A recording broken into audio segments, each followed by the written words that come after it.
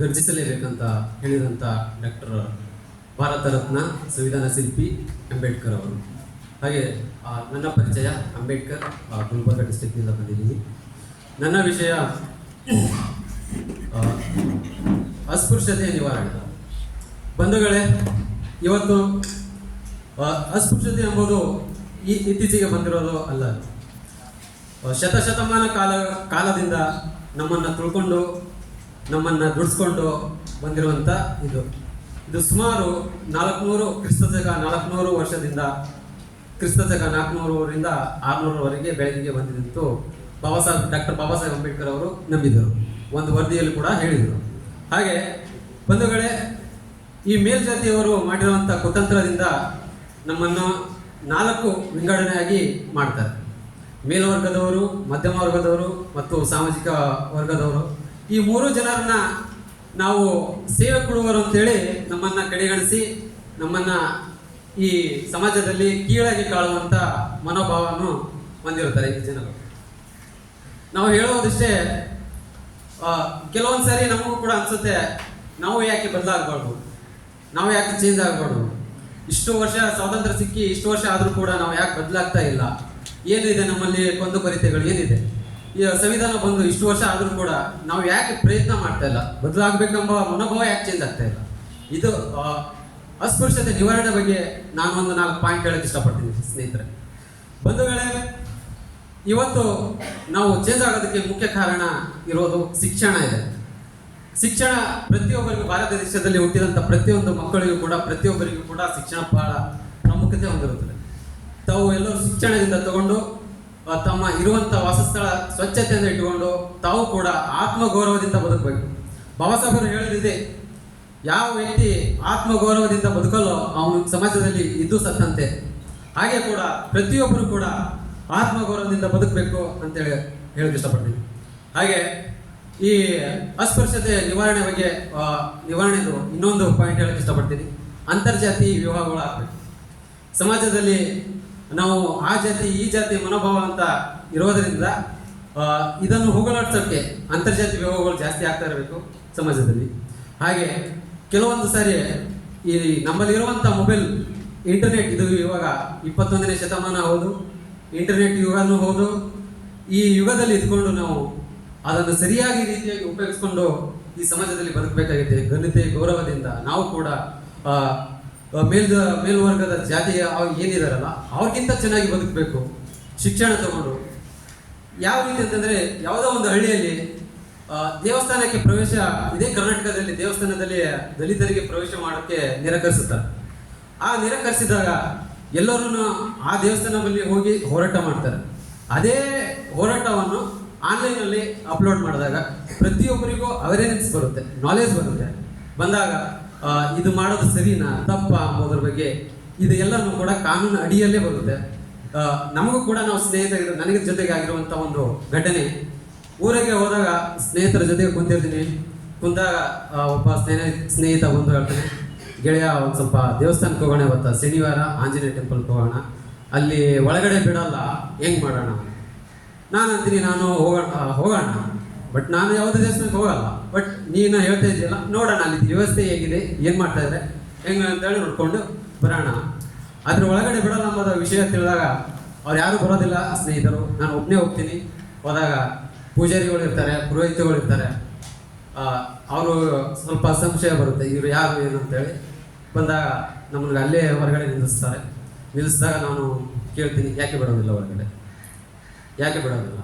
ದೇವರು ಸೃಷ್ಟಿ ಮಾಡಿದ್ದು ಮನುಷ್ಯರನ್ನೇ ಒಳಗೆ ಬಿಡಲ್ಲ ಅಂದರೆ ಮತ್ತಾರನ್ನ ಬಿಡ್ತೀವಿ ಇಂಥ ಪ್ರಶ್ನೆ ಇದ್ದಾಗ ಅವರ ಮಧ್ಯೆ ನಮ್ಮ ಮಧ್ಯೆ ಸ್ವಲ್ಪ ಜಂಜಾಟ ಆದಾಗ ನಾನೊಂದೇ ಆರ್ಟಿಕಲ್ 17 ಪ್ರಕಾರ ಹೇಳಿದೆ. ನಾನು ಸಾರ್ವಜನಿಕ ದೇವಸ್ಥಾನಗಳು, ಕೆರೆ ಬಾವಿಗಳು, ಆಸ್ಪತ್ರೆಗಳು, ಗ್ರಂಥಾಲಯಗಳು, ಸಾರ್ವಜನಿಕ ಇರುವಂಥ ಆಸ್ತಿಗಳು ಎಲ್ಲನೂ ಪ್ರತಿಯೊಬ್ಬರು ಕೂಡ ಹೋಗ್ಬೋದು, ಉಪಯೋಗ ಪಡ್ಕೋಬೋದು. ಅದನ್ನು ಯಾರಾದರೂ ನಿರಾಕರಿಸಿದರೆ ಅವರನ್ನು ಕಾನೂನು ರೀತಿಯಲ್ಲಿ ಪಾಠ ಕಲಿಸ್ಬೇಕಾಗುತ್ತೆ ಅಂತೇಳಿ ನಾನು ಹೇಳಿದಾಗ ಅಲ್ಲಿ ಇರುವಂಥ ಇನ್ನೊಬ್ಬ ಪೂಜಾರಿ ಬಂದು ತಟ್ಟೆ ತೊಗೊಂಡು ಆ ರೀತಿ ತೊಗೊಂಡು ಬಂದು ದರ್ಶನ ಕೊಟ್ಟ. ಹಾಗೆ ಸ್ನೇಹಿತರೆ, ನಾವು ಎಲ್ಲಿವರೆಗೂ ಕ್ವಶನ್ ಮಾಡೋದಿಲ್ವೋ ಅಲ್ಲಿವರೆಗೂ ನಮ್ಮನ್ನು ತುಳಿತಾನೆ ಇರ್ತಾರೆ, ತುಳಿದು ನಮಗೆ ಮೂಲೆ ಗುಂಪುಗಳನ್ನು ಮಾಡ್ತಾರೆ. ತಾವು ಎಚ್ಚೆತ್ತುಕೊಳ್ಬೇಕು ಇದ್ರ ಬಗ್ಗೆ ನಾನು ಹೇಳಕ್ಕೆ ಇಷ್ಟಪಡ್ತೀನಿ. ಹಾಗೆ ಬಂಧುಗಳೇ, ಇವರು ನಮ್ಮನ್ನು ಭೇದ ಭಾವ ಮಾಡುವ ರೀತಿ ಯಾವ ರೀತಿ ಅಂತಂದರೆ, ನಾವು ನಲೆದಾಡುವ ನೆಲನೂ ಒಂದೇ, ಕುಡಿಯುವ ನೀರು ಒಂದೇ, ಗಾಳಿ ಕೂಡ ತೆಗೆದುಕೊಳ್ಳುವ ಗಾಳಿಯೂ ಕೂಡ ಒಂದೇ. ಹಾಗಾದಾಗ ನಮಗೆ ಯಾಕೆ ಈ ಮನೋಭಾವದಲ್ಲಿ ನಮಗೆ ಚೇಂಜ್ ಮಾಡಿ ಮೂಲೆ ಗುಂಪು ಮಾಡ್ತಿದ್ದಾರೆ ಗೊತ್ತಿಲ್ಲ. ಬೆಳೀಬೇಕು, ಓದಬೇಕು ಎಲ್ಲರೂ ಅಂತ ಈ ಸಂವಿಧಾನ ಓದು ಕಾರ್ಯಕ್ರಮಕ್ಕೆ ನನ್ನನ್ನು ಮಾತನಾಡಲು ಅವಕಾಶ ಮಾಡಿಕೊಟ್ಟಿರುವಂಥ ಟೀಮಿಗೆ ಎಲ್ಲರಿಗೂ ತುಂಬ ಹೃದಯದ ಧನ್ಯವಾದಗಳು. Thank you.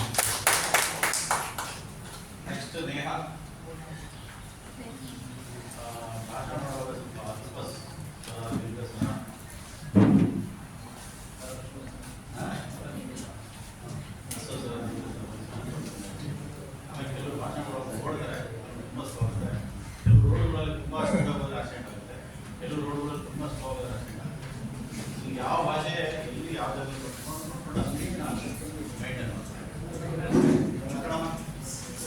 ವಿಷಯ ಬಂದ್ಬಿಟ್ಟು ಲಿಂಗ ಸಮಾನತೆ, gender discrimination. Good evening everyone, my name is Neha and today's topic which I chose was gender equality. Gender equality. So, what's gender equality? It's obvious, right? Because gender equality is giving equal opportunity and rights to all the gender, girls, boys, men, women. It is taking into consideration the interests and priorities of all the genders in the society. Now, there are obviously so many causes for gender inequality. Now, what are the causes for gender inequality? Firstly, political disempowerment. Now, what is political disempowerment?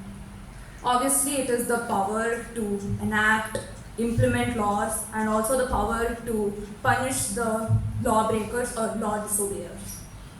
So that is one of the causes.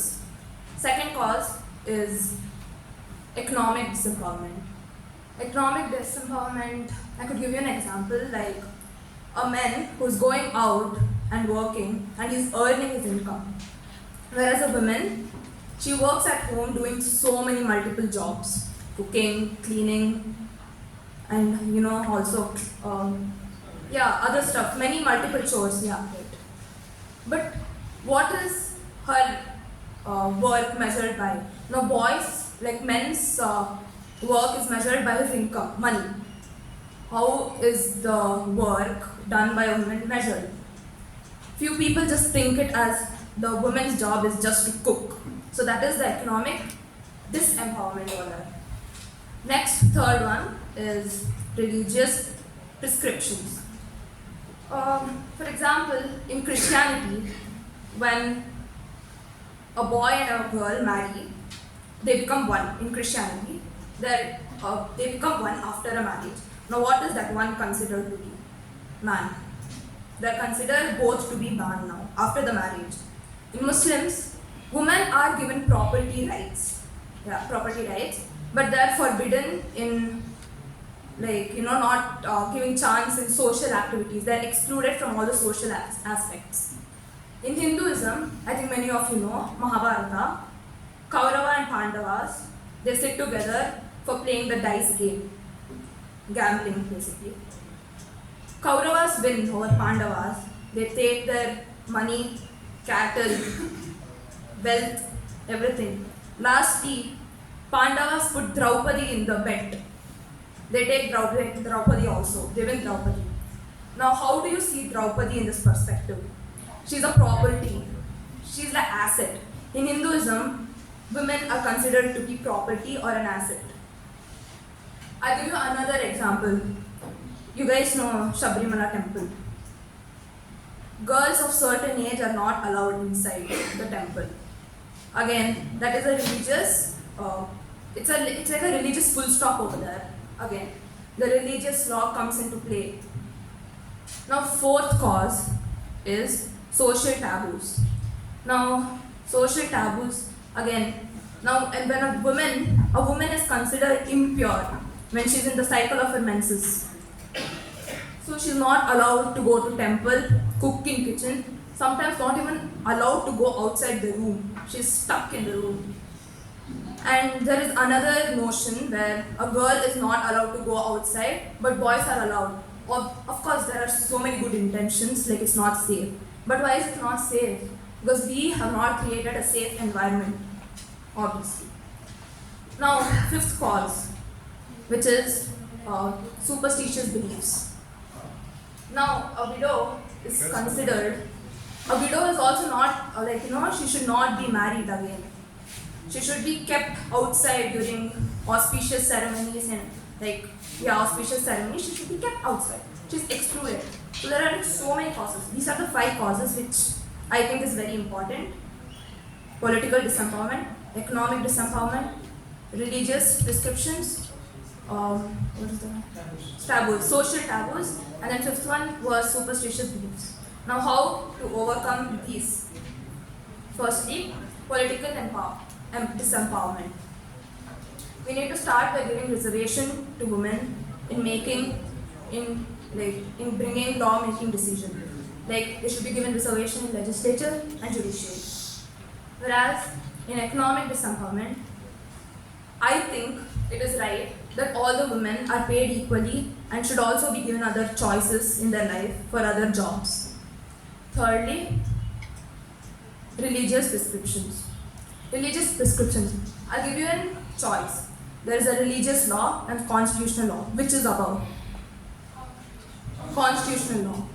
There is nothing about the law as it goes, and it is true. There is nothing about the law. So constitutional law, does constitutional law say that women should be kept away?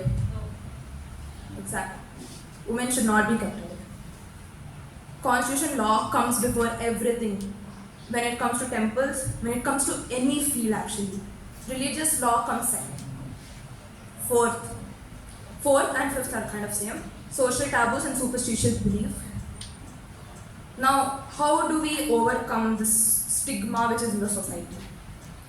It is by educating people.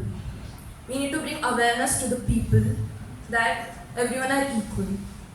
And then we need to give them scientific explanation rather than superstitious belief. Scientific explanation that, tell me one good example how it is wrong for a woman to not be allowed for other fields of her life. There is actually no good example, right? There is no good example. So, according to me, at least for me, I feel that giving good examples, educating people, bringing awareness to every single person in the society would bring a change in the society and bring a equality of genders. So, I would like to conclude.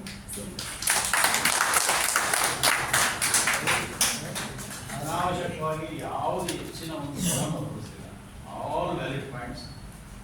ನನಗೆ ಅವ್ರ ಭಾಷೆಯಲ್ಲಿ ನನಗೆ ಸಾಕು ಅಂದರೆ 50 ವರ್ಷದ ಹಿಂದೆ ಜೀವಯ್ಯವರು ಕಟಾಸದ ಚಿತ್ರ, ಆಮೇಲೆ ಮಣಿಯಮ್ಮ ಒಂದು ಚಿತ್ರ, ಆ 2 ಚಿತ್ರ ಬಂದು ಇತ್ತೀಚೆಗೆ ನಾವು ಪೇಪರ್ ನೋಡಿದ್ದೀವಿ. ತುಮಕೂರಿನಲ್ಲಿ ಒಬ್ಬ ಹೆರಿಗಾದ ಮಹಿಳೆಯನ್ನ ಊರಿಂದ ಹೊರಡಿಟ್ಟಂತ ಸಂದರ್ಭ. ಮೊನ್ನೆ ವುಮನ್ ಕಮಿಷನ್ ಅವರು ಹೋಗಿ ಅದನ್ನು ರೆಸ್ಕ್ಯೂ ಮಾಡಿ ರಿಹಾಬಿಲಿಟೇಟ್ ಮಾಡಿದ್ದಾರೆ. Thank you ma'am. Next Neha Hejjan. ಅವರಿಲ್ಲ, ನೇಹಾ ಹೆಜ್ಜನ್, ಸುಪ್ರಿಯಾ, ಸಾರಿ ಗರೇಣ ನಿಷಾದ್. ಗರೇಣ ನಿಷಾದ್ ಆದ್ಮೇಲೆ ನೇಹಾ ಹೆಜ್ಜನ್. ಆಯ್ತು ಸರ್. ಸಾರಿ ಸುಪ್ರಿಯಾ. ಆಯ್ತು ಸರ್.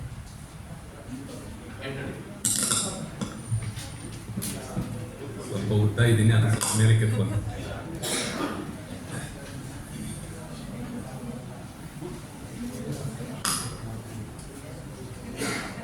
ಎಲ್ಲರಿಗೂ ನಮಸ್ಕಾರ.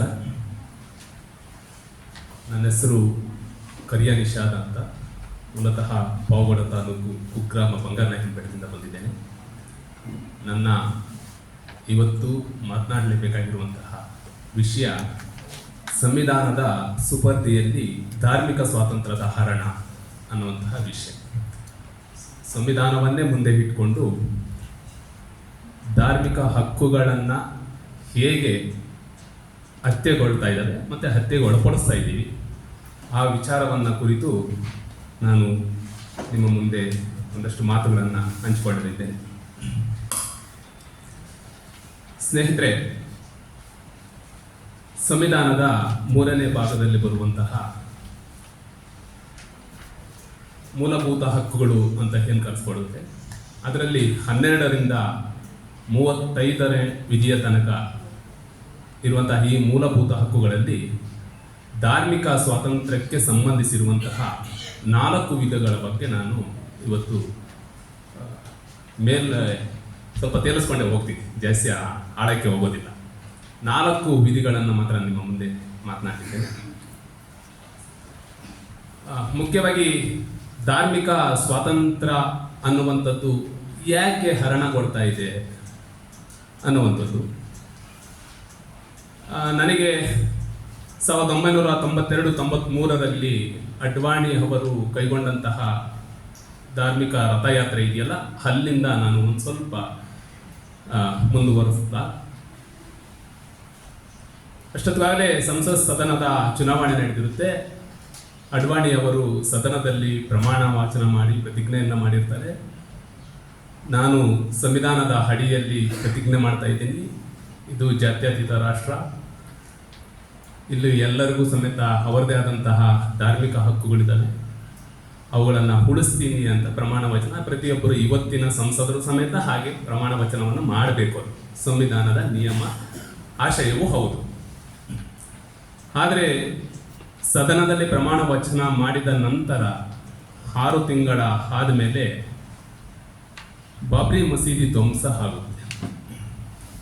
ನಾನು ಯಾಕೆ ಈ ಸಂವಿಧಾನದ ಅಡಿಯಲ್ಲಿಯೇ ಧಾರ್ಮಿಕ ಸ್ವಾತಂತ್ರ್ಯದ ಹರಣ, ಹತ್ಯೆ, ಕೊಲೆ ಆಗ್ತಾ ಇದೆ ಅಂತ ಹೇಳ್ತಾ ಇದ್ದೀನಿ ಅಂದ್ರೆ ಈ ಕಾರಣಕ್ಕೋಸ್ಕರ. ಅಲ್ಲಿ ಸಂವಿಧಾನದ ಹೆಸರಲ್ಲಿ ಪ್ರಮಾಣ ವಚನವನ್ನ ಸ್ವೀಕರಿಸಿದ್ರು. ಅವರು ಮಾಡಬೇಕಾಗಿರುವಂತಹ ಹಾದಿ ಯಾವುದು, ಅವರ ಆಶಯ ಏನು, ಆದ್ರೆ ಅವ್ರು ಮಾಡಿದ್ದು ಯಾವುದು? ಅದು ಕಾನೂನಿತ್ತು, ಕಾನೂನು ಚರ್ಚೆ ಮಾಡ್ತಾ ಇತ್ತು, ತೀರ್ಪು ಕೊಡ್ತಾ ಇತ್ತು, ಅದೇನೋ ಆಗ್ತಾ ಇತ್ತು ನಂತರ.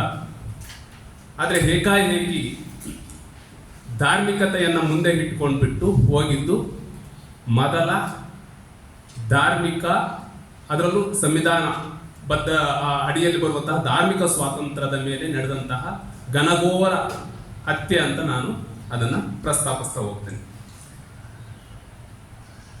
ಅದನ್ನೇ ಗೋಪಾಲ್ ಕೃಷ್ಣ ರಾವ್ ಅಂತ ಒಬ್ಬರು ಪೀಪಲ್ ಸೊಸೈಟಿಯವರು, ದೆಹಲಿಯವರು, ಅವ್ರು ಖಂಡಿಸ್ತಾರೆ.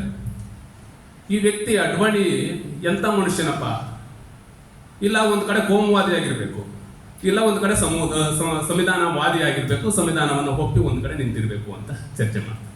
ಅವರೇ ಖಂಡಿಸ್ತಾರೆ. ಅರೆ, ನೀನು ಸಂವಿಧಾನವಾದವನ್ನು ಒಪ್ಕೊಂಡ್ಬಿಟ್ಟು ನೀನು ಕೋಮುವಾದಿ ಆಗಿಬಿಟ್ಟು ಹೀಗೆ ಮಾಡಿದ್ರೆ ಹೇಗೆ ಅಂತ.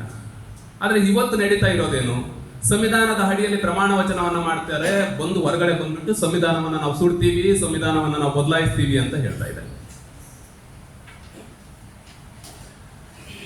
ಸ್ನೇಹಿತರೆ, 25ನೇ ವಿಧಿ ಆತ್ಮಸಾಕ್ಷಿಯ ಸ್ವಾತಂತ್ರ್ಯ ಮತ್ತು ಮುಕ್ತ ಆಚರಣೆ ಅಥವಾ ಧರ್ಮ ಪ್ರಚಾರವನ್ನ ಮಾಡಬಹುದು ಅಂತ ಹೇಳುತ್ತೆ.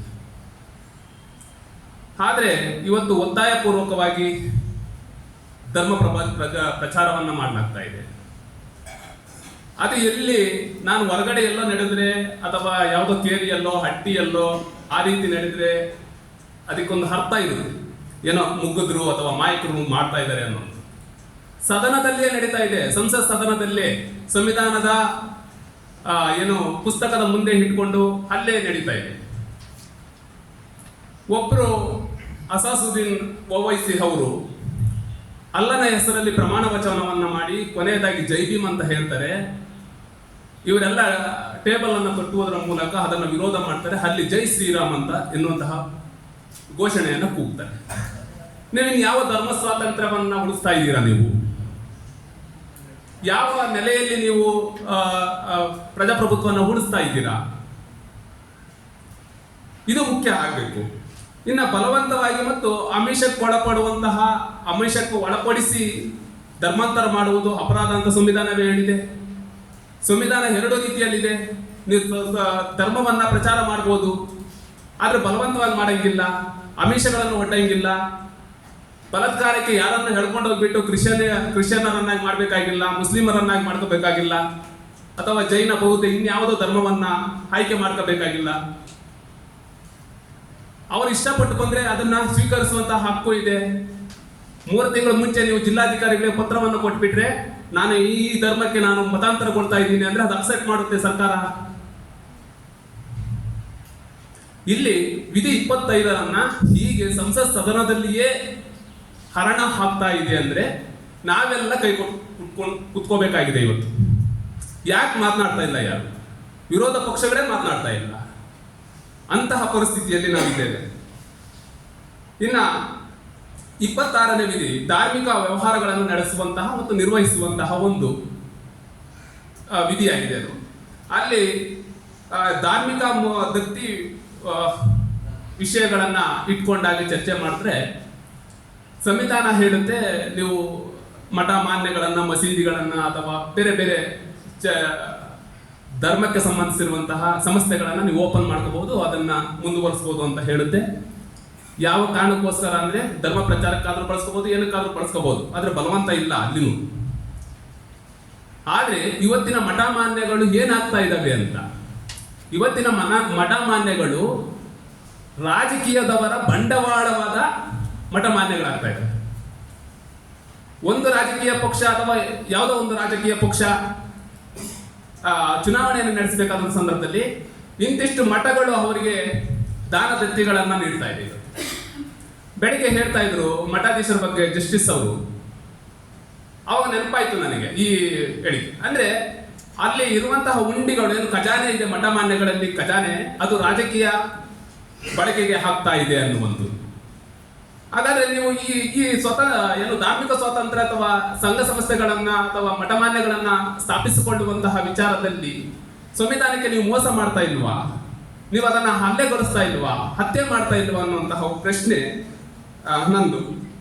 ಇನ್ನ ಧರ್ಮದ ವಿಷಯದಲ್ಲಿ ತನ್ನದೇ ಆದಂತಹ ವ್ಯವಹಾರ ಮಾಡುವ ಅವಕಾಶವೂ ಸಮೇತ ಇದೆ.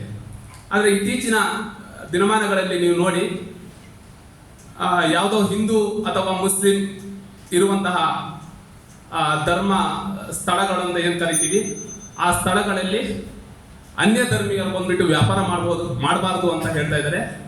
ನಮ್ಮ ಧರ್ಮೀಯರಿಗೆ ವ್ಯಾಪಾರದ ಅವಕಾಶವನ್ನು ಕೊಡಿ, ಅಂಗಡಿಗಳನ್ನ ಓಪನ್ ಮಾಡಬೇಕು, ಹೋಟೆಲ್ಗಳನ್ನ ಓಪನ್ ಮಾಡಬೇಕು, ಈ ರೀತಿಯ ಮಿತ್ತುಗಳನ್ನ ಬಳಸಲಾಗ್ತಾ ಇದೆ.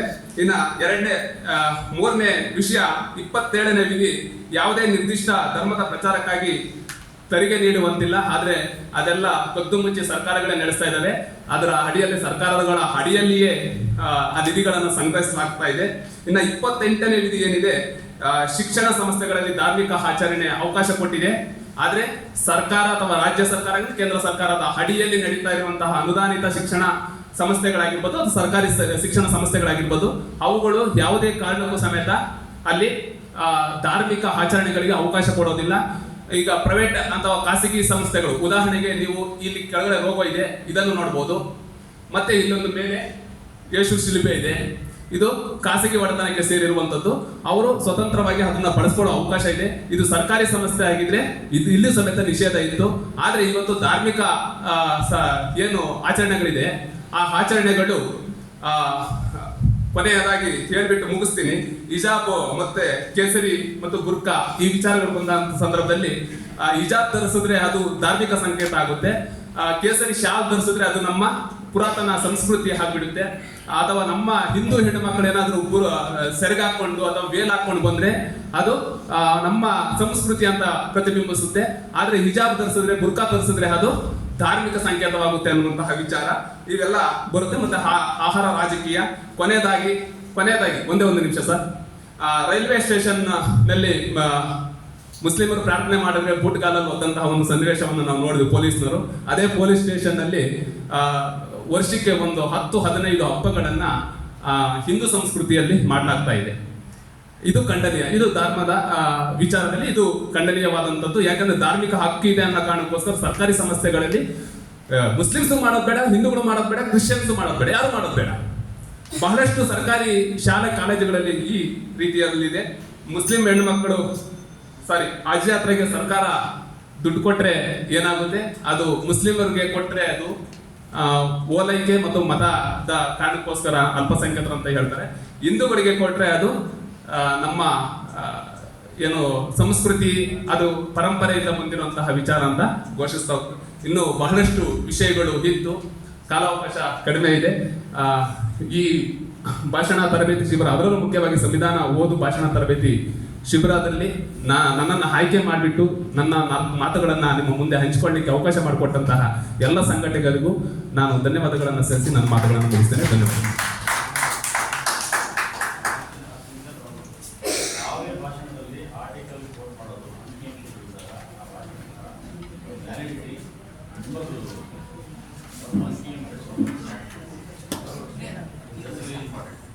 ನೆಕ್ಸ್ಟ್ ಸುಪ್ರಿಯಾ ಅವ್ರ ನಂತರ ರಂಜಿತ್ ಕುಮಾರ್ ಜಿ.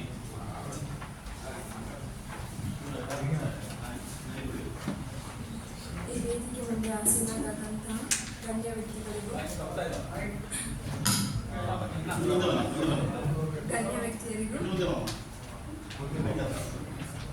ಮತ್ತು ನನ್ನ ಸಹೋದರಿಯರಿಗೂ ಲೈಕ್ ನಾನು ಸ್ವಲ್ಪ ಶವರ್ ಆಗ್ತಾ ಇದ್ದೀನಿ. ಯಾಕಂದರೆ ಇಲ್ಲ, ನನ್ನ ಫ್ರೆಂಡ್ಸ್ ಮುಂದ್ಗಡೆ ಮತ್ತು ಕಾಲೇಜಲ್ಲಿ ಎಲ್ಲ ಮಾತಾಡಬೇಕಾದಾಗ ಅಷ್ಟು ಭಯ ಆಗ್ತಿಲ್ಲ. ಈಗ ನಿಮ್ಮಂಥ ನಾಲೆಜ್ ಪರ್ಸನ್ ಮುಂದೆ ನಿಂತ್ಕೊಂಡು ಮಾತಾಡಬೇಕಾದಾಗ ಸ್ವಲ್ಪ ಆ ಥರ ಆಗ್ತಿದೆ. ಸೊ ನಾನು ಮುಖ್ಯವಾಗಿ ಈ ಸಂವಿಧಾನದ ಓದು ಅಭಿನಯ ಏನಿದೆಯೋ ಅದ್ರದ್ದು ಒಂದು ಲಿಸ್ಟ್ ಕಳಿಸ್ತಾರೆ. ದಯವಿಟ್ಟು ಯಾರು ತಲೆ ಕೆಡ್ಸ್ಕೋಬೇಡಿ. ನಾನು 6 ನಿಮಿಷದಲ್ಲೇ ನನಗೆ ಕೊಟ್ಟಿರುವ ಒಂದು ಏನಿದೆಯೋ ಅದನ್ನು ಮುಗಿಸ್ತೀರಿ. ಪುರಾಣ ಗಿರಾಣ ಅಂತ ಮಾತ್ರ ತಿಳ್ಕೊಬೇಡಿ. ಫಸ್ಟು ಆ ಫಾರ್ಮ್ನ ನೋಡಿದ ತಕ್ಷಣ ಲಿಂಗ ಸಮಾನತೆ ಮತ್ತು ಗಣರಾಜ್ಯದ ಈ 2 ಟಾಪಿಕ್ಕು ತುಂಬ ಇಂಟ್ರೆಸ್ಟಿಂಗ್ ಆಗಿತ್ತು ಅಂತ ಅನ್ನಿಸ್ತು. ಈ 2 ಟಾಪಿಕಲ್ಲಿ ನಾನು ಲಿಂಗ ಸಮಾನತೆ ಅಂತ ಅದನ್ನೇ ಯಾಕೆ ತಗೊಂಡಿದ್ದೀನಿ ಅಂದರೆ 2 ತಿಂಗಳಿನಿಂದ ನಾನು ಸಫರ್ ಆಗ್ತಾ ಇದ್ದೀನಿ. ಸೊ ಅದನ್ನು ನನ್ನ ಅನುಭವನ ಇಲ್ಲಿ ಹಂಚ್ಕೋಬೇಕು, ನಿಮಗೆಲ್ಲ ತಿಳಿಸ್ಬೇಕು ಯಾವ ಥರ ನಡೀತಾ ಇದೆ ಅಂತ ಹೇಳಲಿಕ್ಕೆ ನಾನು ಈ ಲಿಂಗ ಸಮಾನತೆಯನ್ನು ತಗೊಂಡಿದ್ದೀನಿ. ಫಸ್ಟ್ ಆಫ್ ಆಲ್ ಲಿಂಗ ಸಮಾನತೆ ಬಂದರೆ ಜೆಂಡರ್ ಈಕ್ವಾಲಿಟಿ ಅಂತ ಎಲ್ಲ ಮೈಂಡಲ್ಲೂ ಬರೋದು ಫಸ್ಟ್ ಹೆಣ್ಣು ಗಂಡು ಎರಡೇ ಇದೆ. ಜೆಂಡರ್ ಅಂತಂದರೆ ಎಷ್ಟೊಂದು ಇದಾವೆ ಗೊತ್ತಾ? ಲೈಕ್ LGBTQT ಅಂತ ಇದೆ. ಅದು ಸಹ ಲೈಕ್ ಏನಂತ ಹೇಳ್ತೀವಿ ಅಂದರೆ ಈಗ ಲೆಸ್ಬಿಯನ್ಸ್, ಗೇಸ್, ಕ್ಯೂಯರ್ ಅಂತ ಇನ್ನೂ ತುಂಬ ಇದ್ದಾವೆ.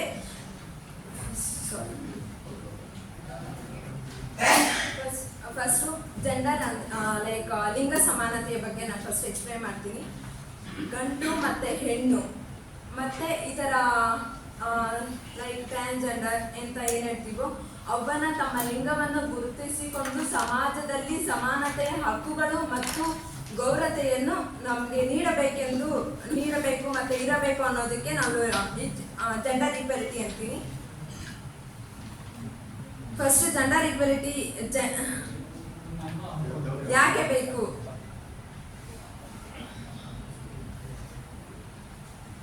ಒಂದು ನಿಮಿಷ.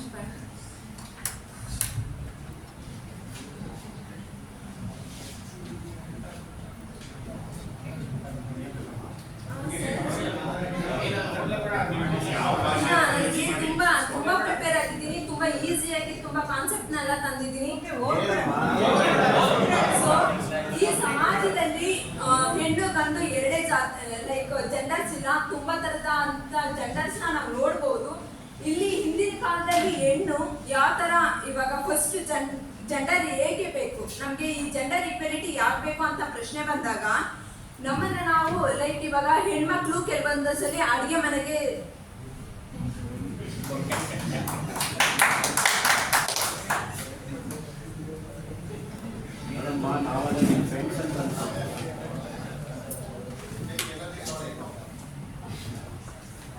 ಫಸ್ಟು ಜೆಂಡರ್ ಈಕ್ವಾಲಿಟಿ ಹೇಗೆ ಸ್ಟಾರ್ಟ್ ಆಯಿತು ಅನ್ನೋದ್ರ ಬಗ್ಗೆ ನಾನು ಮಾತಾಡ್ತೀನಿ. ನಮ್ಮ ಶಿಕ್ಷಣ ಫಸ್ಟು ನಮ್ಮ ಸಮಾಜ ಮತ್ತೆ ಕುಟುಂಬ, ನಮ್ಮ ಸಮಾಜ ನಮಗೆ ಫಸ್ಟ್ ಚಿಕ್ಕ ವಯಸ್ಸಿಂದ ಜೆಂಡರ್ ಇನ್ಇಕ್ವಾಲಿಟಿ ಅಂತ ಹೇಳ್ತೀವಿ. ಅಸಮಾನತೆ ಇದ್ರ ಬಗ್ಗೆ ನಮಗೆ ಅಲ್ಲಿಂದನೇ ಶುರುವಾಗುತ್ತೆ. ನಾವು ಚಿಕ್ಕ ಮಕ್ಕಳಿಂದ ಇದ್ದಾಗ ಹೆಣ್ಮಕ್ಳು ಅಡುಗೆ ಮನೆಯಲ್ಲಿರಬೇಕು, ಗಂಡು ಮಕ್ಕಳು ಹೊರಗಡೆ ಹೋಗಿ ದುಡ್ಕೋಬೋದು, ಹೆಣ್ಮಕ್ಳು ಆ ಕೆಲಸ ಮಾಡಬಾರ್ದು, ಹೆಣ್ಮಕ್ಳು ಈ ಕೆಲಸ ಮಾಡಬಾರ್ದು, ಸುತ್ತಾಡಬಾರ್ದು, ಈ ಥರ ಕಟ್ಟುನಿಟ್ಟುಗಳಲ್ಲಿ ಸಾಂಪ್ರದಾಯಗಳನ್ನ ಹೆಣ್ಮಕ್ಳನ್ನ ಸಿಕ್ಸಾಕಿರ್ತಾರೆ. ಸೊ ಆ ಮೈಂಡ್ ಸೆಟ್ ಇರೋದ್ರಿಂದ ಹೆಣ್ಣು ಯಾವುದೇ ಆಗಲಿ ಜನರಲ್ ನಾಲೆಜ್ ಸಹ ಗೊತ್ತಿರಲ್ಲ ಹೆಣ್ಣು ಹಿಂದಿನ ಕಾಲದಲ್ಲಿ. ಆ ಥರ ಬೆಳ್ಕೊ ಬಂದಿರ್ತಾಳೆ. ಮತ್ತೆ ಶಿಕ್ಷಣ ಸಹ ಒಂದು ಅಸಮಾನತೆಗೆ ಕಾರಣ ಅಂತ ಹೇಳ್ತೀನಿ. ಯಾಕೆ ಅಂತಂದ್ರೆ 3ನೇ ಕ್ಲಾಸಲ್ಲಿ ಹೋಗಿ ಯಾರನ್ನಾದ್ರೂ ಒಂದು ಚಿಕ್ಕ ಹುಡುಗನ ಕೇಳಿ ಗಂಡಿಗೆ ವಿರುದ್ಧಾರ್ಥಕ ಪದ ಏನು ಅಂತ ಹೇಳಿದ್ರೆ ಹೆಣ್ಣು ಅಂತ ಹೇಳ್ತಾನೆ. ಹೌದಾ? ನಿಜನಾ? ಗಂಡಿಗೆ ವಿರುದ್ಧಾರ್ಥಕ ಪದ ಹೆಣ್ಣು ಹಾಕ್ತಾಳೆ. ಅದು ಸಮಾನತೆ ಅದ್ರ ಬಗ್ಗೆ ಲೈಕ್ ಕಾನ್ಸ್ಟಿಟ್ಯೂಷನ್ ಅಲ್ಲಿ ಇದ್ರೆ ಸಮಾನಾರ್ಥಕ ಬಳಸ್ಬೇಕೆ ಹೊರತು ವಿರುದ್ಧಾರ್ಥಕ ಏನಕ್ಕೆ ಬರುತ್ತೆ ಅಲ್ಲಿ, ಮತ್ತೆ ಜಾತಿ ವ್ಯವಸ್ಥೆ ಇದರೆಲ್ಲ ಬರುತ್ತೆ. ಸೊ ನನಗೆ ಕನ್ಫ್ಯೂಷನ್ ಆಗ್ತಾ ಇದೆ, ಬೆಳಗ್ಗೆಯಿಂದ ಎಲ್ಲರೂ ಒಂದೇ ಟಾಪಿಕ್ ಮಾತಾಡಿ ಸೊ ಇದನ್ನೇ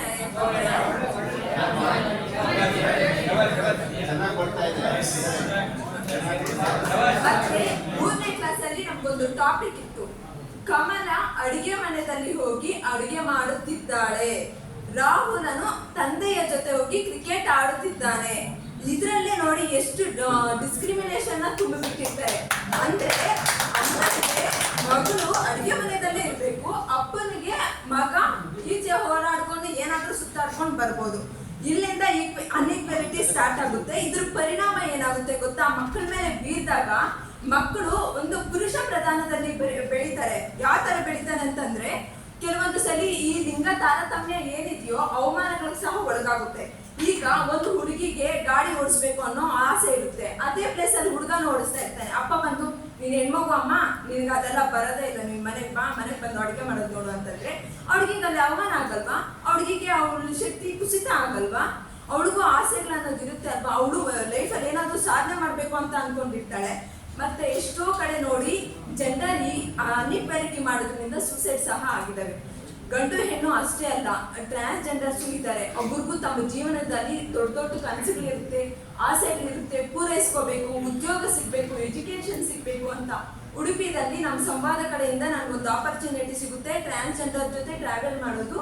ಅಲ್ಲಿ ಸಾರಸ್ವ ಅಂತ ಏನೋ ಇತ್ತು ಫಂಕ್ಷನ್, ಒಂದು 2 ವರ್ಷಗಳ ಹಿಂದೆ. ಎಲ್ಲಿ ಬಸ್ ಪೂರಾ ಎಷ್ಟು ಟ್ರಾನ್ಸ್ಜೆಂಡರ್ಸ್ ಇದ್ದಾರೋ, ನಾನು ಮತ್ತೆ ಇನ್ನು ಒಬ್ಬ ಹುಡುಗ ಇಬ್ಬರೇ ನಾವು ಇರೋದು.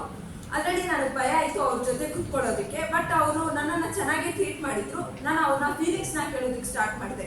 ನೀವೆಲ್ಲ ಈ ಥರ ಟ್ರಾನ್ಸ್ಜೆಂಡರ್ ಅಲ್ಲ, ಮನೆಯಲ್ಲಿ ಹೇಗಿರ್ತೀರಾ ಅಂತ. ನಮಗೂ ಅವರು ಫುಲ್ ಬಾಯ್ಸು, ಅವ್ರ ಫೀಲಿಂಗ್ಸ್ ಎಲ್ಲ ಭಾವನೆಗಳೆಲ್ಲ ಹೆಣ್ಣು.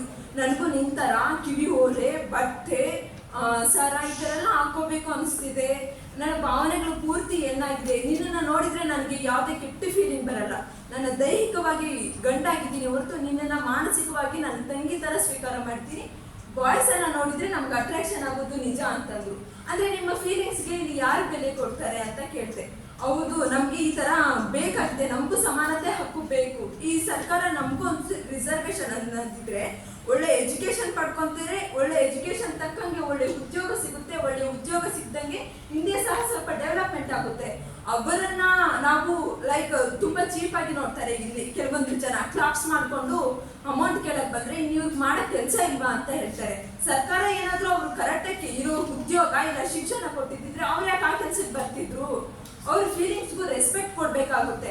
ಒಂದು ಹೆಣ್ಣು ಇನ್ನೊಂದು ಹೆಣ್ಣನ್ನು ಇಷ್ಟಪಡ್ತಾ ಇದ್ದಾರೆ, ಅದಕ್ಕೆ ಲೆಸ್ಬಿಯನ್ಸ್ ಅಂತಾರೆ. ಆ ಹೆಣ್ಣಿನ ಒಂದು ಫೀಲಿಂಗ್ಸ್ಗೆ ಅವರಿಬ್ಬರಿಗೂ ಸಂಬಂಧ. ಈಗ ನಿಮ್ಗೆ ಯಾವ ತರ ಗಂಡಿಂದ ಹೆಣ್ಣಿನ ಮೇಲೆ ಅಟ್ರಾಕ್ಷನ್ ಆಗುತ್ತೋ ಹಾಗೆ ಹೆಣ್ಣಿಂದ ಅಟ್ರಾಕ್ಷನ್ ಆಗುತ್ತೆ, ಗಂಡಿಂದ ಅಟ್ರಾಕ್ಷನ್ ಆಗುತ್ತೆ. ಇವೆಲ್ಲವೂ ಸಹ ಒಂದು ಟ್ರಾನ್ಸ್ಜೆಂಡರ್ ಆಗಿ ಅವ್ರಿಗೂ ಫೀಲಿಂಗ್ಸ್ ಇರುತ್ತೆ ಅಂತ. ಮತ್ತೆ ಇನ್ನೊಂದಕ್ಕೆ ಬಂದ್ರೆ ಭ್ರೂಣ ಹತ್ಯೆಗಳು ಜಾಸ್ತಿ ಆಗ್ತಿದ್ದಾವೆ ಈ ಕಾಲದಲ್ಲಿ. ಒಂದು ತುಂಬಾ ಹತ್ಯೆಗಳಾಗ್ತಾ ಇರೋದು ಏನಂದ್ರೆ, ಹೆಣ್ಣು ಮಗು ಹೊಟ್ಟೆದಲ್ಲಿದ್ದಾಗೆ ಲೈಕ್ ಟ್ರೀಟ್ಮೆಂಟ್ ತಗೊಂತಾ ಇರ್ತಾರೆ, ಅಬೋಷನ್ ಮಾಡಿಸ್ಬಿಡೋದು, ಇಲ್ಲ ಪಪ್ಪಾಯ ತಿನ್ಬಿಡೋದು. ಯಾಕಂದ್ರೆ ಹೆಣ್ಮಗು ಹೊರದ್ರೆ ವಂಶ ಬೆಳೆಯಲ್ಲಂತೆ. ಹೆಣ್ಮಗು ಹುಟ್ಟೋದಕ್ಕೆ ರೀಸನ್ ಬಾಯ್ಸ್ ಆಗಿರ್ತಾರೆ, ಹೆಣ್ಮಕ್ಳು ಆಗಿರಲ್ಲ. ನಿಮ್ಗೆ ಸೈಕಾಲಜಿ ಪ್ರಕಾರ ಹೆಣ್ಣಲ್ಲಿ XX 2 ಯಾವ ಮಕ್ಕಳಾದ್ರೂ ಹುಟ್ಟಿಸೋದಕ್ಕೆ ಅವ್ರು ತಾಕತ್ತಾಗಿರ್ತಾರೆ. ಬಾಯ್ಸ್ ಅಲ್ಲಿ XY ಅಂತ ಒಂದು ಇರುತ್ತೆ, ಆ XY ಬಾಯ್ಸ್ ಮೇಲೆ ಡಿಪೆಂಡ್ ಆಗಿರುತ್ತೆ ಹೊರತು ಹೆಣ್ಮಗು ಮೇಲೆ ಯಾವುದೇ ತರದ ಇದಿರಲ್ಲ. ಇನ್ನೊಂದು ಮಾನವೀಯತೆಯೇ ಇಲ್ಲ ಅನ್ನೋ ಒಂದು ಗುಣ ಏನಂದ್ರೆ, ಕೆಲವೊಂದು ಸರಿ ಅತ್ತೆಯರು ಇರ್ತಾರೆ, ತಾನು ಹೆಣ್ಣಾಗಿ ಇನ್ನೊಂದು ಹೆಣ್ಣು ಮಗುವನ್ನ ಹೊಟ್ಟೆದಲ್ಲಿದ್ದಾಗೆ ಕೊಲ್ಲೋಷ್ಟು ಕ್ರೂರಿ ಆಗಿರ್ತಾರೆ. ಅದನ್ನ ನಾನು ದಂಡಿಸ್ತೀನಿ. ಇನ್ನೊಂದು ಬಂದ್ರೆ, ಇದನ್ನ ಯಾರಿಗೆ ಬೇಕು? ಈ ಸಮಾನತೆ ಹಕ್ಕು ಯಾರಿಗೆ ಬೇಕು? ಹೆಣ್ಮಕ್ಳಿಗೆ ಸಾಕ, ಗಂಡ್ಮಕ್ಳಿಗೆ ಸಾಕ? ಹೆಣ್ಣು ಗಂಡು, ಇವಾಗ ಹೆಣ್ಣು ಗಂಡಿಗೆ ಸಮಾನತೆ ಹಕ್ಕು ಕೊಟ್ಬಿಟ್ಟಿದೆ, ಉದ್ಧಾರ ಆಗೋಯ್ತಾ ಭಾರತ?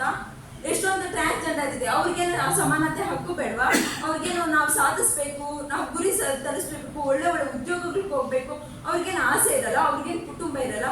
ಕುಟುಂಬ ಏನಾದ್ರು ಅವ್ರು ಕರೆಕ್ಟಾಗಿ ಸಪೋರ್ಟ್ ಮಾಡಿದ್ರೆ ಒಬ್ರು ಸಹ ಬೀದಿಗಳಲ್ಲಿ ಬಂದು ಲೈಕ್ ಏನು ಚಪ್ಪಾಳೆ ತಟ್ಟೋದಾಗ್ಲಿ ಇಲ್ಲ ಸೆಕ್ಸ್ ವರ್ಕ್ ಥರ ಆಗಲಿ ಅವ್ರು ಯಾವತ್ತೂ ಮಾಡ್ತಿರ್ಲಿಲ್ಲ. ಅವ್ರಿಗೂ ಏನಾದರೂ ನಮ್ಮ ಥರನೇ ಉದ್ಯೋಗ ಆಗಲಿ ಇಲ್ಲ ಶಿಕ್ಷಣ ಆಗಲಿ ಕೊಟ್ಟಿದ್ದಿದ್ರೆ ಅವರು ಉನ್ನತ ಸ್ಥಾನದಲ್ಲಿ ಇರ್ತಾರೆ. ಸರ್ಕಾರ ಸಹ ಇವರಿಗೆ ನಮ್ಮ ಥರನೇ ಒಂದು ಏನು ರಿಸರ್ವೇಷನ್ಸು ಇಲ್ಲ ಪ್ರೋತ್ಸಾಹ ಎಲ್ಲ ಕೊಡಬೇಕು ಅಂತ ಅನ್ಕೊಂತಿದ್ದೀನಿ. ಮತ್ತೆ ಇದರ ನಿವಾರಣೆಗಳು, ನಿವಾರಣೆ ಅನ್ನೋದು ಬಂದರೆ ಮೇಯ್ನ್ ಸಂವಿಧಾನ. ಇವಾಗ ಎಕ್ಸಾಂಪಲ್ ನಾನಂತ ಹೇಳಿದೆ ಆಗಲೇ, ಎಕ್ಸಾಂಪಲ್ ಏನು ಗೊತ್ತಾ, 2 ತಿಂಗಳ ಹಿಂದ್ಗಡೆ ನಂದು ಡಿಗ್ರಿ BSc ಮುಗ್ದಿದೆ ಬಯೋಟೆಕ್ನಾಲಜಿ. 2 ತಿಂಗಳ ಹಿಂದ್ಗಡೆ ನನ್ನನ್ನು ನೋಡಕ್ ಬರ್ತಾರೆ. ಏನಂದ್ರೆ ನನ್ಗೆ 21 ವರ್ಷ ಆಗಿದೆ. ನಮ್ಮೂರವ್ರು ಹೇಳ್ತಾರೆ ಹೆಣ್ಮಕ್ಳು ಜಾಸ್ತಿ ಓದಬಾರ್ದು, ಗಂಡ ತಂದಾಗ್ತಾನೆ ನೀನು ತಿನ್ಕೊಂಡಿರು, ತಂದಾಗಿರೋದನ್ನ ತಿನ್ಕೊಂಡಿರೋದು ಹೆಣ್ಣು ಮಗು ಅಂತೆ. ನಾನು ಅಪ್ಪಗೆ ಹೇಳಿದೆ, ಅಪ್ಪ ಅವ್ರು ತಂದಾಗಿರೋದು ನಾವು ತಿಂದ್ಕೊಂಡಿರೋ ಬದಲು ನಾವು ದುಡಿದ್ರೆ ಒಳ್ಳೆ ಕಾಸು ಸಂಪಾದನೆ ಮಾಡ್ಬೋದು, ಇಬ್ರು ಚೆನ್ನಾಗಿರ್ತೀರಲ್ಲ. ಅಂದ್ರೆ ಗಂಡನಿನ ದೇವ್ರು, ಇದು ಕೇಳಿಸ್ಕೊಳ್ಳಿ, ಗಂಡನಿನ ದೇವ್ರು, ಗಂಡಸು ಅವನೇನ್ ಹೇಳ್ತಾನೋ ಅದು ನೀನ್ ಕೇಳ್ಬಿಟ್ರೆ ನಿಮ್ ಸಂಸಾರ ಸ್ವರ್ಗ. ಮತ್ತೆ ಅವನದು ಕೆಲಸ ಹೋದ್ರೆ ಇಬ್ಬರಿಗೂ ಪ್ರೀತಿಯಲ್ಲಿ ಸುಖಮಯವಾಗಿರ್ತೈತೆ. ಮತ್ತೆ ಇನ್ನೊಂದೇನಂದ್ರೆ ಇನ್ ಲಾಸ್ಟ್ ಒಂದಿದೆ, ಇನ್ನೊಂದು ಮೇನ್ ಇಂಪಾರ್ಟೆಂಟ್, ಅದೇ ನೋಡಕ್ ಬಂದಿದ್ದೆ ಅಂತ ಹೇಳಿದ್ರಲ್ಲ, ಅದಕ್ಕಿಂತ ಹಿಂದಿನ ಕಾಲದಲ್ಲಿ ನಮ್ಮ ಅಜ್ಜಿ ಅವರಿದ್ದಾರೆ. ನಮ್ಮ ಅಜ್ಜಿ ಅವರು ಅವ್ರು ಬಂದಾಗ ಹೋರಾಡೋದು ಕಲ್ಸ್ಕೊಟ್ರು ನನಗೆ. NCC ದಲ್ಲಿದ್ದೀನಿ. ಸೊ ಕೆಲವೊಂದು ರೆವಲ್ಯೂಷನ್ಸು ಮತ್ತೆ ಹೋರಾಟಗಳು ಮತ್ತೆ ಕ್ಯಾಂಪಿಯನ್ಸು ಈ ಥರನೇ ಸಂವಿಧಾನದ ಬಗ್ಗೆನ ಅರಿವು ಮೂಡಿಸೋದು ಒಂದು ಸಂವಾದ ಇದೆ. ಅದು ಸಿಕ್ಕಿರೋದು ನನ್ನ ಅದೃಷ್ಟ. ಅದೇನಾದರೂ 4 ವರ್ಷಗಳ ಹಿಂದೆ ನನಗೇನಾದರೂ ಸಿಗ್ಲಿಲ್ಲ ಅಂದರೆ ಸತ್ಯವಾಗ್ಲೂ ಹೇಳ್ತೀನಿ, ನಾನು ಇವಾಗ ಮದುವೆ ಆಗಿ ಒಂದು 3 ಜನ 20 ಜನ ಮಕ್ಕಳಿರ್ತಾರೆ. ಆ ಸಂವಾದ ಸಿಕ್ಕಿರೋದ್ರಿಂದ ನನಗೆ ಸಂವಿಧಾನದ ಅರಿವು ಗೊತ್ತಾಯ್ತು, ಆ ಸಂವಿಧಾನದ ಮೌಲ್ಯಗಳು ಗೊತ್ತಾಯ್ತು, ಆ ಸಂವಿಧಾನದಲ್ಲಿ ಹೆಣ್ಣು ಮಕ್ಕಳಿಗೆ ಎಷ್ಟು ಹಕ್ಕಿದೆ, ಹೆಣ್ಣು ಯಾವ ಥರ ಓದಬಹುದು, ಇನ್ನೂ ಎಷ್ಟೆಷ್ಟೆಲ್ಲ ಹಕ್ಕುಗಳಿದಾವೆ ಅಂತ ತಿಳ್ಕೊಂಡೆ. ಆ ಸಂವಾದ ಈ ಸಂವಿಧಾನ ನನಗೇನಾದರೂ ತಿಳಿಸಿಲ್ಲ ಅಂದಿದ್ರೆ ಸೀರಿಯಸ್ಲಿ ನಾನು ಇಲ್ಲಿಗೆ ಬಂದು ಇಲ್ಲಿ ಭಾಷಣ ಮಾಡ್ತಿರ್ಲಿಲ್ಲ. ಇನ್ನೊಂದು ಏನು ಅಂತಂದ್ರೆ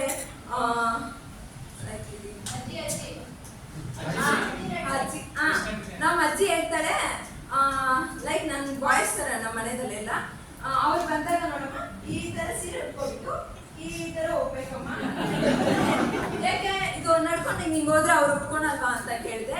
ಇಲ್ಲಮ್ಮ ಅವ್ರ ಮುಂದ್ಗಡೆ ಅವ್ರ ಗಂಡ್ಮಕ್ಳಲ್ಲ, ಅವ್ರ ಮುಂದ್ಗಡೆ ತಗ್ಗಿ ಬಗ್ಗಿ ನಡಿಬೇಕು ಅಂತ ಹೇಳಿದ್ರು. ಅವ್ರ ಗಂಡ್ಮಕ್ಳು ಅಂದ್ರೆ ನಾವು ಹೆಣ್ಮಕ್ಳಲ್ಲ, ಅವ್ರು ನಮ್ಮನ್ನ ಅವ್ರು ಕರ್ಕೊಂಡು ಹೋಗ್ತಾರೆ, ನಾವು ಯಾವ ತರ ಇರ್ಬೇಕು ಅಂತಂದ್ರೆ ಆಗ ಅಲ್ಲೇನು ಬಂತು ಗೊತ್ತಾ, ನೀನ್ ಎಲ್ಲೋ ದಾರಿ ತಪ್ತಾ ಇದೀಯಾ ಆ ಹೆಸರು ಬಂತು. ಯಾವಾಗ ನಾವು ಸಂವಿಧಾನ ಇಲ್ಲಾಂದ್ರೆ ನಮ್ಮ ರೈಟ್ಸ್ ನಾವು ಕೇಳ್ತೀವೋ ಅಲ್ಲಿ ನಾವು ದಾರಿ ತಪ್ಪುತ್ತಾ ಇದೀವಿ ಅಂತ ಮಾತು ಬರುತ್ತೆ. ದಾರಿ ತಪ್ತಾ ಇದೀವಿ ಬಟ್ ನಮ್ಮ ಮನಸ್ಸಾಕ್ಷಿಗೆ ನಾವು ಕರೆಕ್ಟ್ ಆಗಿದೀವಿ ಅಂದ್ರೆ ಯಾರಿಗೂ ಹಂಚ್ಕೋಬೇಕಾಗಿಲ್ಲ, ಯಾರಿಗೂ ಹೆದರ್ಕೋಬೇಕಾಗಿಲ್ಲ. ಒಂದು ನೆನ್ಪಿಟ್ಕೊಳ್ಳಿ, ಏನು ಅಂತಂದ್ರೆ ಎಲ್ಲಿ ನಿಮ್ಮ ಪೇರೆಂಟ್ಸ್ಗೆ ಆಗ್ಲಿ ಇಲ್ಲ ನಿಮ್ಮ ಮಕ್ಕಳಿಗೆ ಆಗ್ಲಿ ಪ್ರತಿಯೊಬ್ಬರಿಗೂ ನಮ್ಮ ಮನೆಯಿಂದಾನೇ ಫಸ್ಟ್ ನಾವು ಬದಲಾಗಬೇಕು. ನಮ್ಮ ಮನೆಯಲ್ಲಿ ಗಂಡ್ಮಕ್ಳು ಹೆಣ್ಮಗು ಅನ್ನೋ ಕಾರ್ಯಕ್ರಮ ನಾವು ಯಾವತ್ತೂ ಮಾಡಿಲ್ಲ ಅಂತಂದ್ರೆ ಯಾರು ಮಾಡಲ್ಲ. ನಿಮ್ಮ ಮನೆ ಪಕ್ಕದವ್ರು ಚೇಂಜ್ ಆಗ್ತಾರೆ, ನಿಮ್ಮ ಮನೆ ಪಕ್ಕದವರು ಹಂಗೆ ಊರು ಹಂಗೆ ಗ್ರಾಮ ಹಂಗೆ ಫುಲ್ ಎಲ್ಲ ಚೇಂಜಸ್ ಆದ್ರೆ ಚೇಂಜ್ ಎಲ್ಲಿಂದ ಬರುತ್ತೆ ಅಂದ್ರೆ ನಮ್ಮಿಂದ ಸಾಧ್ಯ. ನಾವು ಒಬ್ಬರು ಬದಲಾದ್ರೆ ಇಡೀ ಪ್ರಪಂಚನೇ ನಾವು ಬದಲಾಯಿಸ್ಬೋದು ಅನ್ನೋ ಶಕ್ತಿ ಅನ್ನೋ ಕಾನ್ಫಿಡೆನ್ಸ್ ನಮ್ಮಲ್ಲಿ ಇರಬೇಕು. ಆವಾಗ ಮಾತ್ರ ನಾವೇನಾದ್ರೂ ಒಂದು ಸಾಧಿಸ್ತೀವಿ ಅನ್ನೋ ಒಂದು ಮನೋಭಾವನೆ ನಮಗೆ ಬರುತ್ತೆ, ಸೆಲ್ಫ್ ಕಾನ್ಫಿಡೆನ್ಸ್ ಬರುತ್ತೆ. ಈ ಪ್ರಪಂಚದಲ್ಲಿ ಯಾರಿಗೆ ಆಗ್ಲಿ ಲಿಂಗ ತಾರತಮ್ಯ ನೋಡ್ಬೋದೇನೋ, ಯಾರೇ ಆಗ್ಲಿ ನೋಡ್ಬೋದೇನೋ, ಬಟ್ ಸಂವಿಧಾನ ಮತ್ತು ಪ್ರಕೃತಿ ಯಾವತ್ತೂ ಅಷ್ಟೇ ನೀವು ಈ ಲಿಂಗ ಆ ಲಿಂಗ ಅಂತ ಭೇದ ಭಾವ ಮಾಡಲ್ಲ. ಈ ಎರಡು ಏನಿದೆಯೋ ಎಲ್ಲಾದ್ರೂ ಒಂದೇ ತರ ನೋಡೋದು ಸಂವಿಧಾನ ಮತ್ತೆ ಪ್ರಕೃತಿ ಅಂತ ಹೇಳಲಿಕ್ಕೆ ಈ 2 ಮಾತುಗಳನ್ನು ಆಡಲು ನನಗೆ ಧೈರ್ಯ ತುಂಬಿ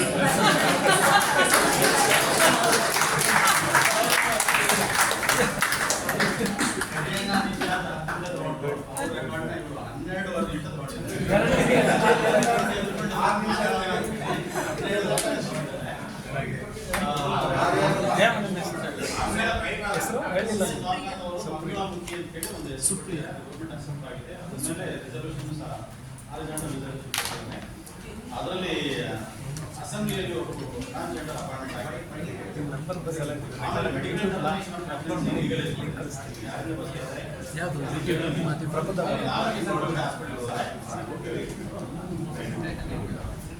ಆಮೇಲೆ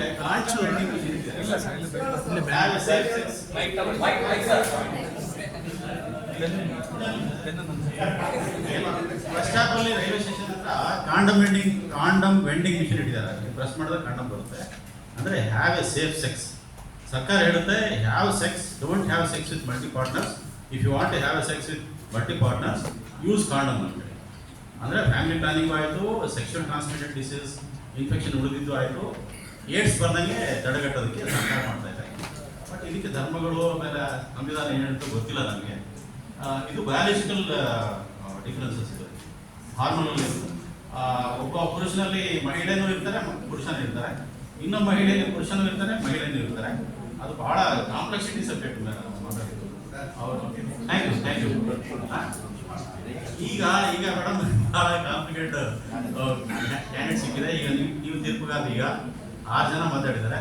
ತಾವು ನಮ್ಮ ಅನಿಸಿಕೆ, ಅಭಿಪ್ರಾಯ, ಪ್ರೋತ್ಸಾಹ 2 ಮಾತುಗಳನ್ನು ಸರ್. ನೆಕ್ಸ್ಟು 5 ಜನ ನೆಕ್ಸ್ಟ್ 5 ಜನ ಎಲ್ರಿಗೂ ನಮಸ್ಕಾರ. ಸಮುದಾಯವನ್ನು ಜನಸಾಮಾನ್ಯರ ಬಳಿಗೆ ಕೊಂಡೊಯ್ಯುವ ಹಿನ್ನೆಲೆಯಲ್ಲಿ ಆ ಸಂವಿಧಾನದ ಕುರಿತು ಮಾತುಕತೆಗಳ ಒಂದು ತಯಾರಿಯ ಬಗ್ಗೆ ಒಂದು ಶಿಬಿರವನ್ನು ಇಲ್ಲಿ ಏರ್ಪಡಿಸಿದ್ದಾರೆ. ಅದರ ಒಂದು ಬೆಳಗಿನಿಂದ ನೀವು ಕೇಳ್ತಾ ಬಂದಿದ್ದೀರಿ. ನಾಗಮೋಹನ್ ದಾಸ್ ಅವರ ಬಹುದೊಡ್ಡ ಕನಸಿದು ಸತತವಾಗಿ ಈ ಅಭಿಯಾನ ನಡೀತಾ ಇರುವಂಥದ್ದು. ಸಂವಿಧಾನದ ಒಂದು ಕುರಿತು ಅಭಿಯಾನ ಯಾಕೆ ಆರಂಭ ಆಯಿತು, ಆರಂಭ ಆಗೋದ್ರ ಹಿನ್ನೆಲೆಗಳೇನು, ಬಿಕ್ಕಟ್ಟುಗಳೇನು, ಎಂದೂ ಇಲ್ಲದೆ ಇರುವಂಥದ್ದು 2018ರಿಂದ ಯಾಕೆ ಸತತವಾಗಿ ಅದು ಆರಂಭ ಆಗಬೇಕಾಗಿ ಬಂತು ಅನ್ನೋದನ್ನ ನಾವು ಸೂಕ್ಷ್ಮವಾಗಿ ಆಲೋಚನೆ ಮಾಡಬೇಕು. ಯಾವ ಸರ್ಕಾರಗಳು ನಮ್ಮನ್ನು ಆಳಿದ್ವು, ಎಂತೆಂತಹ ವೈಪರೀತ್ಯಗಳನ್ನು, ದೌರ್ಜನ್ಯಗಳನ್ನು ಎಲ್ಲವನ್ನು ನಾವು ಕಾಣ್ತಾ ಬಂದ್ವಿ. ಯಾಕೆ ಮತ್ತೆ ಸಂವಿಧಾನ ನಮಗೆ ಬೇಕು, ಮತ್ತು ಯಾಕೆ ನೆನಪು ಮಾಡ್ಕೊಳ್ಬೇಕು, ಈ ಥರದ ಘಟನೆಗಳೆಲ್ಲ ಆ ಸರ್ಕಾರದ ಮತ್ತು ಬೇರೆ ಬೇರೆ ಆಡಳಿತಗಳ ಹಿನ್ನೆಲೆಯಲ್ಲಿ ಅವೆಲ್ಲ ಒಟ್ಟುಗೂಡಿರೋದನ್ನು ಗಮನಿಸಬೇಕಾಗಿ ಬರುತ್ತೆ. ಇದು ಬಹಳ ಅರ್ಥಪೂರ್ಣವಾದಂತಹ ಒಂದು ಶಿಬಿರ. ಇಲ್ಲಿ ಬಂದಿರೋರೆಲ್ಲ ನೀವೇನು ವಿದ್ಯಾರ್ಥಿಗಳಲ್ಲ, ಕೆಲವರು ಉಪನ್ಯಾಸಕರಿದ್ದೀರಿ, ಬೇರೆ ಬೇರೆ ಕ್ಷೇತ್ರಗಳಲ್ಲಿ ಕೆಲಸ ಮಾಡೋರಿದ್ದೀರಿ. ಹಾಗಾಗಿ ನಿಮಗೆ ಗೊತ್ತಿರೋಷ್ಟು ವಿಷಯಗಳು ಕೆಲವು ನಮಗೆ ಗೊತ್ತಿದೆ ಅಥವಾ ಗೊತ್ತಿಲ್ಲದೇನೂ ಇರ್ಬೋದು. ಇದೆಲ್ಲನೂ ಸಾಧ್ಯತೆಗಳಿವೆ. ಸಂವಿಧಾನವನ್ನು ನಾವು ಇತ್ತೀಚೆಗೆ ಯಾಕೆ ಗಂಭೀರವಾಗಿ ಪರಿಗಣಿಸಿದ್ದೀವಿ, ಹಿಂದೆ ಯಾಕೆ ಓದ್ತಿರ್ಲಿಲ್ಲ, ಈ ಸಂದರ್ಭಗಳನ್ನು ಕೂಡ ನಾವು ಗಮನಿಸಬೇಕು. ಹಿಂದೆ ನಮ್ಗೆ ಯಾವ್ಯಾವ ಚಾಪ್ಟ್ರಲ್ಲಿ ಏನೇನು ಹಕ್ಕುಗಳು ಬೇಕೋ ಅದನ್ನು ಒಂದು ಸ್ವಲ್ಪ ನೋಡ್ಕೊಳ್ತಿದ್ವಿ, ಸುಮ್ಮನೆ ಆಗ್ಬಿಡ್ತಿದ್ವಿ. ಆದರೆ ಸಂವಿಧಾನದಲ್ಲಿರುವ ಪ್ರತಿಯೊಂದು ಅಂಗಗಳ ಬಗ್ಗೆ, ಪ್ರತಿಯೊಂದು ಭಾಗಗಳ ಬಗ್ಗೆ ಯಾಕೆ ವಿವರವಾಗಿ ಅಧ್ಯಯನ ಮಾಡಿದ್ವಿ, ಮತ್ತು ನೀವು ಇವತ್ತು ಯಾಕೆ ಅದೆಲ್ಲವನ್ನು ಒಂದೊಂದು ಭಾಗಗಳಾಗಿ ಇಲ್ಲಿ ಚರ್ಚೆ ಮಾಡ್ತಾ ಇದ್ದೀರಿ ಅನ್ನೋ ಒಂದು ವಿಷಯದ ಗಹನತೆಯನ್ನು ಕುರಿತು ನಾವು ಯೋಚನೆ ಮಾಡಬೇಕು. ಈಗ ಇಲ್ಲಿ 6 ಜನ, ಆಮೇಲೆ ಮತ್ತೆ ಮಾತಾಡೋರಿದ್ದೀವಿ ನಾವು, ಸ್ವಲ್ಪ ಕಡಿಮೆನೇ ಮಾತಾಡ್ಬಿಡ್ತೀನಿ ನಾನು. ಈಗ ಇಲ್ಲಿ 5 ಜನ ವಿಚಾರಗಳನ್ನು ಮಂಡಿಸಿದ್ರು. 5 ಜನ ವಿಚಾರಗಳು ಕೂಡ ಭಿನ್ನ ಭಿನ್ನವಾಗಿ ಇವತ್ತಿಗೆ ಪ್ರಸ್ತುತವಾದಂತಹ ವಿಚಾರಗಳು. ಸಂವಿಧಾನವನ್ನು ಬದಲಾಯಿಸಬೇಕು, ಸಂವಿಧಾನದಲ್ಲಿ ಬದಲಾವಣೆಗಳು ತರಬೇಕು ಅನ್ನೋ ಚರ್ಚೆ ಆರಂಭ ಆದ ನಂತರ ಇವೆಲ್ಲವೂ ಆರಂಭ ಆಯಿತು. ಈ ಚರಿತ್ರೆಗಳು ನಮ್ಮಲ್ಲಿ ಇರೋದನ್ನು ನಾವು ಕಾಣ್ತೀವಿ. ಕರಿಯಾ ನಿಷಾದ ಅವರು ಹೇಳಿದರು, ರಥಯಾತ್ರೆಯಿಂದ ಬಾಬರಿ ಧ್ವಂಸದ ಬಗ್ಗೆ ಬಂದ್ವಿ, ಆಮೇಲೆ ರಾಮಲಲ್ಲಾ ದೇವಸ್ಥಾನದ ಬಗ್ಗೆ ಬಂದ್ವಿ.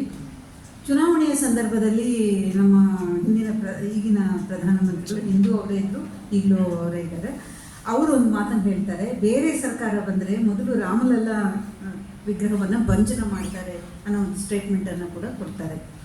ಇದೆಲ್ಲ ಯಾಕೆ, ಆಳುವ ದೊರೆಗಳೇ ಯಾಕೆ ಈ ಥರ ಬಿಕ್ಕಟ್ಟುಗಳನ್ನು, ಒಡಕುಗಳನ್ನು ಮೂಡಿಸುವ ಮಾತುಗಳನ್ನು ಆಡ್ತಾರೆ? ಇದೆಲ್ಲ ಹಿನ್ನೆಲೆಯನ್ನು ಗಮನಿಸಿದ್ರೆ ಸಂವಿಧಾನ ನಮಗೆ, ನಾವು ಕಲ್ಪವೃಕ್ಷ ಅಂತೀವಿ, ಕಲ್ಪತರು ಅಂತೀವಿ, ಕಾಮಧೇನು ಅಂತೀವಿ, ಇದೆಲ್ಲದರ ಒಟ್ಟಾರೆ ಸ್ವರೂಪ ನಮ್ಮ ಸಂವಿಧಾನ. ನಮಗೆ ಬೇಕಾದದ್ದನ್ನು ಕೊಡಬಲ್ಲ, ನಮ್ಮ ಹಕ್ಕುಗಳೇನು, ನಮ್ಮ ಕರ್ತವ್ಯಗಳೇನು ಅನ್ನೋ ಅರಿವನ್ನು ಮೂಡಿಸಬಲ್ಲಂಥದ್ದು ಅದು. ಧರ್ಮೋ ರಕ್ಷತಿ ರಕ್ಷಿತಃ ಅನ್ನೋ ಮಾತನ್ನ ನಾವು ಕೇಳ್ತಾ ಇದ್ವಿ. ಅದನ್ನು ಸ್ವಲ್ಪ ಬದಲಾವಣೆ ಮಾಡ್ಕೊಳ್ಳೋದಾದರೆ, ನೀನು ಸಂವಿಧಾನವನ್ನು ಕಾಪಾಡು, ಸಂವಿಧಾನ ನಿನ್ನನ್ನು ಕಾಪಾಡುತ್ತದೆ ಅನ್ನೋ ಒಂದು ಇದಕ್ಕೆ ನಾವು ಬರ್ತೀವಿ. ಸಂದರ್ಭ ಹಾಗೆ ಇವತ್ತಿರೋದನ್ನು ಕಾಣ್ತೀವಿ. ಏನೆಲ್ಲ ಧಾರ್ಮಿಕ ಬದಲಾವಣೆಗಳು, ಲಿಂಗ ಸಮಾನತೆಗಳು, ಮಹಿಳೆಯರ ಮೇಲೆ ನಡೆದ ಹಲ್ಲೆಗಳು, ಮರ್ಯಾದೆ ಹತ್ಯೆಗಳು, ಇವೆಲ್ಲವನ್ನು ನಾವು ಕಂಡು ಈ ಥರದ ಒಂದು ವಿಚಾರಗಳನ್ನು ಇವತ್ತು ಓಪನ್ ಆಗಿ, ಶಿಬಿರ ಅಂದರೆ ಸಾಧಾರಣ ವಿಷಯ ಅಲ್ಲ ಅದು. ಡಿಬೇಟ್ಗಳು ಕಾಲೇಜ್ ಮಟ್ಟದಲ್ಲಿ ಮಾಡ್ತೀವಿ, ವಿಚಾರಗಳ ಕುರಿತು ಚರ್ಚೆ ಮಾಡ್ತೀವಿ, ಯಾವುದೋ ಒಂದು ಟಾಪಿಕ್ ಇಟ್ಬಿಟ್ಟು ಪರ ವಿರೋಧ ಇವೆಲ್ಲ ಮಾತಾಡಿದ್ದೀವಿ ನಾವು. ಆದರೆ ಸೂಕ್ಷ್ಮರಾದಂತಹ ನೀವು ಲೇಖಕರುಗಳಿದ್ದೀರಿ, ಉಪನ್ಯಾಸಕರಿದ್ದೀರಿ, ವಿವಿಧ ಸಂಘಟನೆಗಳಲ್ಲಿ ಕೆಲಸ ಮಾಡೋದಿದ್ದೀರಿ. ನೀವು ಯಾತಕ್ಕೆ ಇಲ್ಲೆಲ್ಲ ಸೇರಿ ಗೊತ್ತಿರುವವರ ಮಧ್ಯೆನೇ ನಿಮ್ಮ ಮಾತುಗಳನ್ನು ಯಾಕೆ ಆಡ್ತಾ ಇದ್ದೀರಿ? ಅದರ ಹಿಂದಿರುವಂತಹ ಗಂಭೀರತೆಯನ್ನು ಕುರಿತು ನಾವು ಇವತ್ತು ಆಲೋಚನೆ ಮಾಡಬೇಕಾಗಿದೆ. ಈಗ 5 ಜನ ಏನೇನು ಮಾತಾಡಿದ್ರು ಸ್ವಲ್ಪ ಸೂಕ್ಷ್ಮವಾಗಿ ನಾವು ಅದನ್ನು ಗಮನಿಸೋದಾದರೆ, ಡಾಕ್ಟರ್ ಶೋಭಾ ಅವರು ಅಂಬೇಡ್ಕರ್ ವಾದವನ್ನು ಕುರಿತು ಮಾತಾಡಿದರು. ಅಂಬೇಡ್ಕರ್ ವಾದ ಅಲ್ಲ, ಸಾಮಾಜಿಕ ನ್ಯಾಯದ ಚರ್ಚೆಯ ಅನಿವಾರ್ಯತೆಯನ್ನು ಕುರಿತು ಅವರು ಮಾತಾಡಿದರು. ಸಾಮಾಜಿಕ ನ್ಯಾಯ ಅನ್ನೋ ಒಂದು ಚರ್ಚೆ ಕೂಡ ಇತ್ತೀಚೆಗೆ ಬರದಿಂದ ನಡೀತಾ ಇರುವಂಥದ್ದು. ಹಿಂದೆ ಸಾಮಾಜಿಕ ನ್ಯಾಯದ ಬಗ್ಗೆ ನಾವು ಮಾತಾಡ್ತಿರ್ಲಿಲ್ಲ. ಸಾಧಾರಣವಾಗಿ ಕಾರ್ಯಕ್ರಮ ಈ ಥರದ್ದೆಲ್ಲ ಆದಾಗ ಇಷ್ಟು ಜನ ಗಂಡಸರಿದ್ರೆ ಇಷ್ಟು ಜನ ಹೆಂಗಸರಿರಬೇಕು, ಒಂದು ಕವಿಗೋಷ್ಠಿ ಅಂದರೆ ಇಷ್ಟು ಜನ ಪುರುಷ ಕವಿಗಳಿದ್ರೆ 1-2 ದಲಿತರು, 1 ಮಹಿಳೆಯರು, 1 OBC, ಈ ಥರದ್ದೊಂದು ಅಸ್ಪಷ್ಟವಾಗಿ ಅದನ್ನು ಲೆಕ್ಕಾಚಾರಗಳನ್ನು ಹಾಕಿ ಕಾರ್ಯಕ್ರಮಗಳನ್ನು ರೂಪಿಸಲಾಗ್ತಿತ್ತು. ಅಸ್ಪಷ್ಟವಾಗಿದ್ದು ಇವತ್ತು ಸ್ಪಷ್ಟವಾಗಿ ಮಾತನಾಡುವಂತಹ ಒಂದು ನೆಲೆಗೆ ನಾವು ಬಂದಿರೋದನ್ನು ನಾವು ಗಮನಿಸಬೇಕು. ಸಾಮಾಜಿಕ ನ್ಯಾಯದ ಒಂದು ಪರಿಕಲ್ಪನೆ ಇಲ್ಲ ಅಂದರೆ ಏನಾಗ್ತಿತ್ತು? ಒಂದು ಉದಾಹರಣೆ ಹೇಳೋದಾದರೆ, ನನಗೊಂದು ದೊಡ್ಡ ರೂಪಕ ನೆನಪು ಬರೋದು ಸಮುದ್ರ ಮಥನದ ಕಥೆ. ರಾಕ್ಷಸರು ಮತ್ತು ದಾನವರು ಅಮೃತವನ್ನು ಮತಿಸಿದಂತಹ, ಅಮೃತಕ್ಕಾಗಿ ನಡೆಸಿದಂತಹ ಮಂಥನದ ಕತೆ. ಅಮೃತವನ್ನು ಬಂದ ನಂತರ ಅದನ್ನ ಯಾರ್ಯಾರು ಹಂಚಿಕೊಂಡ್ರು, ಯಾರಿಗೆ ಸಿಕ್ತು ಮತ್ತು ಯಾರಿಗೆ ಸಿಕ್ಕಲಿಲ್ಲ ಅನ್ನೋ ಕತೆ ನಿಮಗೆಲ್ಲ ಗೊತ್ತಿರುವಂಥದ್ದು. ಅದೇ ಕಥೆಯನ್ನೇ ನಾವು ಮುಂದುವರಿಕೆಯಾಗಿ ಇವತ್ತು ಭಾರತದಲ್ಲಿ ಇವತ್ತು ನಾವು ನೋಡ್ತಾ ಇದ್ದೀವಿ. ಅಮೃತವನ್ನು ಹಂಚಿದವರು ಯಾರು? ದೇವತೆಗಳು. ಪಡ್ಕೊಂಡವರು ಯಾರು? ದೇವತೆಗಳು. ದಾನವರ ಹತ್ರ ಬರೋಷ್ಟೊತ್ತಿಗೆ ಅದೆಲ್ಲವೂ ಖಾಲಿಯಾಗಿತ್ತು. ಸಾಮಾಜಿಕ ನ್ಯಾಯದ ಪರಿಕಲ್ಪನೆ ಇಲ್ಲ ಅಂದರೆ ಇಂಥವೆಲ್ಲವೂ ಕೂಡ ಆಗತ್ತೆ. ನ್ಯಾಯ ಅಥವಾ ಹಕ್ಕುಗಳು ನಮ್ಮ ಬೆನ್ನೆಯಿಂದ ಇದ್ದಾಗ ಕೇಳೋ ಹಕ್ಕಿರುತ್ತೆ, ತಗೊಳ್ಳೋ ಹಕ್ಕಿರುತ್ತೆ, ಆಮೇಲೆ ಅದನ್ನ ಚಾಲ್ತಿಗೆ ತರೋರು ಕೂಡ ಸ್ವಲ್ಪ ಅಂಜಿಕೆಗೆ ಒಳಗಾಗ್ತಾರೆ. ಈ ಹಿನ್ನೆಲೆಯಲ್ಲಿ ಅವರು ಮಂಡಿಸಿದಂತಹ ವಿಚಾರಗಳು ತುಂಬ ಚೆನ್ನಾಗಿತ್ತು. ಶಾಸಕಾಂಗ, ನ್ಯಾಯಾಂಗ, ಕಾರ್ಯಾಂಗ ಇದರ ಹಿನ್ನೆಲೆಯಲ್ಲಿ ಹೇಗೆ ಕೆಲಸ ಮಾಡುತ್ತೆ ಅನ್ನೋದನ್ನು ಕೂಡ ಅವರು ಸ್ಪಷ್ಟವಾಗಿ ವಿವರಿಸಿದರು. ಸ್ವಲ್ಪ ಅಲ್ಲಲ್ಲಿ ವಿಚಾರಗಳಲ್ಲಿ ತಡವರಿಸೋಕೆ ಇತ್ತು, ಅದನ್ನು ಸ್ವಲ್ಪ ಸರಿಪಡಿಸ್ಕೊಂಡ್ರೆ ಸಾಕು. ಇದು ನಾವು ಕೂಡ ಮಾಡುವ ತಪ್ಪುಗಳೇ, ಹಾಗಾಗಿ ಗೊತ್ತಿರುವಂಥವ್ರು ಅಲ್ಲಲ್ಲಿ ಇಂಥ ತಪ್ಪುಗಳನ್ನು ಮಾಡ್ತಿರ್ತೀವಿ. ಅದನ್ನು ಒಂದು ಸ್ವಲ್ಪ ಗಮನಿಸ್ಕೊಂಡ್ರೆ ಸಾಕು ಅಂತ ಅನಿಸುತ್ತೆ. ಸ್ವಲ್ಪ ಟಿಪ್ಪಣಿಯನ್ನು ಮಾಡ್ಕೊಂಡಿರ್ತೀವಿ. ಯಾವಾಗಲೂ ಮಾತನಾಡುವವರು ಮಾತುಗಳು ಒಂದು ಕ್ಯಾನ್ವಸನ್ನು ಬಿಟ್ಟು ಆ ಕಡೆ ಹೋಗಬಾರ್ದು ಅಂದರೆ ಒಂದು ಸಣ್ಣ ಟಿಪ್ಪಣಿಯನ್ನು ಹಾಕ್ಕೊಳ್ಬೇಕಾಗುತ್ತೆ. ತಪ್ಪದಾಗ ಆ ಟಿಪ್ಪಣಿಯನ್ನು ನೋಡಿಕೊಂಡ್ರೆ ಇಂಥ ಸಣ್ಣ ಪುಟ್ಟ ದೋಷಗಳನ್ನು ಸರಿಪಡಿಸ್ಕೋಬೋದು ಅಂತೇಳಿ ಅಂಬೇಡ್ಕರ್ ಶಂಕರ್ ಅವರು ಮಾತಾಡಿದರು. ಅವರು ಅಸ್ಪೃಶ್ಯತೆಯ ನಿವಾರಣೆಯ ಬಗ್ಗೆ ಅವರು ಕೆಲವು ವಿಚಾರಗಳನ್ನು ಮಂಡಿಸಿದರು. ಅಂತರ್ಜಾತೀಯ ವಿವಾಹಕ್ಕೆ ನಾವು ಸಜ್ಜಾಗಬೇಕು, ಈ ಥರದ ದೇವಸ್ಥಾನದ ಪ್ರವೇಶದ ಈ ಥರದ ಕೆಲವು ವಿಚಾರಗಳನ್ನು ಕೂಡ ಅವರು ಹೇಳಿದರು. ಅವು ಸರಿ ಇತ್ತು ಅಂತ ಅನಿಸುತ್ತೆ. ಇನ್ನಷ್ಟು ವಿಚಾರ ಸ್ಪಷ್ಟವಾಗಿ ಬರಬೇಕು ಅಂತೇಳಿ ನನಗೆ ಅನ್ನಿಸ್ತು. ನೇಹ ಲಿಂಗ ಸಮಾನತೆಯ ಬಗ್ಗೆ ಒಂದಷ್ಟು ಮಾತುಗಳನ್ನು ಆಡಿದರು. ಉತ್ಪಾದನೆಯಲ್ಲಿ, ಗಳಿಕೆಯಲ್ಲಿ ಅಸಮಾನತೆ ಅನ್ನೋದು ಹೇಗಿದೆ ಅನ್ನುವಂಥದ್ದು ಇದು ನಾವೆಲ್ಲರೂ ಕೂಡ ದಿನನಿತ್ಯದ ಜೀವನದಲ್ಲಿ ನೋಡುವಂಥದ್ದು. ಹಾಗಾಗಿ ಸ್ವಲ್ಪ ಅಲ್ಲಿ ಏನು ಅನಿಸ್ತು ಅಂದರೆ ಅದು ಬಹುಶಃ ವಿದ್ಯಾರ್ಥಿನಿ ಅಂತೇಳಿ ಅನಿಸುತ್ತೆ. ನೇಹ ಸ್ಟೂಡೆಂಟ್ ಅಥವಾ ಕೆಲಸ ಲಾಯರ್ ಅಲ್ಲ ಅವರು. ಅದೇ ವಿಚಾರಗಳ ಮಂಡನೆ ಸ್ಪಷ್ಟವಾಗಿತ್ತು, ಎಲ್ಲೂ ಯಾವ ಅಂಶನೂ ತಪ್ಪದ ಹೋಗದ ಹಾಗೆ. ಆದರೆ ವಿದ್ಯಾರ್ಥಿ ರೂಪದ ಒಂದು ಡಿಬೇಟ್ ಅದು ಇಲ್ಲ, ವಿಚಾರಗಳಲ್ಲಿ ಸ್ಪಷ್ಟತೆ ಇತ್ತು, ಸ್ವಲ್ಪ ಡಿಬೇಟ್ ಸ್ವರೂಪದಲ್ಲಿತ್ತು. ಅದನ್ನು ಇನ್ನೊಂದು ಸ್ವಲ್ಪ ಜೀವ ತುಂಬಿ ಮಾತಾಡಿಕೊಂಡ್ರೆ ಅದು ಇನ್ನೂ ಚೆನ್ನಾಗಾಗತ್ತೆ ಅಂಥೇಳಿ ಅದು ಅನಿಸುತ್ತೆ ಅಂಥೇಳಿ. ಕರಿಯ ನಿಷಾದ್ ಅವರಿಗೆ ಹೇಳೋಕ್ಕೆ ಸಾಕಷ್ಟು ಸಂಗತಿಗಳಿತ್ತು. ವಿಷಯ ಟಾಪಿಕ್ ಆಗಿತ್ತು, ಸಂವಿಧಾನದ ಸ್ಪರ್ಧೆಯಲ್ಲಿ ಧಾರ್ಮಿಕ ಹಕ್ಕುಗಳ ಹರಣ ಅಂತೇಳಿ. ಅದು ಹೇಗೆ ಅಂದರೆ ನಾನು ಆಗಲೇ ಹೇಳಿದ್ನಲ್ಲ, ರಥಯಾತ್ರೆಯಿಂದ ಆರಂಭಗೊಂಡು ಭಾವರಿ ಧರ್ಮದ ಅಡಿಯಲ್ಲೇನೆ, ಕಾನೂನುಬದ್ಧವಾಗಿಯೇ ಹೇಗೆ ಧಾರ್ಮಿಕವಾದ ವಿಚಾರಗಳನ್ನು ಉಲ್ಲಂಘನೆ ಮಾಡಲಾಗುತ್ತೆ, ಹರಣ ಮಾಡಲಾಗುತ್ತೆ ಅನ್ನೋದನ್ನು ಭಾಳ ಚೆನ್ನಾಗಿ ಅವರು ಹೇಳಿದರು. ಹೇಳೋಕ್ಕೆ ಸಾಕಷ್ಟು ವಿಚಾರಗಳು ಇತ್ತು, ಆದರೆ ವೇಳೆಯಲ್ಲಿ ಮಿತಿ ಇತ್ತು ಅಂತ. ವಿದ್ಯಾಸಂಸ್ಥೆಗಳ ಬಗ್ಗೆ ಕೂಡ ಮಾತಾಡಿದರು. ವಿದ್ಯಾಸಂಸ್ಥೆಗಳಲ್ಲಿ ಈಗ ಕೂಡ ನಮ್ಮಲ್ಲಿ ಸರ್ಕಾರಿ ಕಾಲೇಜುಗಳಲ್ಲಿ ಈಗಲೂ ಚರ್ಚೆಗಳಿದೆ. ಶುಕ್ರವಾರ ಬಂದರೆ ಪೂಜೆ ಮಾಡುವಂಥದ್ದಿದೆ ನಮ್ಮಲ್ಲಿ ಕೆಲವು ಸಂಸ್ಥೆಗಳಲ್ಲಿ. ಆಮೇಲೆ ಅವರವರ ಸಂಸ್ಥೆಗಳಲ್ಲಿ ಅವರವರ ಕ್ರಿಶ್ಚಿಯನ್ ಆದರೆ ಯೇಸು ಮತ್ತು ಬೇರೆ ಬೇರೆ ಆದರೆ ಅದನ್ನು ಬಳಸ್ಕೊಡೋದೆಲ್ಲ ಕೂಡ ಇದೆ. ಹಾಗೆ ನೋಡೋದಾದರೆ ಎಲ್ಲ ಧಾರ್ಮಿಕ ಶಾಲಾ ಶಿಕ್ಷಣ ಸಂಸ್ಥೆಗಳು ಈ ಧಾರ್ಮಿಕ ಒಂದು ಇದರಿಂದ ಮುಕ್ತವಾಗಿರಬೇಕು. ಆದರೆ ಧಾರ್ಮಿಕ ಟ್ರಸ್ಟ್ಗಳನ್ನ ನಡೆಸಿದಾಗ ಈ ಥರದ ಕೆಲವು ಪ್ರಶ್ನೆಗಳು ಹುಟ್ಕೊಳ್ಳೋದು ಸಹಜ. ಆದರೂ ಆದಷ್ಟು ಕೆಲವು ಸಂಸ್ಥೆಗಳು ಈ ಥರದ ಒಂದು ಮುಕ್ತತೆಯನ್ನು ನಡೆಸ್ತಾ ಇರೋದನ್ನು ನಾವು ಕಾಣ್ಬೋದು. ಹಿಜಾಬ್ ಬಗ್ಗೆ, ಆಹಾರ ಸಂಸ್ಕೃತಿಯ ಬಗ್ಗೆ, ಇದೆಲ್ಲ ಇತ್ತೀಚೆಗೆ ಈ ಕಾರಣಕ್ಕಾಗಿ ನಾವು ಸಂವಿಧಾನವನ್ನು ಮತ್ತೆ ಯಾಕೆ ಚರ್ಚೆ ಮಾಡ್ತೀವಿ ಅಂದರೆ, ಹಿಜಾಬ್ ಹಿನ್ನೆಲೆಯಲ್ಲಿ ಏನಾಯಿತು, ಆಹಾರ ಸಂಸ್ಕೃತಿಗಳೇನಾಯಿತು, ಮರ್ಯಾದೆ ಹತ್ಯೆಗಳು ಎಲ್ಲಿ ಕರ್ಕೊಂಡು ಬಂದು ನಾವು ಈ ಹಿನ್ನೆಲೆಯಲ್ಲಿ ಸಂವಿಧಾನವನ್ನು ನಾವು ಮತ್ತೆ ಚರ್ಚೆ ಮಾಡಬೇಕು. ಎಲ್ರಿಗೂ ಕೂಡ ಎಲ್ಲರ ಮನೆಗಳಿಗೂ ತಲುಪಿಸ್ಬೇಕು. ಸಂವಿಧಾನದಲ್ಲಿ ಏನಿದೆ ಅಂತ ಓದದೇ ಇರೋರಿಗೆ ಓದಿಸುವ ಕೆಲಸಗಳನ್ನು ನಾವು ಮಾಡಬೇಕು ಅಂಥೇಳಿ ಈ ಹಿನ್ನೆಲೆಯಲ್ಲಿ 5 ಜನ ತಮಗೆ ಕೊಟ್ಟಿರುವ ಮಿತಿಯಲ್ಲಿ ಚೆನ್ನಾಗಿ ಮಾತಾಡಿದ್ದಾರೆ ಅಂತ ಹೇಳ್ತಾ ಚರ್ಚೆಯನ್ನು ಮುಂದುವರಿಸ್ತಾರೆ.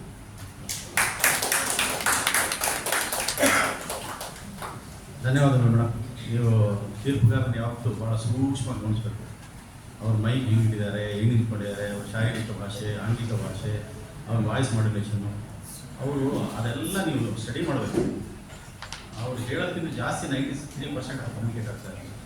ಥ್ಯಾಂಕ್ ಯು ಮೇಡಮ್, ಭಾಳ ಚೆನ್ನಾಗಿ ಮಾತಾಡಿದಿರಿ.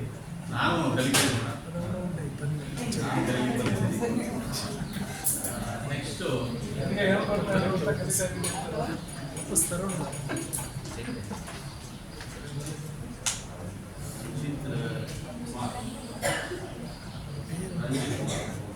Next Mounika S. ವೇದಿಕೆ ಮುಂಭಾಗದಲ್ಲಿರುವಂತಹ ಎಲ್ಲ ಜ್ಞಾನಿಗಳಿಗೂ ನನ್ನ ನಮಸ್ಕಾರಗಳು. ನನ್ನ ಹೆಸರು ರಂಜಿತ್ ಕುಮಾರ್ ಅಂತ. ನಾನು ಫೈನಲ್ ಇಯರ್ BCA ಮಾಡ್ತಿದ್ದೀನಿ ಚಿಕ್ಕಬಳ್ಳಾಪುರದಲ್ಲಿ. ನನ್ನ ವಿಷಯ ಏನೆಂದರೆ ಕಲ್ಯಾಣ ರಾಷ್ಟ್ರದ ಪರಿಕಲ್ಪನೆ.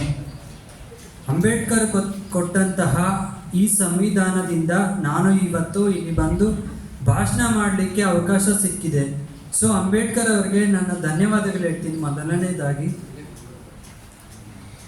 ಕಾನ್ಸ್ಟಿಟ್ಯೂಷನಲ್ಲಿ ಆರ್ಟಿಕಲ್ 378 ಹೇಳುತ್ತೆ, ವೆಲ್ಫೇರ್ ಆಫ್ ದಿ ಸ್ಟೇಟ್ ಅಂದರೆ ಕಲ್ಯಾಣ ರಾಷ್ಟ್ರದ ಬಗ್ಗೆ ಪರಿಕಲ್ಪನೆ ಕಟ್ಟೋದಕ್ಕೆ ಕಾನ್ಸ್ಟಿಟ್ಯೂಷನಲ್ಲಿ ಹೇಳುತ್ತೆ. ಈಗ ನಾವು ಕಲ್ಯಾಣ ರಾಷ್ಟ್ರದ ಪರಿಕಲ್ಪನೆ ಎಂಬ ಮಹತ್ವದ ವಿಷಯದ ಬಗ್ಗೆ ಮಾತನಾಡಲು ಸಮಿತರಾಗಿದ್ದೇವೆ. ಕಲ್ಯಾಣ ರಾಷ್ಟ್ರವು ನಮ್ಮೆಲ್ಲರ ಒಟ್ಟುಗೂಡಿದ ಪ್ರಯತ್ನ ಫಲವಾಗಿರಬೇಕು. ಮುಂಬರುವ ಪೀಳಿಗೆಯು ಸುಸ್ಥಿರ ಮತ್ತು ಸಮೃದ್ಧಿ ಜೀವನ ನಡೆಸಲು ನಾವು ಸೃಷ್ಟಿಸುವ ರಾಷ್ಟ್ರವೇ ಕಲ್ಯಾಣ ರಾಷ್ಟ್ರ. ಈ ಪರಿಕಲ್ಪನೆಯು ಪ್ರಜಾಪ್ರಭುತ್ವ, ಸಮಾನತೆ, ನ್ಯಾಯ ಮತ್ತು ಆದರ್ಶಗಳನ್ನು ಒಳಗೊಂಡಿದೆ. ಕಲ್ಯಾಣ ರಾಷ್ಟ್ರದ ಮೂಲ ಸಿದ್ಧಾಂತವೇನೆಂದರೆ ಪ್ರತಿಯೊಬ್ಬ ನಾಗರಿಕನಿಗೂ ಸಮಾನ ಅವಕಾಶಗಳು ಸಿಗಬೇಕು. ಅವರ ಅಗತ್ಯಗಳನ್ನು ಪೂರೈಸಲು ಸಮರ್ಥ ವ್ಯವಸ್ಥೆಗಳನ್ನು ರೂಪಿಸುವುದು. ಈ ಹಿನ್ನೆಲೆಯಲ್ಲಿ ನಾವು ಮುಖ್ಯವಾಗಿ ಮಕ್ಕಳ ಶಿಕ್ಷಣ, ಆರೋಗ್ಯ ಸೇವೆ, ಆರ್ಥಿಕ ಭದ್ರತೆ ಮತ್ತು ಸಾಂಸ್ಕೃತಿಕ ಸಂಸ್ಕೃತಿ ಎಲ್ಲ ಬಗೆಯ ಜನತೆಗೂ ಲಭ್ಯವಾಗಿರಬೇಕು. ಇದರಿಂದ ಎಲ್ಲರಿಗೂ ಸಮಾನ ಅವಕಾಶಗಳು ಸಿಗುತ್ತದೆ. ಸಮಾಜದಲ್ಲಿ ಆರ್ಥಿಕ ಮತ್ತು ಸಾಮಾಜಿಕ ಭದ್ರತೆ ಸ್ಥಾಪಿತವಾಗುತ್ತದೆ. ಮೊದಲನೇದಾಗಿ ಶಿಕ್ಷಣ ಅಂದರೆ ಕರೆಂಟ್ ಸೆನಾರಿಯೋ ಹೇಳ್ತೀನಿ. ವಾಸ್ತವವಾಗಿ ಶಿಕ್ಷಣ ಹೆಂಗಿದೆ ಅಂದರೆ, ನಮ್ಮ ಯುವಜನರಲ್ಲಿ ಈ ಶಿಕ್ಷಣ ವ್ಯವಸ್ಥೆಯಲ್ಲಿರುವ ವಿದ್ಯಾರ್ಥಿಗಳು ಯಾವ ರೀತಿ ಇದ್ದಾರೆ ಅಂದರೆ, ಅವರಲ್ಲಿ ಮನುಷ್ಯತ್ವ ಬೆಳಿಬೇಕು, ಸದ್ಬುದ್ಧಿ ಬೆಳಿಬೇಕು, ನಿಜಾಯಿತಿ ಬೆಳಿಬೇಕು, ಇಂಕಿತ ಜ್ಞಾನ ಬೆಳಿಬೇಕು, ಆತ್ಮವಿಶ್ವಾಸ ಬೆಳಿಬೇಕು. ಶಿಕ್ಷಣ ವ್ಯವಸ್ಥೆ ಅಂದರೆ ಈ ರೀತಿ ಇರಬೇಕು. ಆದರೆ ವಾಸ್ತವವಾಗಿ ನೋಡಿದರೆ ಅವರಲ್ಲಿ ಭಯ, ಸಮಾಜದಲ್ಲಿ ಬದುಕಲು ಭಯ, ಧೈರ್ಯದಿಂದ ಪ್ರಶ್ನಿಸಲು ಭಯ. ಆದ್ದರಿಂದ ಯಾರೇ ಏನೇ ಆಗಲಿ ಅವರು ಸತ್ತೋದ್ರೂ ಪರವಾಗಿಲ್ಲ, ನಾನು ಚೆನ್ನಾಗಿರಬೇಕು ಅಂತ ಸ್ವಾರ್ಥ ತುಂಬಿಕೊಂಡಿದೆ ಈ ಸಮಾಜದಲ್ಲಿ. ಅದಕ್ಕಾಗಿ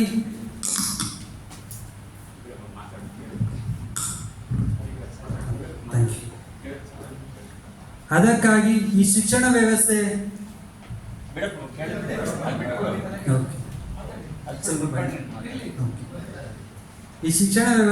ಈ ರೀತಿ ಬದಲಾಗಬೇಕು ಅಂತ ನಾನು ಭಾವಿಸ್ತೀನಿ. ಕಲ್ಯಾಣವಾಗಬೇಕಂದ್ರೆ ಶಿಕ್ಷಣ ವ್ಯವಸ್ಥೆ ಮೇನ್ ಅಂದರೆ ಮುಖ್ಯ ಕಾರಣ. ನೆಕ್ಸ್ಟ್ ಆರೋಗ್ಯ ಅಂದರೆ, ಆರೋಗ್ಯದಲ್ಲಿ ಈ ವಾಸ್ತವದಲ್ಲಿ ಹೇಳಬೇಕಂದ್ರೆ ತುಂಬ ಯುವ ಜನರಿಗೆ ಮಾನಸಿಕ ಆರೋಗ್ಯದ ಕಡೆ ತುಂಬ ಹೆಚ್ಚಿನ ಗಮನ ಕೊಡಬೇಕು. ಯಾಕಂದರೆ ಈ ಸೋಷಿಯಲ್ ಮೀಡಿಯಾ ಅಂತ ಬಂದು ತುಂಬ ಹಾಳಾಗ್ತಿದ್ದಾರೆ ತುಂಬ ಯುವಕರು.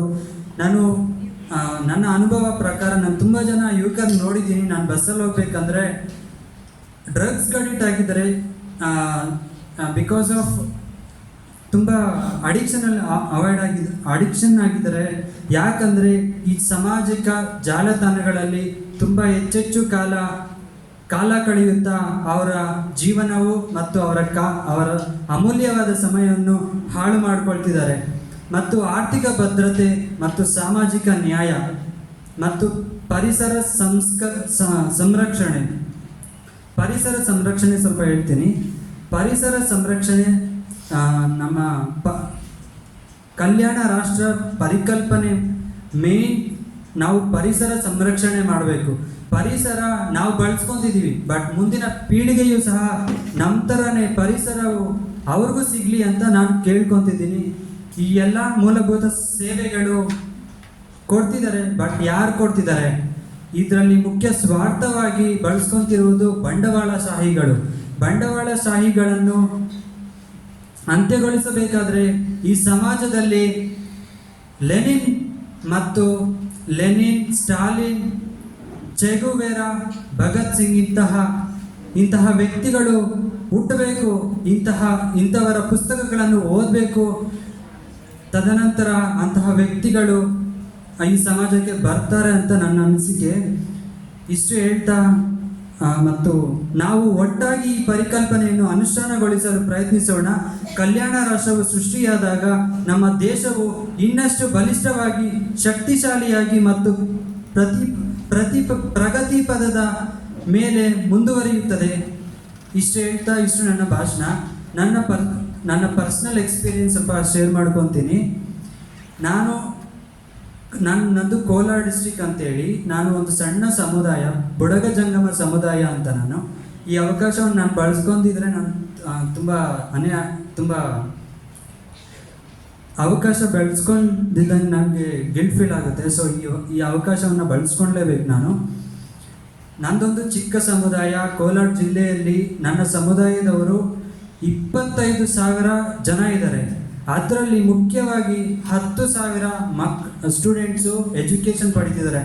ಅವ್ರಿಗೆ ಎಷ್ಟು ತೊಂದರೆ ಆಗ್ತಿದೆ ಅಂದರೆ, ಕೋಲಾರ ಡಿಸ್ಟಿಕ್ಕಲ್ಲಿ ಅಲೆಮಾರಿ ಬುಡಗ ಜಂಗಮ ಎನ್ನುವಂತಹ ಕ್ಯಾಸ್ಟ್ ಸರ್ಟಿಫಿಕೇಟ್ ತುಂಬ ಪ್ರಾಬ್ಲಮ್ ಇದೆ. 12 years ಆಯಿತು ಈ ಕ್ಯಾಸ್ಟ್ ಸರ್ಟಿಫಿಕೇಟ್ ಕೊಟ್ಟು. ಕ್ಯಾಸ್ಟ್ ಸರ್ಟಿಫಿಕೇಟ್ ಇಲ್ಲ ಅಂದರೆ ಎಷ್ಟು ಪ್ರಾಬ್ಲಮ್ಸ್ ಇದೆ ಅಂದರೆ ನಿಮಗೆ ಗೊತ್ತು. ಒಂದು ಮಗು ಶಾಲೆಗೆ ಹೋಗ್ಬೇಕಂದ್ರೆ ಕ್ಯಾಸ್ಟ್ ಸರ್ಟಿಫಿಕೇಟ್ ಕೇಳ್ತಾರೆ. ನಾವು ಬಿಫೋರ್ 2011 ನಮಗೆ ಕ್ಯಾಸ್ಟ್ ಸರ್ಟಿಫಿಕೇಟ್ ಇತ್ತು. After the controversy of Kothur Manjunath ನಾವೆಲ್ಲ ಪ್ರಾಬ್ಲಮ್ಸ್ ಅನುಭವಿಸ್ತಿದ್ದೀವಿ. ಕೋಲಾರ ಜಿಲ್ಲೆಯಲ್ಲಿ ಇರ್ತಕ್ಕಂಥ ಎಲ್ಲ ಬಡ ಮಕ್ಕಳು ಈಗಲೂ ಸಹ ಮರದ ಕೆಳಗಡೆ ಬದುಕ್ತಿದ್ದಾರೆ. ಮತ್ತು ನಮಗೆ ತುಂಬಾ ತೊಂದರೆ ಆಗ್ತಿದೆ. ನಮ್ಗೀಗಲೂ 1 ವರ್ಷಕ್ಕೆ ನಾನು BCL ಫಸ್ಟ್ ಇಯರಿಂದ ಇದು ಫೈನಲ್ ಇಯರ್. ನಾನು 1 ವರ್ಷಕ್ಕೆ 50,000 ಬರುತ್ತೆ ಸರ್ ಸ್ಕಾಲರ್ಶಿಪ್ಪು. ಬಟ್ ಬಿಫೋರ್ 12 yearsಯಿಂದ ನನಗೆ ₹1 ಸ್ಕಾಲರ್ಶಿಪ್ ಬಂದಿಲ್ಲ. ಸೊ ನಾವು ಹೆಂಗೆ ಎಜುಕೇಷನ್ ಮಾಡಬೇಕು, ಮುಂದಿನ ಹೈಯರ್ ಎಜುಕೇಷನ್ ಯಾವ ರೀತಿ ಮಾಡಬೇಕು, ಇದು ನನಗೊಬ್ಬನಿಗೆ ಪ್ರಾಬ್ಲಮ್ ಆಗ್ತಿಲ್ಲ, 10,000 ಮಕ್ಕಳಿಗೆ ಈ ಥರ ಪ್ರಾಬ್ಲಮ್ ಆಗ್ತಿದೆ ಅಂದರೆ ಇದನ್ನು ಯಾರೂ ಐಡೆಂಟಿಫೈ ಮಾಡ್ತಿಲ್ಲ. ಕರ್ನಾಟಕ ಎಲ್ಲ ಈ ಸಮಸ್ಯೆ ಬಗ್ಗೆ ಎಲ್ಲರಿಗೂ ಅರಿವಿದೆ. ಯಾವ ಹೈಕೋರ್ಟ್ ಲಾಯರ್ ಕೂಡ ಈಗ ನ್ಯಾಯ ಕೇಳಬೇಕಂದ್ರೂ ಕೂಡ ದುಡ್ಡು ಬೇಕು. ದುಡ್ಡಿಲ್ಲ ಅಂದರೆ ನ್ಯಾಯ ಕೂಡ ಸಿಗ್ತಿಲ್ಲ ಸರ್. ಅಂಥ ವ್ಯವಸ್ಥೆಯಲ್ಲಿ ನಾವು ಬದುಕ್ತಿದ್ದೀವಿ. ಅವ್ರಿಗೆಲ್ಲ ನಾಚಿಕೆ ಆಗಬೇಕು. ನಾನೊಂದೇ ಕೇಳ್ಕೊಳ್ಳೋದು, ದಯವಿಟ್ಟು ನಮ್ಮನ್ನು ಗುರುತಿಸಿ. ನಮಗೂ ಎಷ್ಟು ಕಷ್ಟಪಡ್ತಿದ್ದೀವಿ ಅಂದರೆ ನಾವು ಇವತ್ತು ಕೂಡ ಕೋಲಾರ ಜಿಲ್ಲೆಯಲ್ಲಿ ಒಬ್ಬರು ಕೂಡ ಗೌರ್ಮೆಂಟ್ ಆಫೀಸಲ್ಲಿ ಒಬ್ಬರು ಕೂಡ ಕೆಲಸ ಮಾಡ್ತಿಲ್ಲ. ಅವ್ರಿಗೆ ಸಿಂಧುತ್ವ ಸಿಗ್ತಿಲ್ಲ. ಇದನ್ನು ಐಡೆಂಟಿಫೈ ಮಾಡಿಕೊಂಡು ದಯವಿಟ್ಟು ನಮಗೆ ಸಹಾಯ ಮಾಡಿ ನಮ್ಮ ಮಕ್ಕಳನ್ನು ಹೈಯರ್ ಎಜುಕೇಷನ್ ಮಾಡಲು ನಮ್ಮನ್ನು ಗುರುತಿಸಿ ಮತ್ತು ನಮಗೆ ಜಾತಿ ಪ್ರಮಾಣ ಪತ್ರವನ್ನು ಕೊಡಲು ಸಹಕರಿಸಿ. Thank you sir. ವಿಷಯ 5 ನಿಮಿಷ ಮಾತಾಡಿದ್ದಾರೆ. ಪರ್ಸನಲ್ ವಿಷಯ ನಿಜವೂ it is burning issue.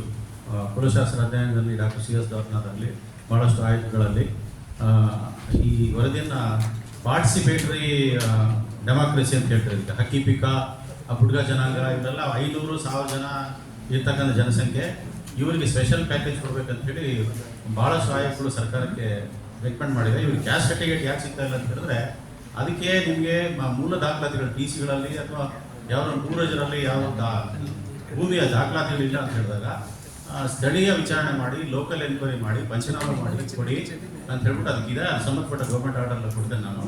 Next time ಯಾವತ್ತಾರ ಅವಕಾಶ ಸಿಕ್ಕರೆ ರೋಸ್ಟರ್ ಪಾಯಿಂಟ್ ಏನಿದೆಯಲ್ಲ 33 cycle 100 cycle roster point plus horizontal cycle horizontal reservation plus total reservation ಬಗ್ಗೆ ನಾನು ಯಾವತ್ತಾದ್ರೂ ಒಂದು ದಿವಸ ಅವಕಾಶ ಸಿಕ್ಕಾಗ ನಾನು ಅದ್ರ ಬಗ್ಗೆ ಪ್ರೆಸೆಂಟೇಷನ್ ಕೊಡ್ತೇನೆ. ನನ್ನ ಹತ್ರ ಎಲ್ಲ ಅಪ್ಡೇಟ್ ಗೌರ್ಮೆಂಟ್ ಆರ್ಡರ್ಸ್ ಇದೆ. ಸ್ವಲ್ಪ ಅದ್ರ ಬಗ್ಗೆ ಸ್ಟಡಿ ಮಾಡಿದ್ದೀನಿ. ಟೋಟಲ್ ಎಷ್ಟು ಕಾಸ್ಟ್ ಇದೆ, ಎಷ್ಟು ಕ್ಯಾಟಗರಿ ಇದೆ, ಆ ಕ್ಯಾಟಗರಿಯಲ್ಲಿ ಸಿನಾನಿಮಸ್ ನಿಮ್ಸವ್ರು ಎಷ್ಟು ಜನ ಇದ್ದಾರೆ, ಎಷ್ಟೆಷ್ಟು ರಿಸರ್ವೇಷನ್ ಇದೆ, ಅಪಾಯಿಂಟ್ಮೆಂಟ್ಗೆ ಏನು ಅನುಕೂಲ ಇದೆ, ಆಮೇಲೆ ಎಜುಕೇಷನ್ಗೆ ಎಷ್ಟು ಅನುಕೂಲ ಇದೆ. ಆಯ್ತು ಸರ್, ಆಯ್ತು ಮುಗಿದೋಯ್ತು.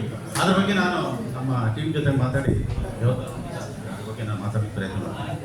ನೆಕ್ಸ್ಟ್ ಬಂದ್ಬಿಟ್ಟು ರೂಪಶ್ರೀ ಜಿ, ಆದ ನಂತರ ವಿನೋದ ಎನ್. ರೂಪಶ್ರೀ ಜಿ ಬಂದ್ಬಿಟ್ಟು ಪ್ರಜಾಪ್ರಭುತ್ವದ ಬಗ್ಗೆ ಇದ. ವಿನೋದ ಎನ್ ಪ್ರಜಾಪ್ರಭುತ್ವ. ರುದ್ರೇಶ್ ಎಂ ಮಹಿಳಾ ಮೀಸಲಾತಿ. ಯಶವಂತ್ ಎಲ್. ಯಶವಂತ್ ಏನಪ್ಪ? ಹಲೋ ಯಶವಂತ. Yes, sir.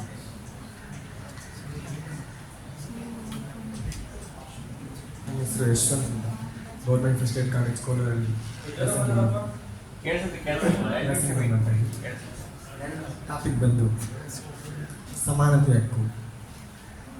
ಇಲ್ಲಿ ಸೇರಿರುವ ಎಲ್ಲರಿಗೂ ಸ್ವಾಗತ ಬಯಸುತ್ತಾ ಹಾಗೂ ಸಂವಿಧಾನ ಓದು ಭಾಷಣ ಶಿಬಿರಕ್ಕೆ ಹೈಕೋರ್ಟಿನ ನಿವೃತ್ತ ನ್ಯಾಯಮೂರ್ತಿಗಳಾದ ಸನ್ಮಾನ್ಯ ನಾಗಮೋಹನ್ ದಾಸ್ ಅವರೇ ಹಾಗೂ ನಮ್ಮ ಕಾಲೇಜಿನ ಇತಿಹಾಸದ ಉಪನ್ಯಾಸಕರಾಗಿರುವ ಹರಿವು ಶಿವಪ್ರಸಾದ್ ಅವರೇ, ಇವನ್ಯಾರವ ಇವ ನಮ್ಮ ವಯನದಿರಯ್ಯ ಕೂಡಲ ಸಂಗಮ ದೇವ ಎಂಬ ಸಮಾನತೆಯ ಬಗ್ಗೆ ಮಾತನ್ನು ಮಾಡುತ್ತಾ, ಜನವರಿ 26, 1950 ಭಾರತಕ್ಕೆ ಸಂವಿಧಾನ ರಚನೆಯಾಗಲಿದೆ. ಸಂವಿಧಾನ ಅಂದರೆ ಒಂದು ದೇಶ ಅನುಸರಿಸುವ ಮೂಲಭೂತ ಕಾನೂನು. ಆ ಕಾನೂನಿನ ಒಳಗೆ ಯಾವ ರೀತಿ ಚೌಕಟ್ಟಲ್ಲಿರಬೇಕು, ಸಮಾನತೆ ಅಂದರೆ ಏನು, ಭ್ರಾತೃತ್ವ ಅಂದರೆ ಏನು, ಲಿಂಗ ಅಂದರೆ ಏನು, ಎಲ್ಲದರ ಬಗ್ಗೆ ಆಶಯವನ್ನು ಒಳಗೊಂಡಿರುವುದೇ ನಮ್ಮ ಸಂವಿಧಾನ. ಯಾವ ಸಮಾಜವು ಸಮಾನವಾಗಿ ರಚನೆ ಆಗಿಲ್ಲ. ಶಕ್ತಿಯಲ್ಲಾಗಲಿ, ಯುಕ್ತಿಯಲ್ಲಾಗಲಿ, ಬಣ್ಣದಲ್ಲಾಗಲಿ, ಲಿಂಗದಲ್ಲಾಗಲಿ ಎಲ್ಲವೂ ಒಂದೇ ಆಗಿಲ್ಲ ಅಂತ ಹೇಳ್ತೀನಿ. ಹೀಗಾಗಿ ಸಮಾನತೆ ಎನ್ನುವುದು ಸಾಧಿಸಿಕೊಳ್ಳಬೇಕಾದರೆ ಅದು ಬಹಳ ದೊಡ್ಡ ಆಶಯವಾಗಿದೆ. ಅದರಲ್ಲಿ ಭಾರತದಲ್ಲಿ ಸಮಾನತೆಯು ಕಲ್ಪನೆ ಬಂದಿದ್ದು ಈ ನಮ್ಮ ಸಂವಿಧಾನದಿಂದ ಮಾತ್ರ ಅಂತ ಹೇಳ್ತೀನಿ. ಅಸ್ಪೃಶ್ಯತೆ ನಿಷೇಧ ಹಾಗೂ ಒಂದು ಮತ ಒಂದು ದೇಶ ಮೀಸಲಾತಿ ಇವುಗಳೆಲ್ಲ ಸಮಾನತೆಗಾಗಿ ಹುಟ್ಟಿಕೊಂಡ ಕೆಲವು ಉದಾಹರಣೆಗಳನ್ನು ಹೇಳ್ತೀನಿ. ಮೊದಲಿಗೆ ಸಮಾನತೆ ಸಂವಿಧಾನದ 3ನೇ ಭಾಗದಲ್ಲಿರುವಂತಹ ಮೂಲಭೂತ ಹಕ್ಕುಗಳಲ್ಲಿ ಮೊದಲನೇದಾಗಿ ಸಮಾನತೆ ಬಗ್ಗೆ ನಾನು ಮಾತಾಡ್ತೀನಿ. ಕಾನೂನಿನ ಮುಂದೆ ಎಲ್ಲರೂ ಸಮಾನರು.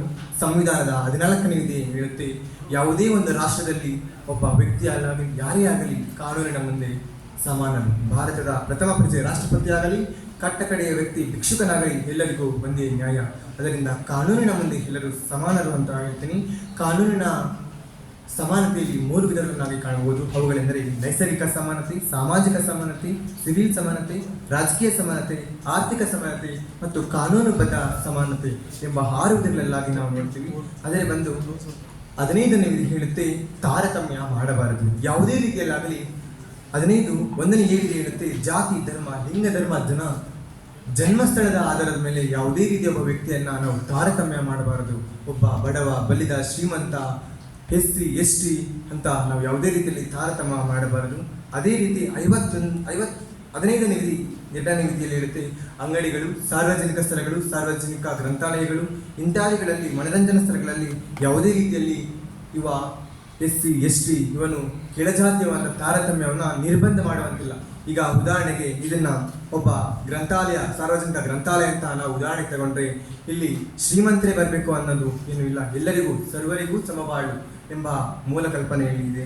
ಅದರಿಂದ ನೆಕ್ಸ್ಟ್ 16ನೇ ವಿಧಿ ಹೇಳುತ್ತೆ, ಉದ್ಯೋಗದಲ್ಲಿ ಸಮಾನ ಅವಕಾಶಗಳು. ಎಲ್ಲರಿಗೂ ಉದ್ಯೋಗ ಅವಕಾಶಗಳು ಕೊಟ್ಟರೆ ಆಗ ಭಾರತ ಉತ್ತುನ್ನತ ಶಿಖರಕ್ಕೆ ಏರಕ್ಕೆ ಕಾರಣ ಅಂದರೆ ನಮ್ಮ ಭಾರತ ಸಂವಿಧಾನ ಅಂತ ಹೇಳ್ತೀನಿ. 16ನೇ 1ನೇ ವಿಧಿ ಹೇಳುತ್ತೆ, ಸರ್ಕಾರಿ ಸೇವೆಗಳಲ್ಲಿ ಸೇರಲು ಎಲ್ಲ ಪ್ರಜೆಗಳಿಗೂ ಸಮಾನ ಅವಕಾಶವನ್ನು ಕೊಡಬೇಕಾಗುತ್ತೆ. ಅದೇ ರೀತಿ 16ನೇ 2ನೇ ಉಪವಿಧಿಯಲ್ಲಿ ಹೇಳುತ್ತೆ, ಯಾವುದೇ ಪ್ರಜೆಗೂ ಧರ್ಮ, ಜಾತಿ, ಕುಲ, ಲಿಂಗ, ಧರ್ಮ ಇವುಗಳ ಮೇಲೆ ಸರ್ಕಾರಿ ಸೌಲಭ್ಯಗಳಲ್ಲಿ ಅಥವಾ ಸರ್ಕಾರಿ ಸೇವೆಗಳಲ್ಲಿ ಅವರನ್ನ ಸಮಾನವಾಗಿ ಸ್ವೀಕರಿಸಬೇಕಾಗಿರುತ್ತೆ. ಅದೇ ರೀತಿ 17ನೇ ವಿಧಿ ಹೇಳುತ್ತೆ ಅಸ್ಪೃಶ್ಯತೆ ಅಂದರೆ ಅನ್ಟಚಬಿಲಿಟಿ. ಒಬ್ಬ ಉದಾಹರಣೆಗೆ ಎಕ್ಸಾಂಪಲ್ ಹೇಳ್ಬೇಕಂದ್ರೆ ನಮ್ಮ ಕಾಲೇಜ್ ಸರ್ ಇದ್ದಾರೆ, ಹರಿವ ಶಿವಪ್ಪ ಸರ್. ಅವ್ರು ಎಷ್ಟು ಜನಗಳನ್ನ ಒಬ್ಬ ದೇವಸ್ಥಾನದ ಒಳಗೆ ನಿರಾಕರಣೆ ಮಾಡಿದ ಆ ಊರುಗಳನ್ನ ಗುರುತಿಸ್ಕೊಂಡು ಹೋಗಿ ಈ ಊರೊಳಗೆ SC/ST ಅವರು ಹೋಗಬಾರ್ದು ಅನ್ನೋದು ಮಾಹಿತಿಯನ್ನ ತಿಳಿಸ್ಕೊಡೋದು ತುಂಬ ಧನ್ಯವಾದಗಳು ಸರ್. ನಿಮ್ಮಂಥವರು ನಮ್ಮ ಕೋಲಾರ ಜಿಲ್ಲೆಗೆ ಇನ್ನೂ ಮತ್ತಷ್ಟು ಮಗದಷ್ಟು ಜನ ಒಪ್ಕೋಬೇಕಾದ ಪ್ರಕಾರ ತಿಳಿಸ್ತೇನೆ ಸರ್. ಉದಾಹರಣೆಗೆ ನಮ್ಮ ಕೋಲಾರ ಹತ್ರ ಇರುವಂಥ ವೇಮಗಲ್ ಹತ್ರ ಒಂದು ಊರು, ಆ ಊರಲ್ಲಿ ಯಾರು ಹೋಗ್ತಾರೆ SC ಅಂತ ಮಾದಿಗ ಹೊಳೆಯ ಅಂತಿರುತ್ತೆ. ಆ ಊರಲ್ಲಿ ಹೋಗೋದೇ ಇಲ್ಲಂತೆ ದೇವಸ್ಥಾನ ಒಳಗಡೆ, ಎಲ್ಲರೂ ಆಚೆನೇ ಇರಬೇಕು. ಯಾವುದೇ ಜಾತ್ರೆಗಳಾಗಲಿ ಇದಾಗಲಿ ಮಂಗಳಾರತಿ ತಟ್ಟೆಯಲ್ಲಿ ಕೂಡ ಅವ್ರು ಕಾಸು ಹಾಕುವಷ್ಟಿಲ್ಲಂತೆ. ಅಂತ ಊರಲ್ಲಿ ಹೋಗಿ ಎಲ್ಲರೂ ಒಂದೇ ಅಂತ ಭಾವನೆ ತೋರಿಸ್ಕೊಟ್ಟಕ್ಕೆ ತುಂಬ ದೊಡ್ಡವಾದ ಧನ್ಯವಾದಗಳು, ಥ್ಯಾಂಕ್ಸ್ ಸರ್ ಹೇಳ್ತೀನಿ. ಅದೇ ರೀತಿ 1955ರಲ್ಲಿ ಸಂಸತ್ನ ಅಸ್ಪೃಶ್ಯತೆ ಕಾಯ್ದೆಗಳನ್ನು ಜಾರಿಗೆ ತರ್ತಾರೆ. ಇದೇ ರೀತಿ ಅಸ್ಪೃಶ್ಯತೆ ಕಾಯ್ದೆಗಳು ಕೂಡ ಅಂಗೀಕಾರವಾದ ದಿನ. ಅದೇ ರೀತಿ 1977ರಲ್ಲಿ ಈ ಕಾಯ್ದೆಗೆ ಕೆಲವು ತಿದ್ದುಪಡಿಗಳನ್ನು ಮಾಡಿ ಮೂಲಕ ಸೇರಿಸಲಾಗುತ್ತೆ.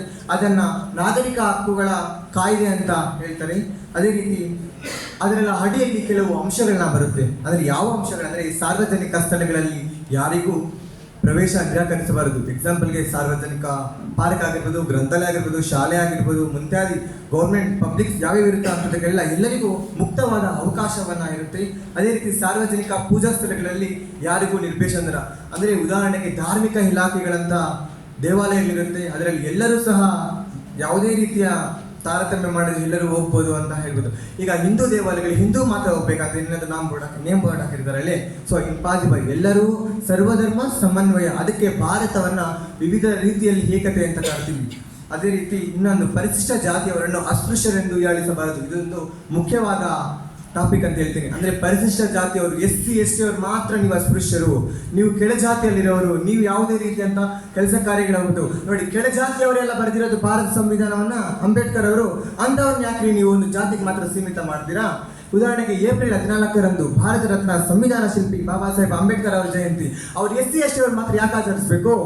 ಅಲ್ಲಿ SC/STನೇ ಅಂತಲ್ಲ, ಭಾರತದ ಎಲ್ಲ ಪ್ರಜೆಗಳು ಕೂಡ ಭಾರತದ ದೊಡ್ಡವಾದ ಪ್ರಜಾಪ್ರಭುತ್ವ ಹಬ್ಬ ಅಂದರೆ ಅದು ಏಪ್ರಿಲ್ 14ರಂದೇ ಭಾರತ ರತ್ನ ಸಂವಿಧಾನ ಶಿಲ್ಪಿ ಅವರ ಜನನ.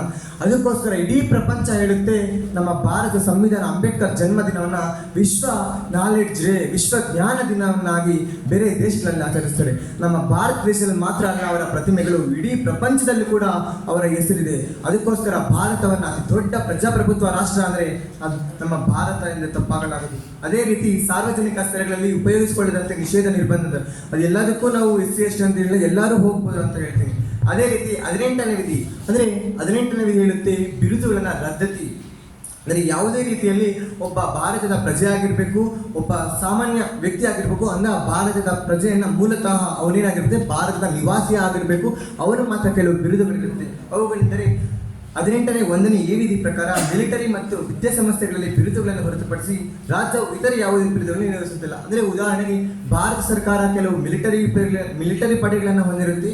ಅದರಲ್ಲಿ ಉತ್ತಮ ಸೇವೆಯನ್ನು ಮಾಡಿದವರಿಗೆ, ಮಿಲಿಟರಿ ಕ್ಷೇತ್ರಗಳಲ್ಲಿ ದಕ್ಷ ಸೇವೆಯನ್ನು ಮಾಡಿದವರಿಗೆ ಪರಮವೀರ ಚಕ್ರ ಹಾಗೂ ಮಹಾವೀರ ಚಕ್ರ, ವೀರಚಕ್ರ ಎಂಬ ಬಿರುದುಗಳನ್ನು ರಾಷ್ಟ್ರಪತಿಯವರು ಕೊಡ್ತಾರೆ.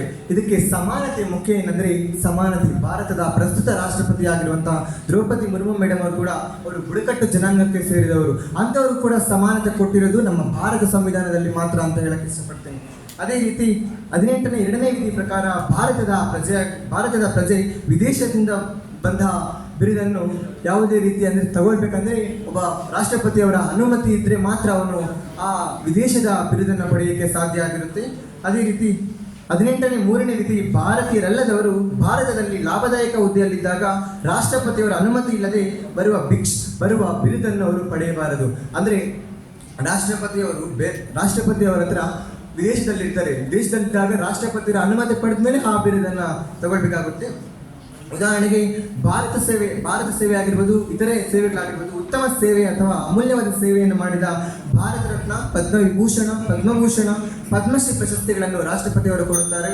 ಅದೇ ರೀತಿ ಕರ್ನಾಟಕದಲ್ಲಿ 1992ರಲ್ಲಿ ಹೊಸದಾಗಿ ಕರ್ನಾಟಕ ರತ್ನ ಪ್ರಶಸ್ತಿಯನ್ನು ಪಡೆದವರಾಗಿರುತ್ತಾರೆ. ಅದರಲ್ಲೂ ಇತ್ತೀಚೆಗೆ ನಮ್ಮನ್ನು ಅಗಲಿದ ಡಾಕ್ಟರ್ ಪುನೀತ್ ರಾಜ್ಕುಮಾರ್ಗೆ ಕರ್ನಾಟಕ ರತ್ನ ಎಂಬ ಬಿರುದನ್ನು ಪಡೆದು ಅವರು ಪಾತ್ರರಾಗಿರುತ್ತಾರೆ. ಕಲೆ, ಸಾಹಿತ್ಯ, ವಾಸ್ತುಶಿಲ್ಪಗಳಲ್ಲಿ ಅಪಾರವಾದ ಸೇವೆಯನ್ನು ಮಾಡಿದಂತಹ ಇವರಿಗೆ ವಿಶ್ವವಿದ್ಯಾಲಯಗಳು ಗೌರವೇಟ್ ಪದವಿಯನ್ನು ನೀಡಿ ಅವರನ್ನು ಗುರುತಿಸಿಕೊಳ್ಳುತ್ತದೆ.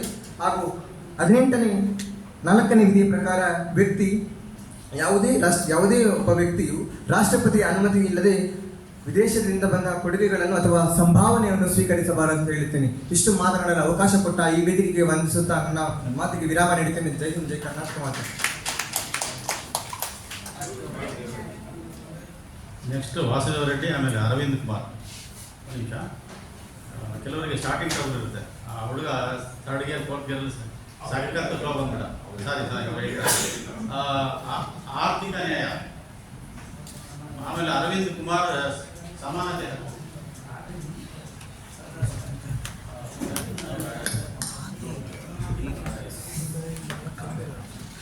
ಬಂಧುಗಳೇ, ಇವತ್ತೇನು ಸಂವಿಧಾನ ಓದು ಭಾಷಣ ತರಬೇತಿ ಶಿಬಿರ ನಡೀತಾ ಇದೆ.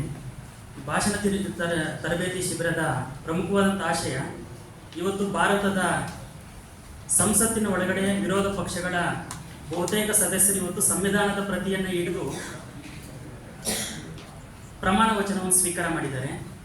ಇನ್ನೊಂದು ಕಡೆಗೆ ಈಗ ನಿನ್ನೆಯಿಂದ ಸುದ್ದಿಗಳು ಬರ್ತಾ ಇದ್ದಾವೆ, ಈ ದೇಶದ ಅಗರ್ಭ ಶ್ರೀಮಂತ ಆಗಿರುವಂಥ ಅಂಬಾನಿ ಮಗನ ಮದುವೆ ನಡೀತಾ ಇದೆ.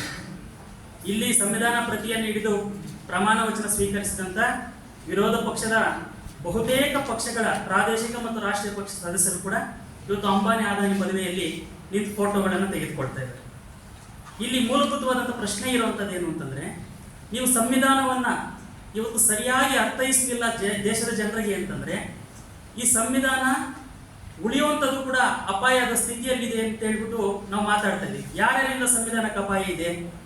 ಜಾತಿವಾದಿಗಳಿಂದ, ಕೋಮುವಾದಿಗಳಿಂದ, ಬಂಡವಾಳಶಾಹಿಗಳಿಂದ ಅಪಾಯ ಇದೆ ಅಂತ ಹೇಳ್ತಾ ಇದ್ದೀವಿ. ಆದರೆ ಸಂವಿಧಾನವನ್ನು ಈ ದೇಶದ ಜನರಿಗೆ ನಾವು ಆರ್ಥಿಕ ನ್ಯಾಯದ ಅಡಿಪಾಯದ ಮೇಲೆ ಸರಿಯಾಗಿ ವಿಶ್ಲೇಷಣೆ ಮಾಡಿ ನಿಮ್ಮ ಸಮಸ್ಯೆಗಳಿಗೆ ಪರಿಹಾರ ಸಂವಿಧಾನದಲ್ಲಿದೆ ಅನ್ನುವಂಥದ್ದನ್ನು ನಾವು ಹೇಳಲಿಲ್ಲ ಅಂತಂದರೆ, ಈ ದೇಶದಲ್ಲಿ ಮುಂದಿನ ದಿನಗಳಲ್ಲಿ ಸಂವಿಧಾನದ ವಿರುದ್ಧವಾದಂಥ ಒಂದು ದೊಡ್ಡ ಮಟ್ಟದ ಅತೃಪ್ತಿ ಅನ್ನೋದು ಜನರಲ್ಲಿ ಬೆಳೆಯುತ್ತದೆ ಅನ್ನೋದು ಕೂಡ, ಆ ಮುನ್ಸೂಚನೆಗಳು ಕೂಡ ನಮಗೆ ಇರಬೇಕಾಗ್ತದೆ.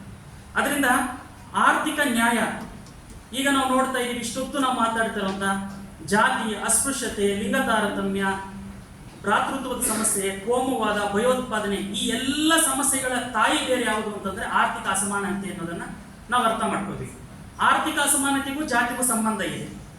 ಆರ್ಥಿಕ ಅಸಮಾನತೆಗೂ ಕೋಮುವಾದಕ್ಕೂ ನೇರವಾದ ಸಂಬಂಧಗಳಿದ್ದಾವೆ. ಆರ್ಥಿಕ ಅಸಮಾನತೆಗೂ ಅಂತಾರಾಷ್ಟ್ರೀಯ ಭಯೋತ್ಪಾದನೆಗೂ ನೇರವಾದ ಸಂಬಂಧಗಳಿದ್ದಾವೆ. ಸಮಾಜದಲ್ಲಿ ಇವತ್ತು ಕ್ರಿಮಿನಲೈಸೇಷನ್ ಏನು ಬೆಳೀತಾ ಇದೆ, ಅಂದ್ರೆ ಅಪರಾಧೀಕರಣ ಏನು ಬೆಳೀತಾ ಇದೆ, ಆ ಅಪರಾಧೀಕರಣಕ್ಕೂ ಆರ್ಥಿಕ ಅಸಮಾನತೆಗೂ ನೇರವಾದಂಥ ಸಂಬಂಧಗಳಿದ್ದಾವೆ.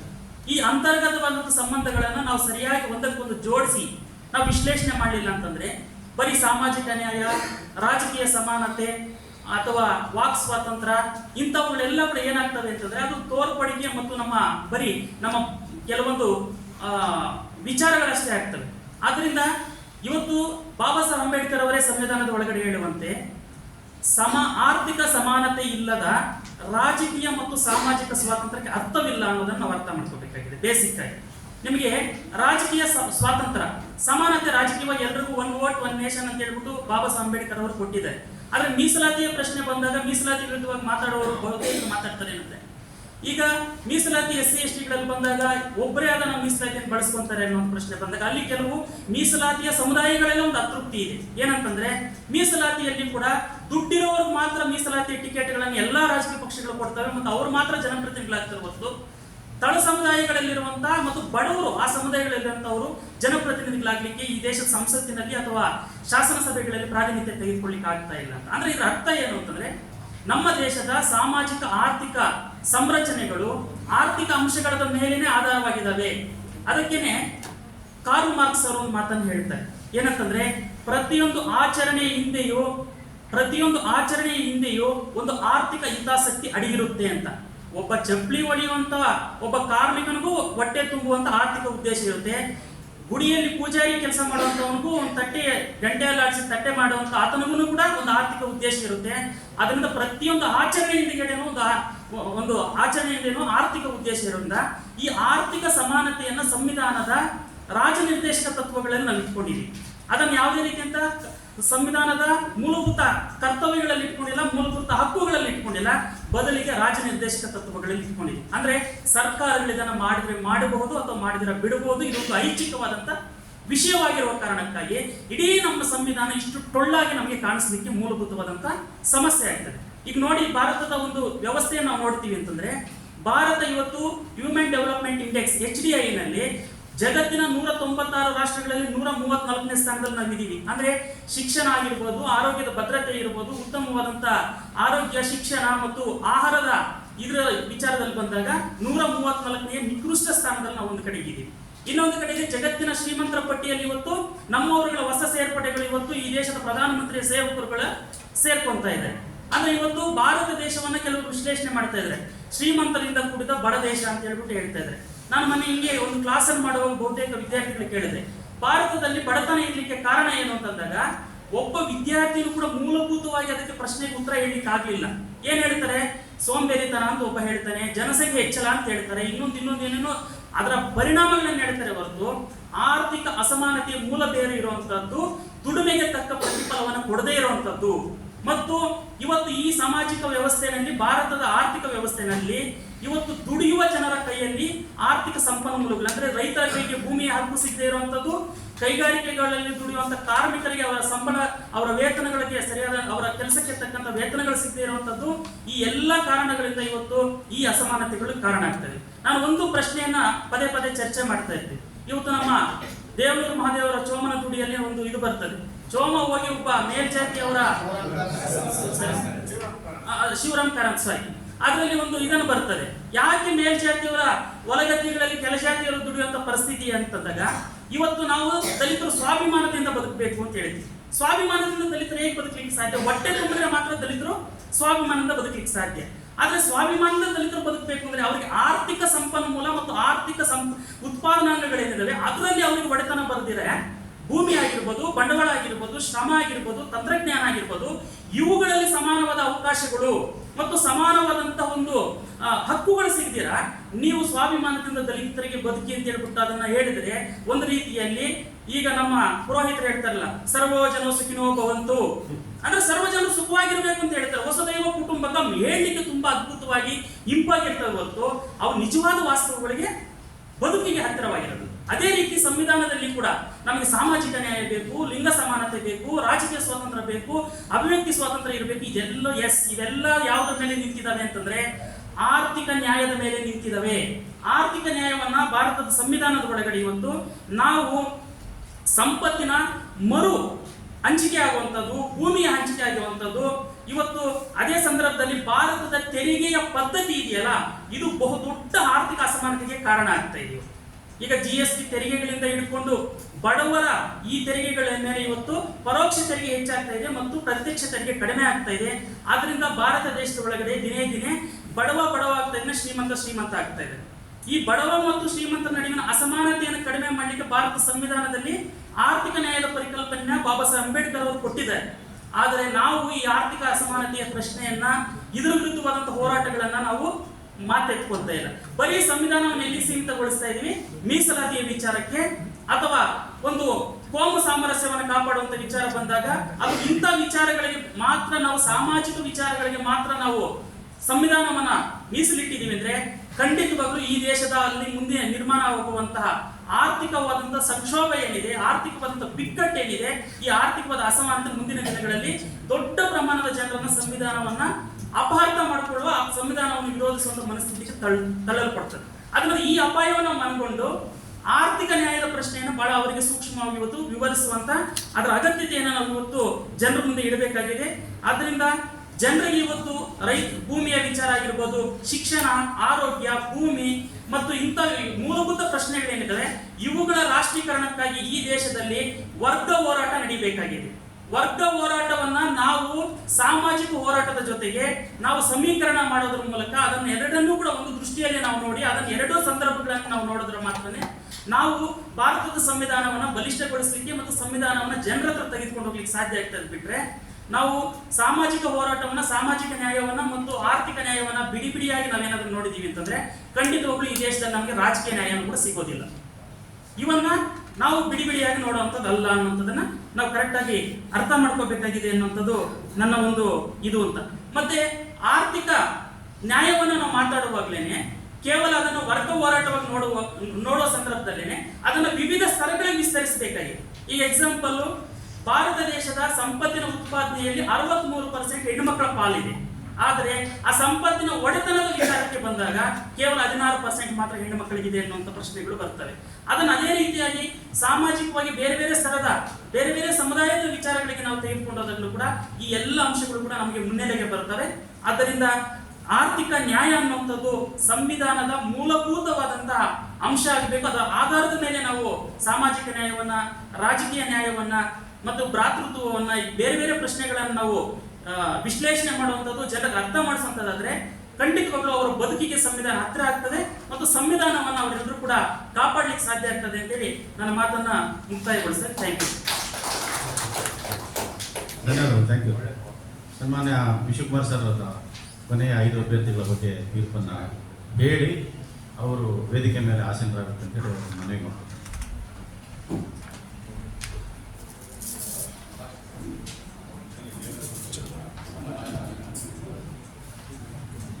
ಎಚ್ ಎಲ್ ಪುಷ್ಪ ಅವರು ಸುಪ್ರಿಯಾ ಅವರ ಬಗ್ಗೆ ಮಾತಾಡಬೇಕಿತ್ತು, ಮಾತಾಡಲಿಲ್ಲ. ಸುಪ್ರಿಯಾ ಬಹುಶಃ ಇವತ್ತಿನ ಅತ್ಯುತ್ತಮ ಸ್ಪೀಕರ್ ಅಂತ ನಾನು ಗ್ರಹಿಸ್ತಾ ಇದ್ದೀನಿ. ಯಾಕೆಂದರೆ ಅವರ ಆರಂಭದಲ್ಲಿ ಬಂದಾಗ ತುಂಬ ಎದುರುಕೊಂಡರು. ಆದರೆ ಸಹಜತೆಗೆ ಬಂದ ನಂತರ ಅವರ ಬದುಕಿನಲ್ಲಿ ಲಿಂಗ ಅಸಮಾನತೆಯನ್ನು ಹೇಗೆ ಕಂಡುಕೊಂಡ್ರು ಅದನ್ನು ಹೋಲಿಕೆ ಮಾಡ್ತಾ ಮಾಡ್ತಾ ಮಾಡ್ತಾ ಸಂವಿಧಾನಕ್ಕಿಂತ ಹೆಚ್ಚಿನ ಗ್ರಹಿಕೆ ಅವರ ವೈಯಕ್ತಿಕ ಬದುಕಿನಲ್ಲಿದ್ದು. ಹಾಗೆ ನಾನು ಏನು ಹೇಳಲಿಕ್ಕೆ ಪ್ರಯತ್ನ ಪಡ್ತಾ ಇದ್ದೀನಿ ಅಂದರೆ, ಭಾಷಣ ಮಾಡೋರು ತಮ್ಮ ವಿದ್ವತ್ತನ್ನು ಹೇಳಕ್ಕೆ ಹೋಗಬಾರ್ದು. ಒಂದು ಸಂವಿಧಾನವನ್ನು ಅವರು ಹೇಗೆ ಗ್ರಹಿಸ್ತಿದ್ದಾರೆ ಅವರ ವಯಸ್ಸಿನಲ್ಲಿ. ಈಗ ಸುಪ್ರಿಯಾ ಅವರು ಸುಮಾರು ಒಂದು 20-22 ವರ್ಷ ಇರ್ಬೋದು. ಆ 20-22 ವರ್ಷದಲ್ಲಿ ಸಂವಿಧಾನವನ್ನು ಹೇಗೆ ಗ್ರಹಿಸ್ತಾರೆ ಅಥವಾ ಅವರ ವೈಯಕ್ತಿಕ ನೆಲೆಯಲ್ಲಿ ಹೇಗೆ ಗ್ರಹಿಸ್ತಾರೆ ಅನ್ನೋದೇ ಮುಖ್ಯ ಆಗಬೇಕು. ಅದನ್ನು ಹೇಗೆ ಅವರು ತಮ್ಮ ಭಾವನೆಗಳನ್ನು ಜನಗಳ ಜೊತೆ ಹಂಚ್ಕೊಳ್ತಾರೆ ಅನ್ನೋದು ಮುಖ್ಯ. ಇಲ್ಲಿ ಅವರ ವಿದ್ವತ್ತಲ್ಲ ಮತ್ತು ಅವರ ಪಾಂಡಿತ್ಯ ಅಲ್ಲ ಇಲ್ಲಿ. ಹಾಗಾಗಿ ನಾವ್ಯಾರೂ ನಮ್ಮ ಭಾಷಣದ ಬಗ್ಗೆ ಕೀಳರಿಮೆ ಪಡುವ ಅಗತ್ಯ ಇಲ್ಲ. ನಾವು ಎಲ್ಲರೂ ನಾಗಮೋಹನ್ ದಾಸ್ ಥರ ಮಾತಾಡಲಿಕ್ಕಾಗೋದಿಲ್ಲ. ಈಗ ರಾಜಶೇಖರ್ ಕಿಗಾ ಅವ್ರ ಥರ, ಪುಷ್ಪ ಅವ್ರ ಥರ ಅಥವಾ ನಮ್ಮ ದಾದಾಪೀರ್ ಥರ ಎಲ್ಲರೂ ಮಾತಾಡಲಿಕ್ಕಾಗೋದಿಲ್ಲ. ಅವರಿಗೆ ಅವರದೇ ಆದ ಹಿನ್ನೆಲೆ ಇರುತ್ತೆ ಮತ್ತು ಅವರಿಗೆ ಅವರದೇ ಆದ ಅನುಭವ ಇರುತ್ತೆ, ಅವರಿಗೆ ಅವರದೇ ಆದಂಥ ವಯಸ್ಸಿರುತ್ತೆ. ಹಾಗಾಗಿ ಪ್ರತಿಯೊಬ್ಬ ಭಾಷಣಕಾರರು ಕೂಡ ಯಾರ ಬಗ್ಗೆಯೂ ತಾವು ಚೆನ್ನಾಗಿ ಮಾತಾಡಿಲ್ಲ ಅಂತ ಅಂದ್ಕೊಳ್ಬಾರ್ದು. ಇವತ್ತು ಮೊದಲನೇ ಹೆಜ್ಜೆ ಇಟ್ಟಿದ್ದಾರೆ. ಬಹುಶಃ ನಿಮಗೆಲ್ಲ ಅನುಭವ ಆಗಿರುತ್ತೆ ಸರ್. ಒಂದು ಸೈಕಲ್ ಕಲಿಯುವಾಗ ಎಷ್ಟು ಕಷ್ಟ ಆಗುತ್ತೆ, ಆಮೇಲೆ ಸೈಕಲ್ ಕಲಿತ್ಕೊಂಡು ಕೈ ಬಿಟ್ಬಿಟ್ಟು ಓಡಿಸುವಂಥ ಒಂದು ಚಾತುರ್ಯತೆ ಬರುತ್ತೆ. ಹಾಗೆ ಸ್ವಿಮ್ಮಿಂಗ್ ಕೂಡ ಮೊದಲು ಹೇಗೆ ಕಷ್ಟಪಟ್ಟರು ನೀರಲ್ಲಿ ಮುಳುಗೋಗ್ತಾ ಇರ್ತೀವಿ. ಒಂದು ಸರಿ ಈಜು ಕಲಿಕೆ ಬಂದಮೇಲೆ ನೀವು ಹೇಗೆ ಬಿಟ್ಟರು ಮುಳುಗೋದೇ ಇಲ್ಲ. ಹಾಗೆ ಭಾಷಣ ಕಲೆಯೂ ಅಷ್ಟೇ ಒಂದು ಬೇಸಿಕ್ ಸ್ಕಿಲ್ಲು ಇವತ್ತು ನಿಮ್ಮಲ್ಲಿ ಪ್ರಾರಂಭ ಆಗ್ತಾ ಇದೆ. ಬಹುಶಃ ನನಗನ್ಸುತ್ತೆ ಇವತ್ತು ಮಾತಾಡಿದವರು ಎಲ್ಲರೂ ಕೂಡ ತುಂಬ ಚೆನ್ನಾಗಿ ಮಾತಾಡಿದ್ದಾರೆ. ನಿಮ್ಮಲ್ಲಿ ಬೇಸಿಕ್ ಸ್ಕಿಲ್ ಇದೆ, ಅದನ್ನು ಡೆವಲಪ್ ಮಾಡ್ಕೊಂಡು ಹೋಗ್ಬೇಕಂತ. ನನಗೆ ತುಂಬ ಇಂಟ್ರೆಸ್ಟ್ ಆದದ್ದು ಕೊನೆಯಲ್ಲಿ ಮಾತಾಡಿದ್ರಲ್ಲ ವಾಸುದೇವ ರೆಡ್ಡಿ ಅವರು ಭಾಳ ಚೆನ್ನಾಗಿ ಮಾತಾಡಿದ್ರು. ಯಾಕಂತಂದರೆ ಸಂವಿಧಾನದ ಬಗ್ಗೆ ನಾವು ರಾಜಕೀಯ ಮತ್ತು ಸಾಮಾಜಿಕ ನೆಲೆಯಲ್ಲಿ ನಾವು ಸಂವಿಧಾನವನ್ನು ಅರ್ಥೈಸ್ತಾ ಇದ್ವಿ. ಆದರೆ ಅವರು ಅದಕ್ಕೆ ಇನ್ನೊಂದು ಆಯಾಮವನ್ನು ಕೊಟ್ಟರು. ಆರ್ಥಿಕ ಅಸಮಾನತೆ ನಮ್ಮೆಲ್ಲ ಸಮಸ್ಯೆಗಳಿಗೆ ಪ್ರಮುಖ ಕಾರಣ ಅನ್ನೋದು ನಿಜ. ಆ ರೀತಿಯ ಗ್ರಹಿಕೆಗಳು ನಿಮ್ಮಲ್ಲಿ ಬರಬೇಕು. ವಿಷಯ ತಿಳ್ಕೊಳ್ಳೋದಕ್ಕಿಂತ ಹೆಚ್ಚಾಗಿ ಅದರ ಮೂಲ ಗ್ರಹಿಕೆಯನ್ನು ಹೇಗೆ ಮಾಡಬೇಕು ಅನ್ನೋದು ಭಾಳ ಮುಖ್ಯ. ಸಂವಿಧಾನದ ಓದು ಕೂಡ ಅಷ್ಟೇ, ಸಂವಿಧಾನದ ಪರಿಚಯವನ್ನು ಮಾಡ್ಕೊಳ್ಬೇಕು. ಆಮೇಲೆ ಅದನ್ನು ನಮ್ಮ ಸಮಕಾಲೀನ ಸಮಸ್ಯೆಗಳಿಗೆ ಹೇಗೆ ಸಂವಿಧಾನದಲ್ಲಿ ಉತ್ತರ ಇದೆ, ಆದರೆ ಅದನ್ನು ನಾವು ಹೇಗೆ ನಾವು ಉತ್ತರವನ್ನು ಪಡ್ಕೊಳ್ಳಿಕ್ಕೆ ವಿಫಲವಾಗ್ತಾ ಇದ್ದೀವಿ ಅನ್ನುವಂಥ ಗ್ರಹಿಕೆ ತುಂಬ ಚೆನ್ನಾಗಿತ್ತು. ಮತ್ತು ಯಶವಂತ್ ವಿದ್ಯಾರ್ಥಿ ತುಂಬ ಚೆನ್ನಾಗಿ ಮಾತಾಡಿದ್ರು. ಅವರು ಸಂವಿಧಾನದ ಬಗ್ಗೆ ಭಾಳ ಚೆನ್ನಾಗಿ ಓದ್ಕೊಂಡು ಬಂದಿದ್ದಾರೆ. ಅವರು ಸಣ್ಣ ಮೈನ್ಯೂಟ್ ಡೀಟೇಲ್ಸ್ ಕೂಡ ಸಂವಿಧಾನದ ಬಗ್ಗೆ ಏನೇನಿದೆ ಸಂವಿಧಾನ ಓದಿನಲ್ಲಿ ಸಂವಿಧಾನದಲ್ಲಿ ಅದನ್ನೆಲ್ಲ ಗ್ರಹಿಕೆ ಮಾಡಿದ್ರು. ಬಹುಶಃ ನೀವು ಈ ರೀತಿಯ ಗ್ರಹಿಕೆಯನ್ನು ಮುಂದೆ ರೂಢಿಸ್ಕೊಂಡ್ರೆ ನೀವು ತುಂಬ ಚೆನ್ನಾಗಿ ಮುಂದುವರಿತೀರಿ ಅಂತ ಅನ್ಕೊಳ್ತೀನಿ. ಮತ್ತು ರಂಜಿತ್ ಕುಮಾರ್ ಅವರು ಮಾತಾಡುವಾಗ ಅವರು ಫೈನಲ್ BCA. ನಾನು ಭಾಷಣ ಮಾಡುವಾಗ ಯಾವಾಗಲೂ 2 ಥರ ಇರುತ್ತೆ. ಒಂದು ಸ್ಪೋಕನ್ ಲ್ಯಾಂಗ್ವೇಜು, ಒಂದು ರಿಟರ್ನ್ ಲ್ಯಾಂಗ್ವೇಜು. ಕೆಲವರು ತುಂಬ ಚೆನ್ನಾಗಿ ಭಾಳ ಅತ್ಯದ್ಭುತವಾಗಿ ಲೇಖನವನ್ನು ಬರೀತಾರೆ, ಆದರೆ ವೇದಿಕೆ ಮೇಲೆ ಬಂದಾಗ ಅವ್ರಿಗೆ ಆಗೋದಿಲ್ಲ. ಆದರೆ ಭಾಷಣ ಕಲೆಗೆ ಬೇರೆದಾದಂಥ ಭಿನ್ನವಾದ ಭಾಷೆ ಇರುತ್ತೆ, ಅದು ಸ್ಪೋಕನ್ ಲ್ಯಾಂಗ್ವೇಜು, ಆಡು ಭಾಷೆ. ಬಹುಶಃ ನಾನು ತಿಳಿದ ಮಟ್ಟಿಗೆ ಅತ್ಯುತ್ತಮ ಲೇಖಕರು ಮತ್ತು ಅತ್ಯುತ್ತಮ ಭಾಷಣಕಾರರು ಇಬ್ಬರು ನಾನು ಗಮನಿಸೋದು ಅನಂತಮೂರ್ತಿಯವರು. ಅನಂತಮೂರ್ತಿ ಎಷ್ಟು ಚೆನ್ನಾಗಿ ಬರೀತಾ ಇದ್ರು ಅಷ್ಟೇ ಚೆನ್ನಾಗಿ ಮಾತಾಡ್ತಾಯಿದ್ರು. ನಮ್ಮ ಬರಗೂರು ರಾಮಚಂದ್ರಪ್ಪನವರು ಕೂಡ ಅಷ್ಟೇ. ಮಾತನಾಡುವಾಗ ಎಷ್ಟು ಪ್ರಾಸಬದ್ಧವಾಗಿ ಮಾತಾಡ್ತಾರೆ, ಪ್ರತಿಯೊಂದು ಪದಗಳು ಕೂಡ ಒಂದಕ್ಕೊಂದಕ್ಕೆ ಹೋಲಿಕೆ ಆಗ್ತವೆ. ಹಾಗೆ ಕೆಲವರು ಇಲ್ಲಿ ಮಾತಾಡೋದು ನಾನು ಗಮನಿಸಿದೆ, ತುಂಬ ಪ್ರಾಸಬದ್ಧವಾಗಿ ಮಾತಾಡ್ತಾ ಇದ್ದಾರೆ. ನಮ್ಮ ಹೆಸರು ಮಾಡ್ತೇವೆ ಅವರು ಗದಗ್ನಿಂದ ಪಂಚಾಶ್ರಯ ಸಮಿತಿ ಅವರು ಭಾಳ ಚೆನ್ನಾಗಿ ತಮ್ಮ ಆಡು ಭಾಷೆಯನ್ನು ಚೆನ್ನಾಗಿ ಬಳಸ್ಕೊಳ್ತಾ ಇದ್ರು ಮತ್ತು ಪ್ರಾಸಬದ್ಧವಾಗಿ ಮಾತಾಡ್ತಾ ಇದ್ರು. ಇವೆಲ್ಲ ಒಂದೊಂದು ಎಲಿಮೆಂಟ್ಸ್ ಅಷ್ಟೇ ಭಾಷಣದಲ್ಲಿ. ಕೆಲವರು ಆಡು ಭಾಷೆ ಚೆನ್ನಾಗಿ ಮಾತಾಡ್ತಾ ಇರ್ತಾರೆ, ಕೆಲವರು ವಿಷಯ ಮಂಡನೆ ಚೆನ್ನಾಗಿ ಮಾತಾಡ್ತಾ ಇರ್ತಾರೆ, ಕೆಲವರು ಹಾವಭಾವ ಚೆನ್ನಾಗಿರುತ್ತೆ, ಕೆಲವರಿಗೆ ಧ್ವನಿ ಚೆನ್ನಾಗಿರುತ್ತೆ, ಕೆಲವರು ಎತ್ತರದಲ್ಲಿ. ಇವಾಗ ನಮ್ಮ ರೆಡ್ಡಿ ಅವ್ರು ಯಾರೋ ಇದ್ರು, ಆರ್ ರೆಡ್ಡಿ ಅಂತ ಹೇಳಿದ್ರಲ್ಲ, ಅವ್ರಿಗೆ ಅದೊಂದು ಪ್ಲಸ್ ಪಾಯಿಂಟ್ ಅವ್ರಿಗೆ. ಯಾಕೆಂತಂದರೆ ಈ ವೇದಿಕೆ ಮೇಲೆ ನಿಂತ್ಕೊಂಡ ತಕ್ಷಣ ಒಂದು ಎಲ್ಲರಿಗಿಂತ ಎತ್ತರವಾಗಿರ್ತಾರೆ. ಹಾಗಾಗಿ ಸಹಜವಾಗಿ ಅವರು ತುಂಬ ಎಲ್ಲರ ಮನಸ್ಸನ್ನು ಸೆಳೆಯಿದ್ದಾರೆ. ಹಾಗೆ ಕೆಲವರು ತುಂಬ ಚೆನ್ನಾಗಿ ಡ್ರೆಸ್ ಮಾಡ್ಕೊಂಡು ಬರ್ತಾರೆ, ಅದು ಕೂಡ ಆಕರ್ಷಣೀಯವಾಗಿರುತ್ತೆ. ಕೆಲವರು ನೋಡ್ಲಿಕ್ಕೆ ತುಂಬ ಚೆನ್ನಾಗಿರ್ತಾರೆ, ಅದು ಕೂಡ ಒಂದು ಆಕರ್ಷಣೆ. ಇವೆಲ್ಲ ಪೂರಕವಾದ ಅಂಶಗಳು. ನೀವು ನಿಮ್ಮ ವ್ಯಕ್ತಿತ್ವದಲ್ಲಿ ಯಾವ ಅಂಶ ನಿಮಗೆ ನೀವು ಜನರನ್ನ ಇಂಪ್ರೆಸ್ ಮಾಡ್ತೀರಿ ಅನ್ನೋದನ್ನು ನೀವು ಗುರುತಿಸ್ಕೊಂಡು ಅದರ ಕಡೆಗೆ ಹೆಚ್ಚು ಒತ್ತು ಕೊಟ್ಟು ಅದನ್ನು ನಿಮ್ಮ ಭಾಷಣ ಕಲೆಯನ್ನು ರೂಢಿಸ್ಕೊಳ್ಬೇಕು ಅಂತ ನಾನು ಒಂದು ಹೇಳ್ತಾ ಇದ್ದೀನಿ. ನಾನು ಸ್ವಲ್ಪ ಇದರ ರೆಲೆವೆನ್ಸ್ ಅಲ್ಲ ಅಂತ ಅಂದ್ರೂ ಹೇಳ್ತಾ ಇದ್ದೀನಿ. ನಾನು ವಾರ್ತಾ ಇಲಾಖೆಯಲ್ಲಿ ನಾನು ನಿರ್ದೇಶಕನಾಗಿದ್ದಾಗ ಪ್ರಮುಖವಾದ 3 ಇದು ದಯವಿಟ್ಟು ಯಾವುದು ನನ್ನ ವೈಯಕ್ತಿಕ ಹೆಗ್ಗಳಿಕೆ ಅಂತ ಹೇಳಬೇಡಿ, ನನ್ನ ಅನುಭವ ಹೇಳ್ತಾ ಇದ್ದೀನಿ. ಹೇಗೆ ಒಬ್ಬ ಅಧಿಕಾರಿ ಜನಪರವಾಗಿದ್ದ ಆಲೋಚನೆ ಮಾಡಿದಾಗ ಒಂದು ಗಹನವಾದ ವಿಷಯವನ್ನು ಜನಗಳಿಗೆ ತಲುಪಿಸ್ಬೋದು ಅನ್ನೋದಕ್ಕೋಸ್ಕರ ಹೇಳ್ತಾ ಇದ್ದೀನಿ. ನನ್ನ ಮೂಲ ಕೆಲಸ ಏನಂತಂದರೆ ಸರ್ಕಾರದ ಕೆಲಸಗಳಿಗೆ ಪ್ರಚಾರ ಕೊಡುವಂಥದ್ದು, ಸರ್ಕಾರದ ಇಮೇಜನ್ನು ಹೆಚ್ಚು ಮಾಡುವಂಥದ್ದು ಮೂಲ ಕರ್ತವ್ಯ. ಆದರೆ ನಾನು ಅದಕ್ಕಿಂತ ಭಿನ್ನವಾಗಿ ಆಲೋಚನೆ ಮಾಡಿದೆ. ಸರ್ಕಾರಕ್ಕೆ ಪ್ರಚಾರ ಕೊಡೋದ್ರ ಜೊತೆಗೆ ಜನರಲ್ಲಿ ತಿಳುವಳಿಕೆ ಮೂಡಿಸೋದು ಕೂಡ ನಮ್ಮ ಸರ್ಕಾರದ ಕರ್ತವ್ಯ ಅಂತ ಅಂದ್ಕೊಂಡು ನಾನು 3 ವಿಷಯಗಳನ್ನು ಆಯ್ಕೆ ಮಾಡ್ಕೊಂಡು, ಒಂದು ಮನುಷ್ಯ ಜಾತಿ ತಾನಂದವಲ್ಲಂ ಅಂತ ಒಂದು ಕಾನ್ಸೆಪ್ಟ್ ಮಾಡಿದೆ. ಸಾಮಾಜಿಕ ನ್ಯಾಯಕ್ಕೆ ಕರ್ನಾಟಕದಲ್ಲಿ ಬಹಳವಾದಂಥ ಒಂದು ಅದ್ಭುತವಾದ ಒಂದು ಸರಣಿ ಇದೆ. ಆ ಮನುಷ್ಯ ಜಾತಿ ತಾನಂದವಲ್ಲಂ ಅಂತ 10ನೇ ಶತಮಾನದಲ್ಲಿ ಪಂಪ ಹೇಳ್ತಾನೆ. ಅದಾದ ನಂತರ 12ನೇ ಶತಮಾನದಲ್ಲಿ ವಚನಕಾರರು, ಬಸವಣ್ಣನವರು ಮತ್ತು ಸಂತರು, ಶಿವಶರಣರು, ನೂರಾರು ಜನರು ಒಂದು ಸಾಮಾಜಿಕ ಕ್ರಾಂತಿಯನ್ನು ಮಾಡ್ತಾರೆ. ಸೊ ಅದು ಅವರು ಕೂಡ ಸಾಮಾಜಿಕ ನ್ಯಾಯವನ್ನು ಹೇಳ್ತಾರೆ. ಅಲ್ಲಿ ಪಂಪ ಮನುಷ್ಯ ಜಾತಿ ತಾನಂದವಲ್ಲಂ ಅಂದರೆ ಮನುಷ್ಯ ಜಾತಿ ಅನ್ನೋದು ಒಂದೇ ಅಂತ ಹೇಳ್ತಾರೆ. 12ನೇ ಶತಮಾನದ ಶರಣರು ಕೂಡ ಅದನ್ನೇ ಹೇಳ್ತಾರೆ.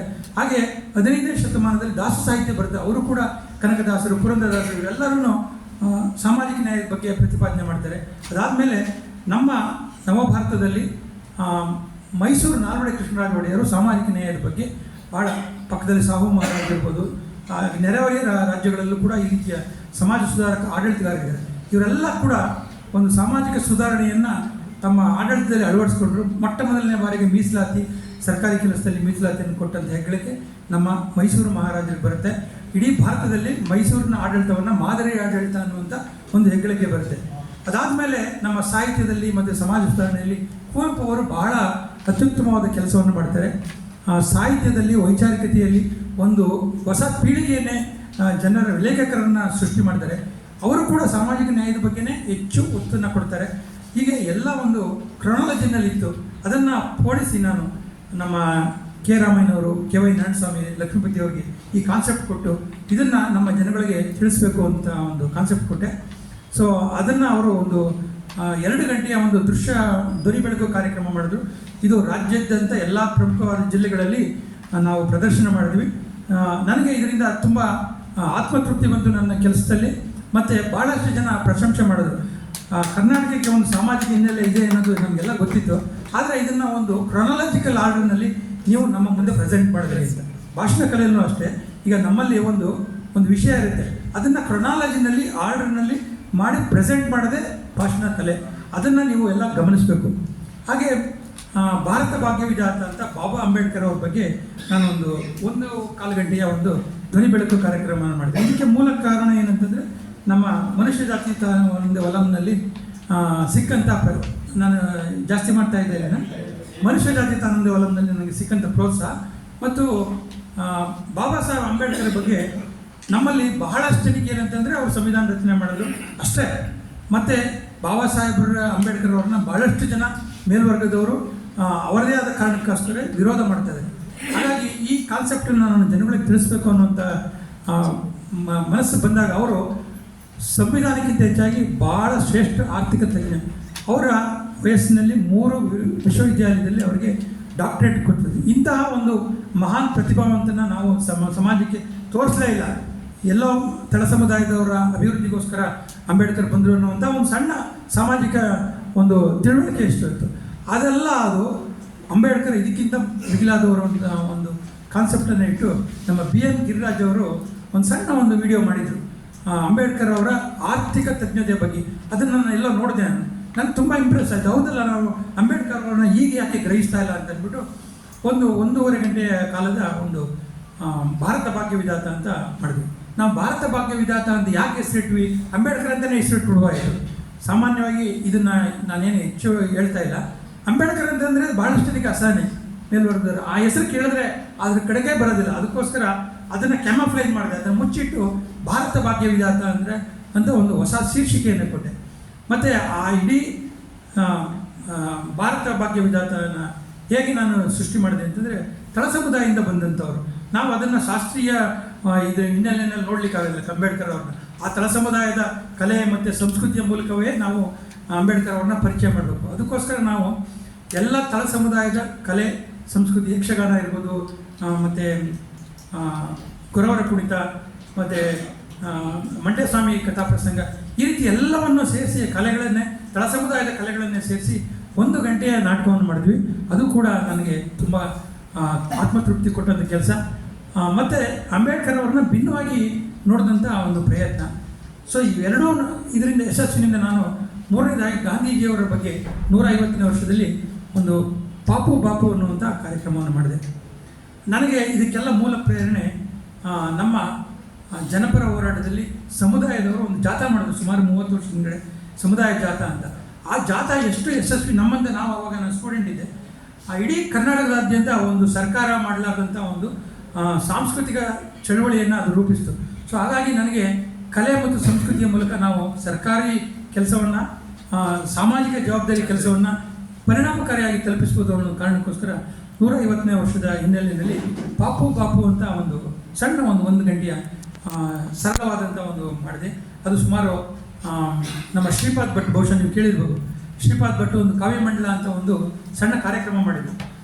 ನಮ್ಮ ಸಾಹಿತ್ಯದಲ್ಲಿ ಹೇಗೆ ಸಾಹಿತ್ಯ ಹೇಗೆ ಬೆಳ್ಕೊಂಡು ಬಂದಿದೆ ಅನ್ನುವಂಥ 1 ಗಂಟೆಯ ಕಾರ್ಯಕ್ರಮವನ್ನು ಬೇರೆ ಬೇರೆ ಸಾಹಿತ್ಯವನ್ನು ಶರಣ ಸಾಹಿತ್ಯ ಮತ್ತು ದಾಸ ಸಾಹಿತ್ಯ ಮತ್ತು ನವ್ಯ ಸಾಹಿತ್ಯ, ಬಂಡಾಯ ಸಾಹಿತ್ಯ ಇವೆಲ್ಲವನ್ನು ಸೇರಿಸಿ 1 ಗಂಟೆಯ ಕಾವ್ಯಮಂಡಲ ಅನ್ನುವಂಥ ಒಂದು ಕಾರ್ಯಕ್ರಮ ಮಾಡಿದರು. ಅದು ತುಂಬ ಇಂಪ್ರೆಸ್ ಆಯಿತು ನನಗೆ. ಇಡೀ ಕನ್ನಡ ಸಾಹಿತ್ಯವನ್ನು 1 ಗಂಟೆಯಲ್ಲಿ ತೋರಿಸಿದಂಥ ಒಂದು ಕಾರ್ಯಕ್ರಮ. ನಾವು ಯಾಕೆ ಗಾಂಧೀಜಿಯವರ ಚರಿತ್ರೆಯನ್ನು ನಮ್ಮ ಜನಗಳಿಗೆ ಅವರ 150ನೇ ವರ್ಷದ ಆಚರಣೆಯಲ್ಲಿ ತೋರಿಸ್ಬಾರದು ಅಂತ ಪಾಪು ಬಾಪು ಅಂತ ನಮ್ಮ ಬೋಳವಾರ್ ಮೊಹಮ್ಮದ್ ಕುಯಿ ಅವರ ಒಂದು ಕೇಂದ್ರ ಸಾಹಿತ್ಯ ಅಕಾಡೆಮಿ ಕೃತಿಯನ್ನು ಆಧರಿಸಿ ಒಂದು ನಾಟಕವನ್ನು ಮಾಡಿದ್ವಿ. ಅದು ಬಹಳ ತುಂಬ ಸರಳವಾದ ಸಜ್ಜಿಕೆ, ಕೇವಲ 1 ಗಂಟೆಯ ನಾಟಕ. ಅದನ್ನು ಎಲ್ಲಿ ಬೇಕಾದರೂ ಒಂದು ಮರದ ಕೆಳಗಡೆ ಬೇಕಾದ್ರೆ ಮಾಡ್ಬೋದು, ಒಂದು ಸಣ್ಣ ರೂಮ್ನಲ್ಲಿ ಬೇಕಾದ್ರೆ ಮಾಡ್ಬೋದು, ಒಂದು ದೊಡ್ಡ ವೇದಿಕೆ ಮೇಲೆ ಮಾಡ್ಬೋದು. ಗಾಂಧೀಜಿ ಹೇಳಿ ಕೇಳಿ ಸರಳತೆಯ ಮೂರ್ತಿ ಅಂತ ಅವರ ಸಂದೇಶವನ್ನು ನಾವು ಸರಳವಾಗಿ ಹೇಳಬೇಕು. ಮತ್ತು ಗಾಂಧೀಜಿ ಒಂದೇ 1-2 ವರ್ಷದಲ್ಲಿ ಉತ್ಪತ್ತಿಯಾದಂಥ ವ್ಯಕ್ತಿಯಲ್ಲ. ಅವರು ಕೂಡ ನಮ್ಮ ಹಾಗೆ ಒಬ್ಬ ಸರಳವಾದಂಥ ಒಬ್ಬ ಸಾಮಾನ್ಯ ಬಾಲಕ. ಅವರು ಹರಿಶ್ಚಂದ್ರ ನಾಟಕವನ್ನು ನೋಡಿ ಇಂಪ್ರೆಸ್ ಆಗ್ತಾರೆ, ಅವರು ಸತ್ಯವನ್ನು ಹೇಳಬೇಕು ಅಂತ. ಅದೊಂದೇ ಗುಣವನ್ನು ತಮ್ಮ ಇಡೀ ಜೀವನ ಪೂರ್ತಿ ಅವರು ಎಳ್ಕೊಂಡೋಗಿ ಬಹುಶಃ ಇಡೀ ವಿಶ್ವವೇ ಗುರುತು ಮಾಡುವಂಥ ಒಂದು ವ್ಯಕ್ತಿತ್ವವಾಗಿ ರೂಪ ಮಾಡಿದ್ರು. ಅಂದರೆ ಯಾವುದಾದ್ರೂ ಒಂದು ನೀವು ಸಿದ್ಧಾಂತಕ್ಕೆ ನೀವು ಬದ್ಧರಾಗಿ ಅದನ್ನು ನಿಮ್ಮ ಇಡೀ ಜೀವನದಲ್ಲಿ ನೀವು ಅಳವಡಿಸ್ಕೊಂಡು ಹೋದರೆ ಒಂದು ಎತ್ತರದ ಸ್ಥಾನವನ್ನು ತಲುಪುವಂಥ ಸಾಧ್ಯತೆ ಇದೆ. ಸೊ ನಿಮ್ಮಂತೆ ಇದ್ದಂಥ ಒಬ್ಬ ಬಾಪು ಮೋಹನ್ ದಾಸ್ ಕರಮ್ಚಂದ್ ಗಾಂಧಿ, ಮಹಾತ್ಮ ಗಾಂಧಿ ಅವರಿಗೆ ಸಾಧ್ಯ ಆಯಿತು ಅನ್ನುವಂಥದ್ದನ್ನು ನಮ್ಮ ಶಾಲಾ ಮಕ್ಕಳಿಗೆ ತೋರಿಸೋಕ್ಕೋಸ್ಕರ ನಾವು ಈ ನಾಟಕವನ್ನು ಮಾಡಿದ್ವಿ. ಸುಮಾರು 1,500-2,000 ಸ್ಕೂಲ್ನಲ್ಲಿ ಅದನ್ನು ನಾವು ಮಾಡಿದ್ವಿ. ನಾನು ಇದನ್ನು ಎಕ್ಸಾಗರೇಟ್ ಮಾಡ್ತಾ ಇಲ್ಲ. ಉಡುಪಿನಲ್ಲಿ ಯಾವುದೋ ಒಂದು ಶಾಲೆಯಲ್ಲಿ ಆ ನಾಟಕವನ್ನು ನೋಡಿ ಮಗು ಅಳ್ತಾ ಇತ್ತಂತೆ. ಆ ಮಗುನ ಯಾಕೆ ಹೇಳ್ತಾ ಇದ್ದೆ ಅಂತ ಕೇಳಿದ್ರೆ, ನಮಗೆ ಶಾಲೆಯಲ್ಲಿ ಗಾಂಧೀಜಿಯವರ ಬಗ್ಗೆ ಈ ರೀತಿ ನೋಟನೇ ಕೊಡಲಿಲ್ಲ. ಅವರು ಮುಸ್ಲಿಮ ಪಕ್ಷಪಾತಿ, ಹಿಂದೂಗಳ ದ್ವೇಷಿ ಅಂತೆಲ್ಲ ಹೇಳ್ತಾ ಇದ್ರು. ಆದರೆ ಇವತ್ತು ನಾನು ಈ ನಾಟಕ ನೋಡಿ ನನಗೆ ಕಣ್ಣು ತೆರೆಯಿತು ಅಂತ.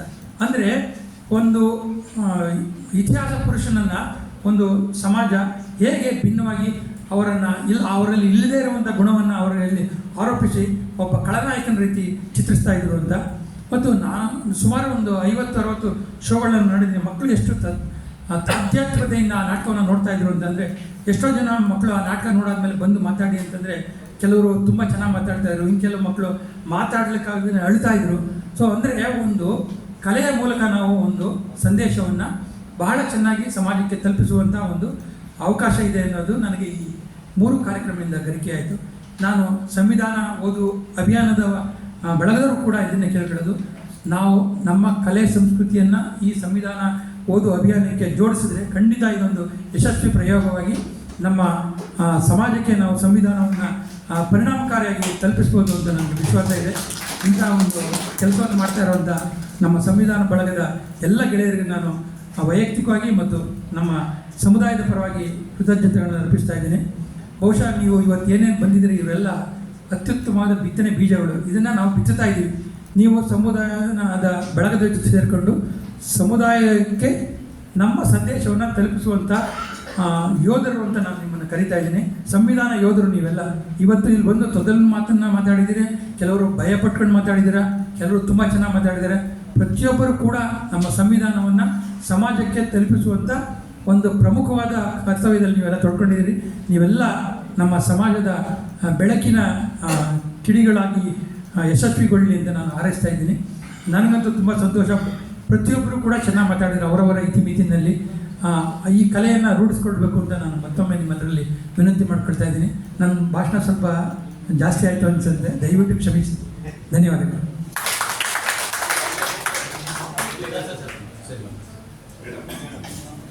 ಮೇಡಮ್ ಡಿಗ್ಗ ಸರ್ ದಯವಿಟ್ಟು ಆಸೀನರಾಗಿ.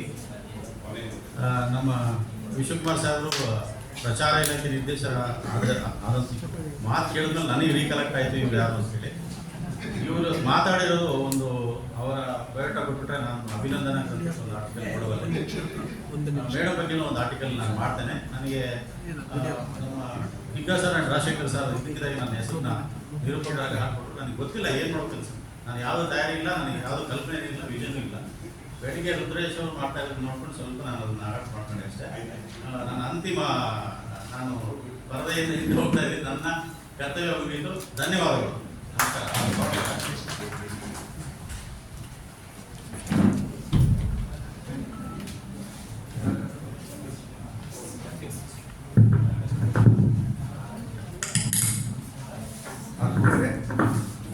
ನಾವು ನಮ್ಮ HL ಪುಷ್ಪಾ ಮೇಡಮ್ ಅವರಿಂದ ಈಗಿನ 2ನೇ ಶಿಬಿರದ ಸಮಾರೋಪ ಮಾತನ್ನು ಆಡಬೇಕು ಅಂತ ಬಯಸಿದ್ದು. ಆದರೆ ವಿಶ್ವಕುಮಾರ್ ಅವರು ನಮ್ಮ ಮೇಡಮ್ ಅವ್ರ ಕೆಲಸನ ಮಾಡಿ ಮುಗಿಸಿದ್ದಾರೆ. ವಿಶೇಷ ಏನಂದರೆ ನಿಮ್ಮ ಗಮನಕ್ಕೆ ದಾದಾಪೀರ್ ಸರ್ ಈಗಾಗಲೇ ಹೇಳ್ಕೊಂಡಿದ್ದಾರೆ. ಒಂದು 2-3 ನಿಮಿಷದಲ್ಲಿ ತುಂಬ ಮುಖ್ಯವಾದ ವಿಚಾರನ ನಿಮ್ಮ ಗಮನಕ್ಕೆ ತರಲೇಬೇಕು. ಆ ಕಾರಣಕ್ಕೋಸ್ಕರ ಹೇಳ್ತೀನಿ. ದಾದಾಪೀರ್ ಸರ್ ಅವರು ಕೂಡ ಸರ್ಕಾರಿ ಇಲಾಖೆಯಲ್ಲಿ ಅಧಿಕಾರಿಯಾಗಿದ್ದವರು. ಈಗ ನಮ್ಮ ವಿಧಾನಸಭಾ ಅಧ್ಯಕ್ಷರು ಸ್ಪೀಕರ್ ಯಾರಿದ್ದಾರೆ ಖಾದರ್ ಸರ್, ಅವರ ಪರ್ಸನಲ್ ಸೆಕ್ರೆಟರಿ ಆಗಿ ಕೂಡ ಕೆಲಸ ಮಾಡಿ ಈಗ ನಿವೃತ್ತಿ ಹೊಂದಿದ್ದಾರೆ. ಅವರು ನಿವೃತ್ತಿ ಹೊಂದಿ ಈಗ ನಮ್ಮ ಸಂವಿಧಾನ ಓದು ಅಭಿಯಾನದ ಒಡನಾಡಿಯಾಗಿ ನಮ್ಮ ಜೊತೆ ಕೆಲಸ ಮಾಡ್ತಾ ಇದ್ದಾರೆ. ಅವರು ಈ 2ನೇ ಶಿಬಿರ ನಿರೂಪಣೆ ಮಾಡುವಂಥ ಸಂದರ್ಭದಲ್ಲಿ ಪುಷ್ಪಾ ಮೇಡಮ್ಮು ಅಥವಾ ವಿಶ್ವಕುಮಾರ್ ಅಥವಾ ಕಿಗ್ಗ ಸರ್ ಬಗ್ಗೆ ಹೇಳಕ್ಕಾಗ್ಲಿಲ್ಲ. ಈಗ ನಾನು ಬೇಕಾದ್ರೆ ಅವ್ರ ಬಗ್ಗೆ ಬರ್ಕೊಡ್ತೀನಿ ಅಂತ ಹೇಳ್ತಿದ್ದಾರೆ. ಅಂದ್ರೆ 1-2 ತಾಸಲ್ಲಿ ಅವ್ರು ಏನು ಅನ್ನೋದನ್ನ ಗ್ರಹಿಸುವಷ್ಟು ಸಾಮರ್ಥ್ಯ ದಾದಾಪೀರ್ ಸರ್ಗಿದೆ ಅನ್ನೋದಕ್ಕೆ ಉದಾಹರಣೆ ಅದು. ಈ ನಮ್ಮ 3 ಜನ ತೀರ್ಪುಗಾರರೇನು ಇಲ್ಲಿದ್ದಾರೆ, ಮತ್ತೆ ಬೆಳಗಿನ ಸೆಷನ್ನಲ್ಲಿ ರಾಜಪ್ಪ ದಳವೈ ಅವರು ಇರ್ಬೋದು, ಆಮೇಲೆ ನಮ್ಮ ಆಶಾದೇವಿ ಅವರು ಇರ್ಬೋದು, ಮತ್ತೆ ನಮ್ಮ ಅನಂತ್ ನಾಯಕ್, ಮತ್ತೆ ನಮ್ಮ ಶಿಬಿರ ಉದ್ಘಾಟನೆ ಮಾಡಿದಂತಹ ನ್ಯಾಯಮೂರ್ತಿಗಳು. ಕೆಲವರಿಗೆ ಮಾತ್ರ ಅವರು ಹೊಸಬರು ಅಂತ ಅನ್ಸ್ಬೋದು. ಆ ಉದ್ದೇಶಕ್ಕೋಸ್ಕರ ನಾನು ಹೇಳಲೇಬೇಕು. ಮತ್ತು ನಾಳೆ ಇನ್ನೂ 6 ಜನ, ಶ್ರೀಪಾದ್ ಭಟ್ ಇರ್ಬೋದು, ಆಮೇಲೆ ನಮ್ಮ ಇವರು ಬರ್ತಾರೆ ವೆಂಕಟೇಶ್ ಗೌಡರು, ಇನ್ನೂ ಬೇರೆ ಬೇರೆ ಇನ್ನೂ 3-4 ಜನ ಇದ್ದಾರೆ. ನಾಳೆ 4 ಜನ ನಮ್ಮ ಜೊತೆಗೆ ಪಾಲ್ಗೊಳ್ಳೋರು ಇದ್ದಾರೆ. ಮಾವಳ್ಳಿ ಶಂಕರು ಈ ಥರದವರೆಲ್ಲ ನಮ್ಮ ಜೊತೆಗಿದ್ದಾರೆ. ನಾನು ಯಾಕೆ ಮಾತಾಡ್ತಿದ್ದೀನಿ ಅಂದರೆ 2 ದಿನಗಳ ಕಾಲ ಪ್ರಸಿದ್ಧ ಚಿಂತಕರು, ಸಾಹಿತಿಗಳು, ಸದಾ ಸಮಾಜಮುಖಿಯಾಗಿ ಆಲೋಚನೆ ಮಾಡ್ತಕ್ಕಂಥ ಇಂಥ ಮೇರು ವ್ಯಕ್ತಿಗಳು 2 ದಿನಗಳ ಕಾಲ ನಮ್ಮ ಜೊತೆಗಿರ್ತಾರೆ. 2 ಗಂಟೆ. ನಿಮಗೂ ನಮಗೆಲ್ಲ ಗೊತ್ತಿದೆ, ಸಾಮಾನ್ಯವಾಗಿ ನಮ್ಮಲ್ಲಿ 2-3 ಥರ ಸಮಾಜ ಮುಖಿಯಾಗಿ ಕೆಲಸ ಮಾಡೋರು ಇದ್ದಾರೆ. ಅವ್ರ ಕಾರ್ಯಕ್ಕಷ್ಟೇ ಮಾತಿನ ಸಂದರ್ಭಕ್ಕೆ ಬರ್ತಾರೆ, ಮಾತು ಮುಗಿಸ್ತಾರೆ, ಹೊರಟೋಗ್ತಿರ್ತಾರೆ. ಆದರೆ ನಾವು ಈ ರೀತಿ 2 ದಿನಗಳ ಕಾಲ ಶಿಬಿರ ನಡೆಸ್ತಾ ಇದ್ದೀವಿ. ಶಿಬಿರಾರ್ಥಿಗಳು ಭಾಷಣ ಮಾಡ್ತಾರೆ, ಅವ್ರ ಭಾಷಣನ ನೀವು ಕೇಳಬೇಕು ಕುಂತ್ಕೊಂಡು ಅಂತ ನಾವು ಮೇಡಮ್ ಹೇಳಿದಾಗ, ಮೇಡಮ್ ಅವ್ರು ಇಲ್ಲ ರಾಜಶೇಖರ್ ತುಂಬ ವಿಭಿನ್ನವಾಗಿ ಮಾಡ್ತಾ ಇದ್ದೀರಿ, ಒಳ್ಳೆ ರೀತಿಯಲ್ಲಿ ಮಾಡ್ತಾ ಇದ್ದೀರಿ, ನಾನು ಖಂಡಿತ ಭಾಗವಹಿಸ್ತೀನಿ ಅಂತ ಹೇಳಿದ್ರು. ಮತ್ತು ಅದೇ ರೀತಿಯಲ್ಲಿ ವಿಶ್ವಕುಮಾರ್ ಕೂಡ ಹೇಳಿದ್ರು. ಮತ್ತು ಕಿಗ್ಗ ಸರ್ ಮಾತಾಡುವಾಗಲೇ ಅವ್ರ ಬಗ್ಗೆ ನಿಮಗೆಲ್ಲ ಗೊತ್ತಾಗಿದೆ. ಅಂದರೆ ಇಂತಹ ತಿಳುವಳಿಕೆ ಇರ್ತಕ್ಕಂಥ ಮಹನೀಯರು ನಮ್ಮ ಮಾತುಗಳನ್ನು ಕೇಳಿಸ್ಕೊಂಡು ಅವ್ರು ನಮಗೆ ಅಭಿಪ್ರಾಯ ವ್ಯಕ್ತಪಡಿಸ್ತಾರಲ್ಲ, ಇಂಥ ಒಂದು ಅವಕಾಶನ ನಾವು ಯಾರು ಮಿಸ್ ಮಾಡ್ಕೋಬಾರದು. ನಾಳೆನೂ ಕೂಡ ಅಂತೇಳಿ ನಿಮ್ಗೆ ಗಮನಕ್ಕೆ ತರ್ತಾ ಇರೋದು. ಮತ್ತು ಇಲ್ಲಿ ವಿಶೇಷವಾಗಿ HL ಪುಷ್ಪ ಅವರು ವೃತ್ತಿಯಲ್ಲಿ ಕಾಲೇಜಿನ ಪ್ರಾಂಶುಪಾಲರಾಗಿ ನಿವೃತ್ತಿಯಾಗಿದ್ದಾರೆ. ಪ್ರಸಿದ್ಧ ಸಾಹಿತಿಗಳು, ಕವಿಗಳು, ಮತ್ತೆ ಪ್ರಸಕ್ತ ಸಂದರ್ಭ ಕರ್ನಾಟಕ ರಾಜ್ಯ ಲೇಖಕಿಯರ ಸಂಘದ ರಾಜ್ಯ ಅಧ್ಯಕ್ಷರು ಕೂಡ ಅವರು ನಮ್ಮ ತೀರ್ಪುಗಾರರಾಗಿ ಭಾಗವಹಿಸಿರೋದು. ಇನ್ನು ವಿಶ್ವಕುಮಾರ್ ಸರ್ ಕೊನೆಯಲ್ಲಿ ಅವರು ನಾನು ಏನೆಲ್ಲ ಮಾಡಿದೆ ಅಂತ ಹೇಳ್ತಾ ಇದ್ರು. ನಾವು ವಿದ್ಯಾರ್ಥಿ ಸಂಘಟನೆಯಲ್ಲಿ ಸಾಧ್ಯ ಇದೆ. ಅದು ಜೊತೆಗೆ ನೀವು ಅಧಿಕಾರಿಯಾಗಿ ಇದ್ದಾಗಲೂ ಕೂಡ doctor B R Ambedkar Bhagya Vidhata ಅಂತೇಳಿ ಕೆಲವರೆಲ್ಲ ನೋಡಿರ್ಬೋದು. ನೋಡ್ಲಿಲ್ಲ ಅಂದ್ರೆ ಅದು ಯೂಟ್ಯೂಬಲ್ಲಿ ಸಿಗುತ್ತೆ, ದಯವಿಟ್ಟು ನೋಡಕ್ ಸಾಧ್ಯ ಆಗ್ಬೇಕು. ಯಾಕೆ ಈ ಮಾತು ಹೇಳ್ತಿದ್ದೇನೆ ಅಂದ್ರೆ ಅವ್ರ ಅಧಿಕಾರದಲ್ಲಿ ಇದ್ದಾಗಲೂ ಕೂಡ ನಾವು ವಿದ್ಯಾರ್ಥಿ ಸಂಘಟನೆಯಲ್ಲಿ ಇದ್ದಾಗ ನಾವು ವಿದ್ಯಾರ್ಥಿಗಳಿದ್ದಾಗ ಅವ್ರ ಕಚೇರಿಗೆಲ್ಲ ಹೋಗ್ತಿದ್ವು. ನಾವು ಹೋದಾಗ ನಾವು ಮಾಡ್ತಿರೋ ಕೆಲಸಗಳು ನೋಡಿ ನಮಗೆ ಅವ್ರ ವೃತ್ತಿಯಲ್ಲಿ ಇದ್ದಾಗಲೂ ಕೂಡ ಪ್ರೋತ್ಸಾಹ ನೀಡ್ಕೊಂಡು ಬಂದಂತವ್ರು ಅವರು. ಅಂದ್ರೆ ಇದೆಲ್ಲ ಯಾಕೆ ಸಾಧ್ಯ ಅಂದ್ರೆ ಸಮಾಜಮುಖಿ ಆಲೋಚನೆ ಮಾಡ್ಲಿಕ್ಕೆ ಸಾಧ್ಯ ಆದ್ರೆ, ಮತ್ತೆ ಮನುಷ್ಯರನ್ನ ನೋಡ್ಬೇಕು ಅನ್ನುವಂತ ಭಾವನೆ ಇದ್ರೆ, ಮತ್ತೆ ನಮ್ಮ ದೇಶ ಇವತ್ತು ಈ ಸ್ಥಿತಿಲಿ ಇದೆಯಲ್ಲ, ಇದಕ್ಕೆ ಮೂಲ ಕಾರಣ ಏನು ಅನ್ನೋದ್ರ ಬಗ್ಗೆ ನಿಮ್ಗೆಲ್ಲ ಗೊತ್ತೇ ಇದೆ. ನೋಡಿ, ಬ್ರಿಟಿಷ್ ವಸಾಹತುಶಾಹಿಗಳು ನಮ್ಮನ್ನು ಆಳುವಂತ ಸಂದರ್ಭದಲ್ಲಿ ನಮ್ಮ ದೇಶದ ಸ್ವಾತಂತ್ರ್ಯಕ್ಕೋಸ್ಕರ ಪ್ರಾಣ ತ್ಯಾಗ ಮಾಡಿದಂತಹ ಮಹನೀಯರ ಆಶಯ ಏನಾಗಿತ್ತು ಅಂತೇಳಿ ನಮ್ಮ ಸಂವಿಧಾನ ಪೀಠಿಕೆಯಲ್ಲಿದೆ. ಈಗಾಗಲೇ ಸಾಕಷ್ಟು ಜನ ನೀವು ಪ್ರಸ್ತಾಪ ಮಾಡಿದ್ದೀರಿ. ಆ ಸಂವಿಧಾನ ಪೀಠಿಕೆಯಲ್ಲಿ ಒಂದು ಲೈನ್ ಅಷ್ಟೇ ನಿಮ್ಗೆ ಗಮನಕ್ಕೆ ತರಲಿಕ್ಕೆ ಬಯಸ್ತೀನಿ. ಎಲ್ಲರಿಗೂ ಸಾಮಾಜಿಕ, ಆರ್ಥಿಕ ನ್ಯಾಯಕ್ಕಾಗಿ ಸಂವಿಧಾನ ಪೀಠಿಕೆಯಲ್ಲಿ ಒಂದು ಲೈನ್ ಬರುತ್ತೆ. ಎಲ್ಲರಿಗೂ, ಅದು ಮೊದಲೇ ಸಾಮಾಜಿಕ ಅಂತ ಯಾಕಿದೆ, ಆಮೇಲೆ ಆರ್ಥಿಕ ಅಂತ ಯಾಕಿದೆ, ಆಮೇಲೆ ರಾಜಕೀಯ ಅಂತ ಯಾಕಿದೆ ಅನ್ನೋದು ತುಂಬಾ ಮುಖ್ಯವಾಗಿ ಅರ್ಥ ಮಾಡ್ಕೊಳ್ಳೋಕ್ಕೆ ಸಾಧ್ಯ ಆಗ್ಬೇಕು. ಇದನ್ನ ನೀವು ಅರ್ಥ ಮಾಡ್ಕೊಳ್ಳೋಕ್ಕೆ ಪ್ರಯತ್ನ ಪಡಬೇಕು. ಯಾಕಂತ ಹೇಳಿದ್ರೆ ಬಂಧುಗಳೇ, ಈ 2 ದಿನಗಳ ಕಾರ್ಯಾಗಾರ ನಡೆಸ್ತಾ ಇರೋ ಮೂಲ ಉದ್ದೇಶ ಇಷ್ಟೇ. ನಾಳೆ ಇಲ್ಲಿ ನೀವು ಕುಂತಿರೋರು ಒಬ್ಬೊಬ್ರು ವಿಶ್ವಕುಮಾರ್ ಆಗ್ಬೇಕು, ಒಬ್ಬೊಬ್ರು ಕಿಗ್ಗ ರಾಜಶೇಖರ್ ಆಗ್ಬೇಕು, ಒಬ್ಬೊಬ್ರು ಪುಷ್ಪ ಮೇಡಮ್ ಆಗ್ಬೇಕು. ಅಷ್ಟೇ ಅಲ್ಲ, ನಾವೆಲ್ಲರೂ ಕೂಡ ನ್ಯಾಯಮೂರ್ತಿ ನಾಗಮೋಹನ್ ದಾಸ್ ಅವರು ಸಂವಿಧಾನ ಓದು ಅಭಿಯಾನವನ್ನ ಆರಂಭಿಸಿ ಇಡೀ ಕರ್ನಾಟಕ ರಾಜ್ಯದಲ್ಲಿ ಒಂದು ಜಾಗೃತಿ ಮಾಡ್ಲಿಕ್ಕೆ ಮುಂದಾಗಿದಾರಲ್ಲ, ಅವರ ಹಾದಿಯಲ್ಲಿ ಮುಂದೆ ಕನಿಷ್ಠ 100 ಜನದಾದ್ರೂ ಕೂಡ ನಾವು ತಯಾರು ಮಾಡಬೇಕು ಅನ್ನೋ ಉದ್ದೇಶ ಇಟ್ಕೊಂಡು ಈ ರೀತಿ ಮಾಡ್ತಾ ಇದೀವಿ ಬಂಧುಗಳು. ಅಂದ್ರೆ ನಿಮ್ಮ ಮೇಲೆ ನಮ್ಮ ಸಂವಿಧಾನ ಓದು ಅಭಿಯಾನ ಕರ್ನಾಟಕ ವಿಶೇಷವಾದ ವಿಶ್ವಾಸ, ನಂಬಿಕೆ ಇಟ್ಟುಕೊಂಡು ನಿಮ್ಮನ್ನು ಆಯ್ಕೆ ಮಾಡಿ ಇಲ್ಲಿ ಕರೆದಿರೋದು. ಹಾಗಾಗಿ ನಾವು ನಿಮ್ಮಲ್ಲಿ ಮನವಿ ಮಾಡ್ತಾ ಇದ್ದೀವಿ. ನಾಳೆ ಇವತ್ತು ಇಲ್ಲಿಯವರೆಗೆ ನಮ್ಮ ಜೊತೆಗೆ ಮಾತಾಡಿರೋರು ಒಟ್ಟು ಬೆಳಿಗ್ಗೆಯಿಂದ ಈಗ ಮಾತಾಡಿರೋರು ಇಲ್ಲಿಯವರೆಗೆ 37 ಜನ ಮಾತಾಡಿದ್ದೀವಿ.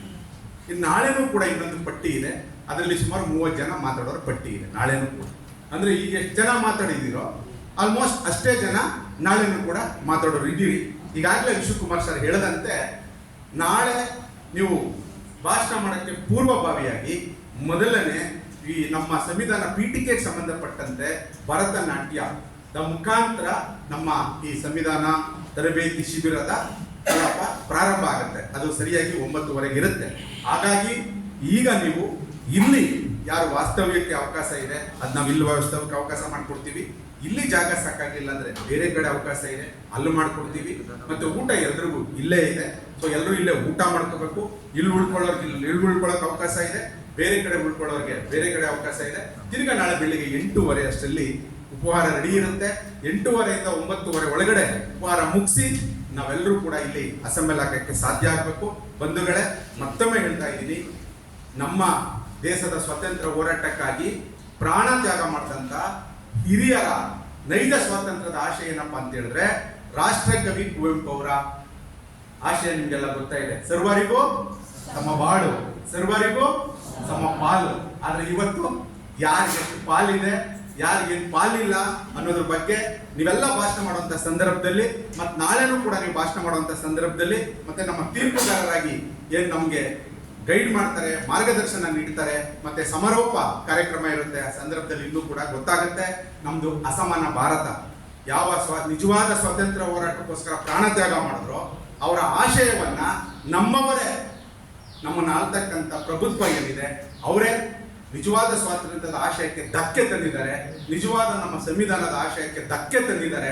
ಅದನ್ನ ಎದುರಿಸಕ್ಕೆ ಸಾಧ್ಯ ಇದೆ ಅನ್ನೋದಕ್ಕೆ ನಾವು ನೀವೇ ಸಾಕ್ಷಿ ಬಂಧುಗಳೇ. ಅದಕ್ಕೆ ಉದಾಹರಣೆ ನಮ್ಮ ಸಂವಿಧಾನ ಓದು ಅಭಿಯಾನನೇ.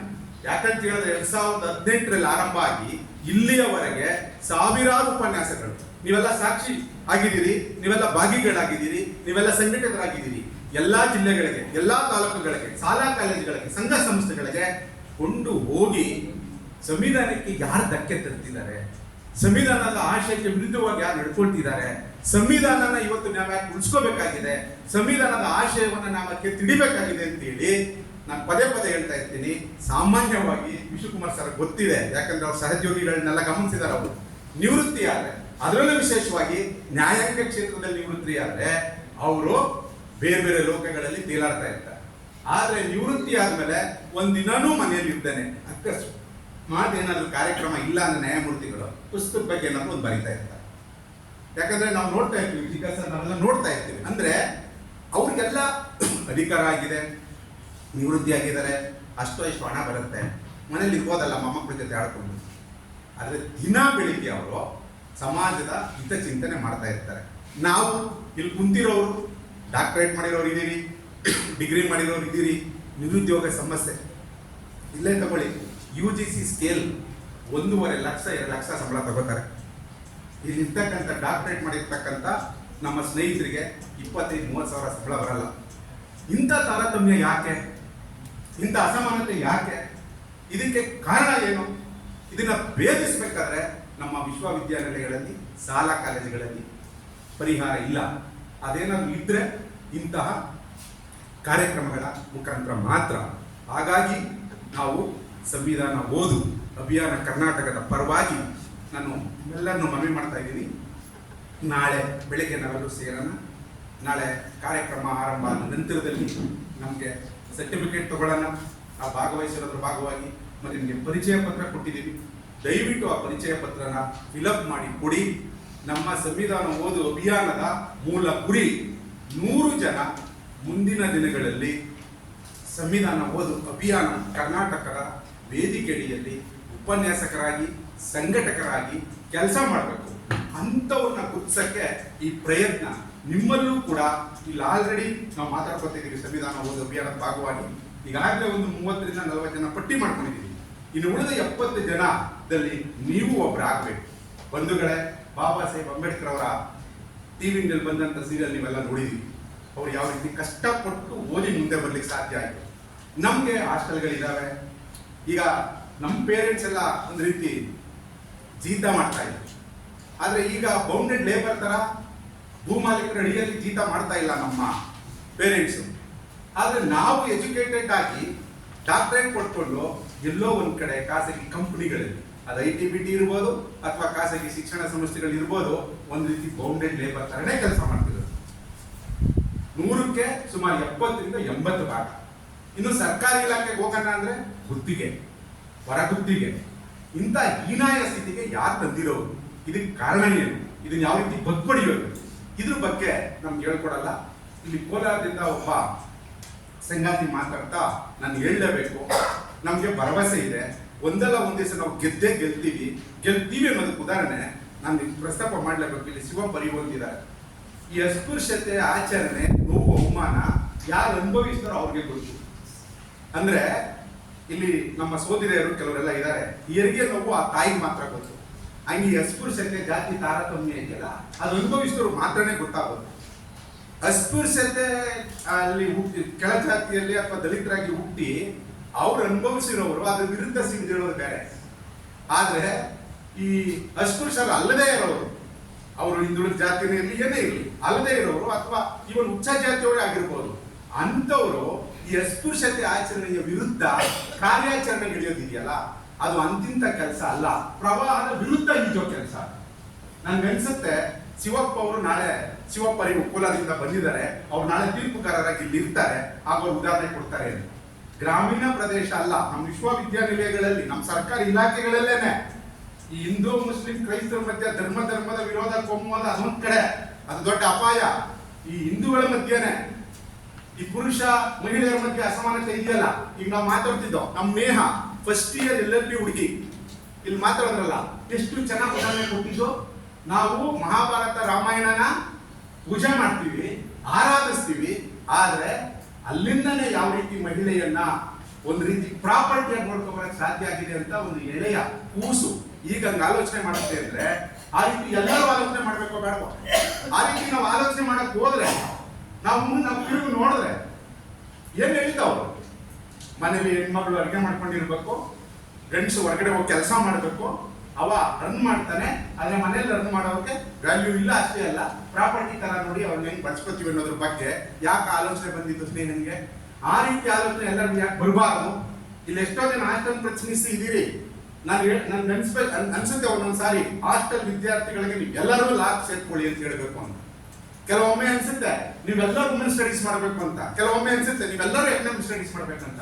ಬಂಧುಗಳೇ, ಶಿಕ್ಷಣದಿಂದ ನಮ್ಮನ್ನ ವಂಚಿತರನ್ನಾಗಿ ಮಾಡಿದ್ರ ಉದ್ದೇಶನೇ ಒಡೆದು ಆಡೋದು, ಈ ಜಾತಿ ವ್ಯವಸ್ಥೆನ ಕಟ್ಟಿ ಹಂಗೆ ಮುಂದುವರಿಸೋದು. ಇದ್ರ ವಿರುದ್ಧ ನಾವು ತಗೋಬೇಕಾಗಿರೋದು ಕೇವಲ ಅಂಬೇಡ್ಕರ್ ವಾದನ ಅಷ್ಟೇ ಅಲ್ಲ, ನಮ್ಗೆ ಗಾಂಧಿ ವಾದನೂ ಬೇಕು, ಅಂಬೇಡ್ಕರ್ ವಾದನೂ ಬೇಕು, ಲೋಹಿಯ ವಾದನೂ ಬೇಕು, ವಿವೇಕಾನಂದ ಅವರ ಆಶಯನೂ ಬೇಕು. ಆ ಎಲ್ಲವನ್ನು ಒಟ್ಟಿಗೆ ಗೊಬ್ಬರ ಹಾಕೋದು ಯಾವುದೋ ಒಂದರಿಂದ ಅಲ್ಲ. ತಿಪ್ಪೆ ಗೊಬ್ಬರ ಯಾವ್ದ್ರಿಂದ ಆಗೋದು? ತಿಪ್ಪೆ ಗೊಬ್ಬರ ಎಲ್ಲ ಕಸ ಸೇರಿ ಅಲ್ವಾ ಫಲವತ್ತಾದಂತ ಗಿಡ ಬೆಳೆಯಕ್ಕೆ ಸಾಧ್ಯ ಆಗೋದು. ಹಂಗೆ ಎಲ್ಲರ ಆಶಯಗಳು ನಮ್ಗೆ ಬೇಕಾಗಿದೆ. ಆ ರೀತಿಯಲ್ಲಿ ನಾವು ಹೋಗೋಣ. ಮತ್ತೊಮ್ಮೆ ನಾನು ನಿಮ್ಮಲ್ಲಿ ಮನವಿ ಮಾಡ್ತಾ ಇದ್ದೀನಿ, ನಾಳೆ ನಾವೇನಿದ್ದೀವಿ ನಮ್ಮ ಜೊತೆಗೆ ಇನ್ನೊಂದಷ್ಟು ಸಂಗಾತಿಗಳು ಬಂದು ಸೇರೋರಿದ್ದಾರೆ. ಶನಿವಾರ ಭಾನುವಾರ ಒಂದೇ ದಿವಸ ಅವ್ರಿಗೆ. ಯಾಕಂದ್ರೆ ಯಾವುದೇ ಖಾಸಗಿ ಸಂಸ್ಥೆಯಲ್ಲಿ ಕೆಲಸ ಮಾಡಲಿ ಅಥವಾ ಬೇರೆ ಶಾಲಾ ಕಾಲೇಜುಗಳಿಗೆ ಕೆಲಸ ಮಾಡಲಿ, ಭಾನುವಾರ ಬಿಟ್ಟರೆ ಬೇರೆ ಟೈಮಲ್ಲಿ ಅವ್ರ ರಚನೆ ಇರಲ್ಲ. ಒಂದ್ ರೀತಿ ನಾವು ಮಾನವ ಯಂತ್ರಗಳಿದ್ದಾರೆ, ಟೂಲ್ಸ್. ನಾವು ಈ ಪ್ರಭುತ್ವದ ಟೂಲ್ಸ್ಗಳು. ನಾವು ಎಷ್ಟು ಜನ ಇಂಜಿನಿಯರ್ಸ್ ಆಗ್ಬೇಕು, ಎಷ್ಟು ಜನ ಲಾಯರ್ಸ್ ಆಗ್ಬೇಕು, ಎಷ್ಟು ಜನ ನಿರುದ್ಯೋಗ ಸೈನಿಕರಾಗಿ ಬಿದ್ದಿರ್ಬೇಕು, ಯಾವಾಗ ಯಾರನ್ನು ತಗೋಬೇಕು, ಐರನ್ ಫೈಲ್. ಇಂಥ ಒಂದು ದುಸ್ಥಿತಿಗೆ ಕಾರಣ ಏನು ಅನ್ನೋದನ್ನ ನಾವು ಅರ್ಥ ಮಾಡ್ಕೋಬೇಕಂದ್ರೆ, ಈಗಾಗಲೇ ಹೇಳಿದ್ದಾರೆ ನಮಗೆ ಮಹನೀಯರು, ಚಿಕ್ಕ ಸರಿ ಹೇಳಲ್ಲ, ಓದಬೇಕು, ಫಸ್ಟ್ ಅರ್ಥ ಮಾಡ್ಕೋಬೇಕು, ಸಮಸ್ಯೆ ಕಾರಣ ಏನು ಅದನ್ನು ತಿಳ್ಕೋಬೇಕು, ಅದನ್ನು ಭೇದಿಸಕ್ಕೆ ಮುಂದಾಗಬೇಕು. ನಮ್ಮ ಸಂವಿಧಾನ ಓದು ಅಭಿಯಾನ ಯಾವುದೇ ಒಂದು ರಾಜಕೀಯ ಪಕ್ಷದ ಅಂಗಸಂಸ್ಥೆ ಅಲ್ಲ.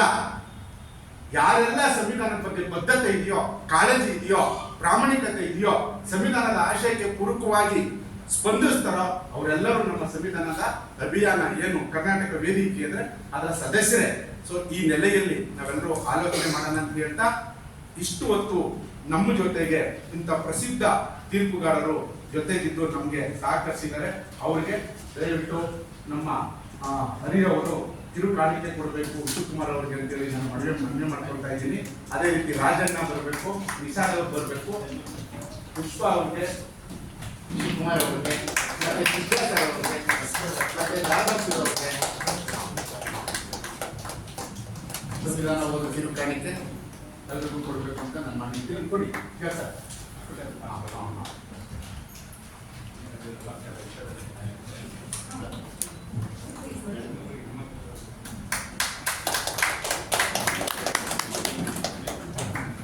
ದಾದಾ ಬಿರ್ಸಕ್ಕೆ ಅವ್ರ ಸ್ನೇಹಿತರೆ ಕೊಡ್ತಾ ಇದ್ದಾರೆ.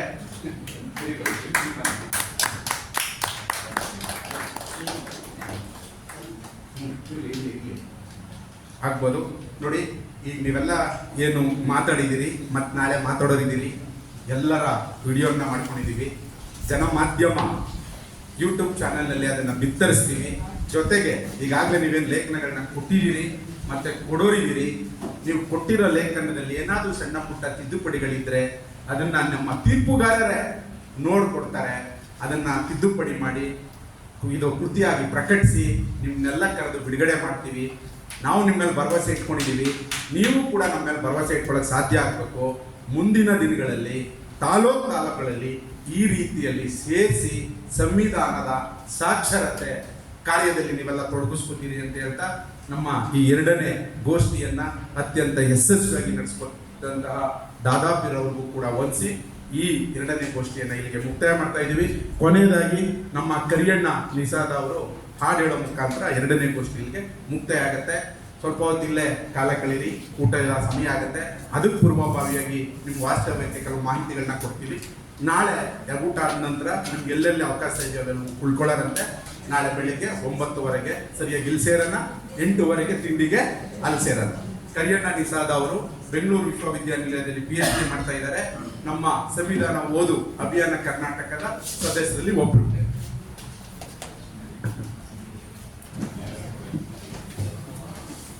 ಅನಸೋಗಿ ಸೋಮಶೇಖರ್ ಅವರ ನಾಲ್ವಡಿ ಅವರ ಒಂದು ಗೀತೆಯನ್ನು ನಾನು ಮುಂದೆ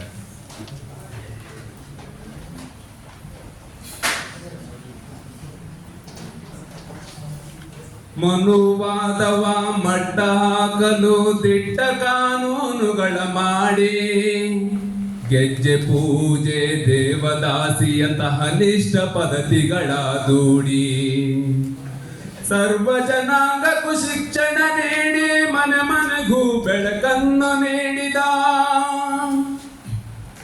ಜನರ ಏಳಿಗೆಗೆ ಜೀವ ಮುಡುಪಿಟ್ಟ ರಾಜ ಋಷಿಯಾದ ದೊರೆಯ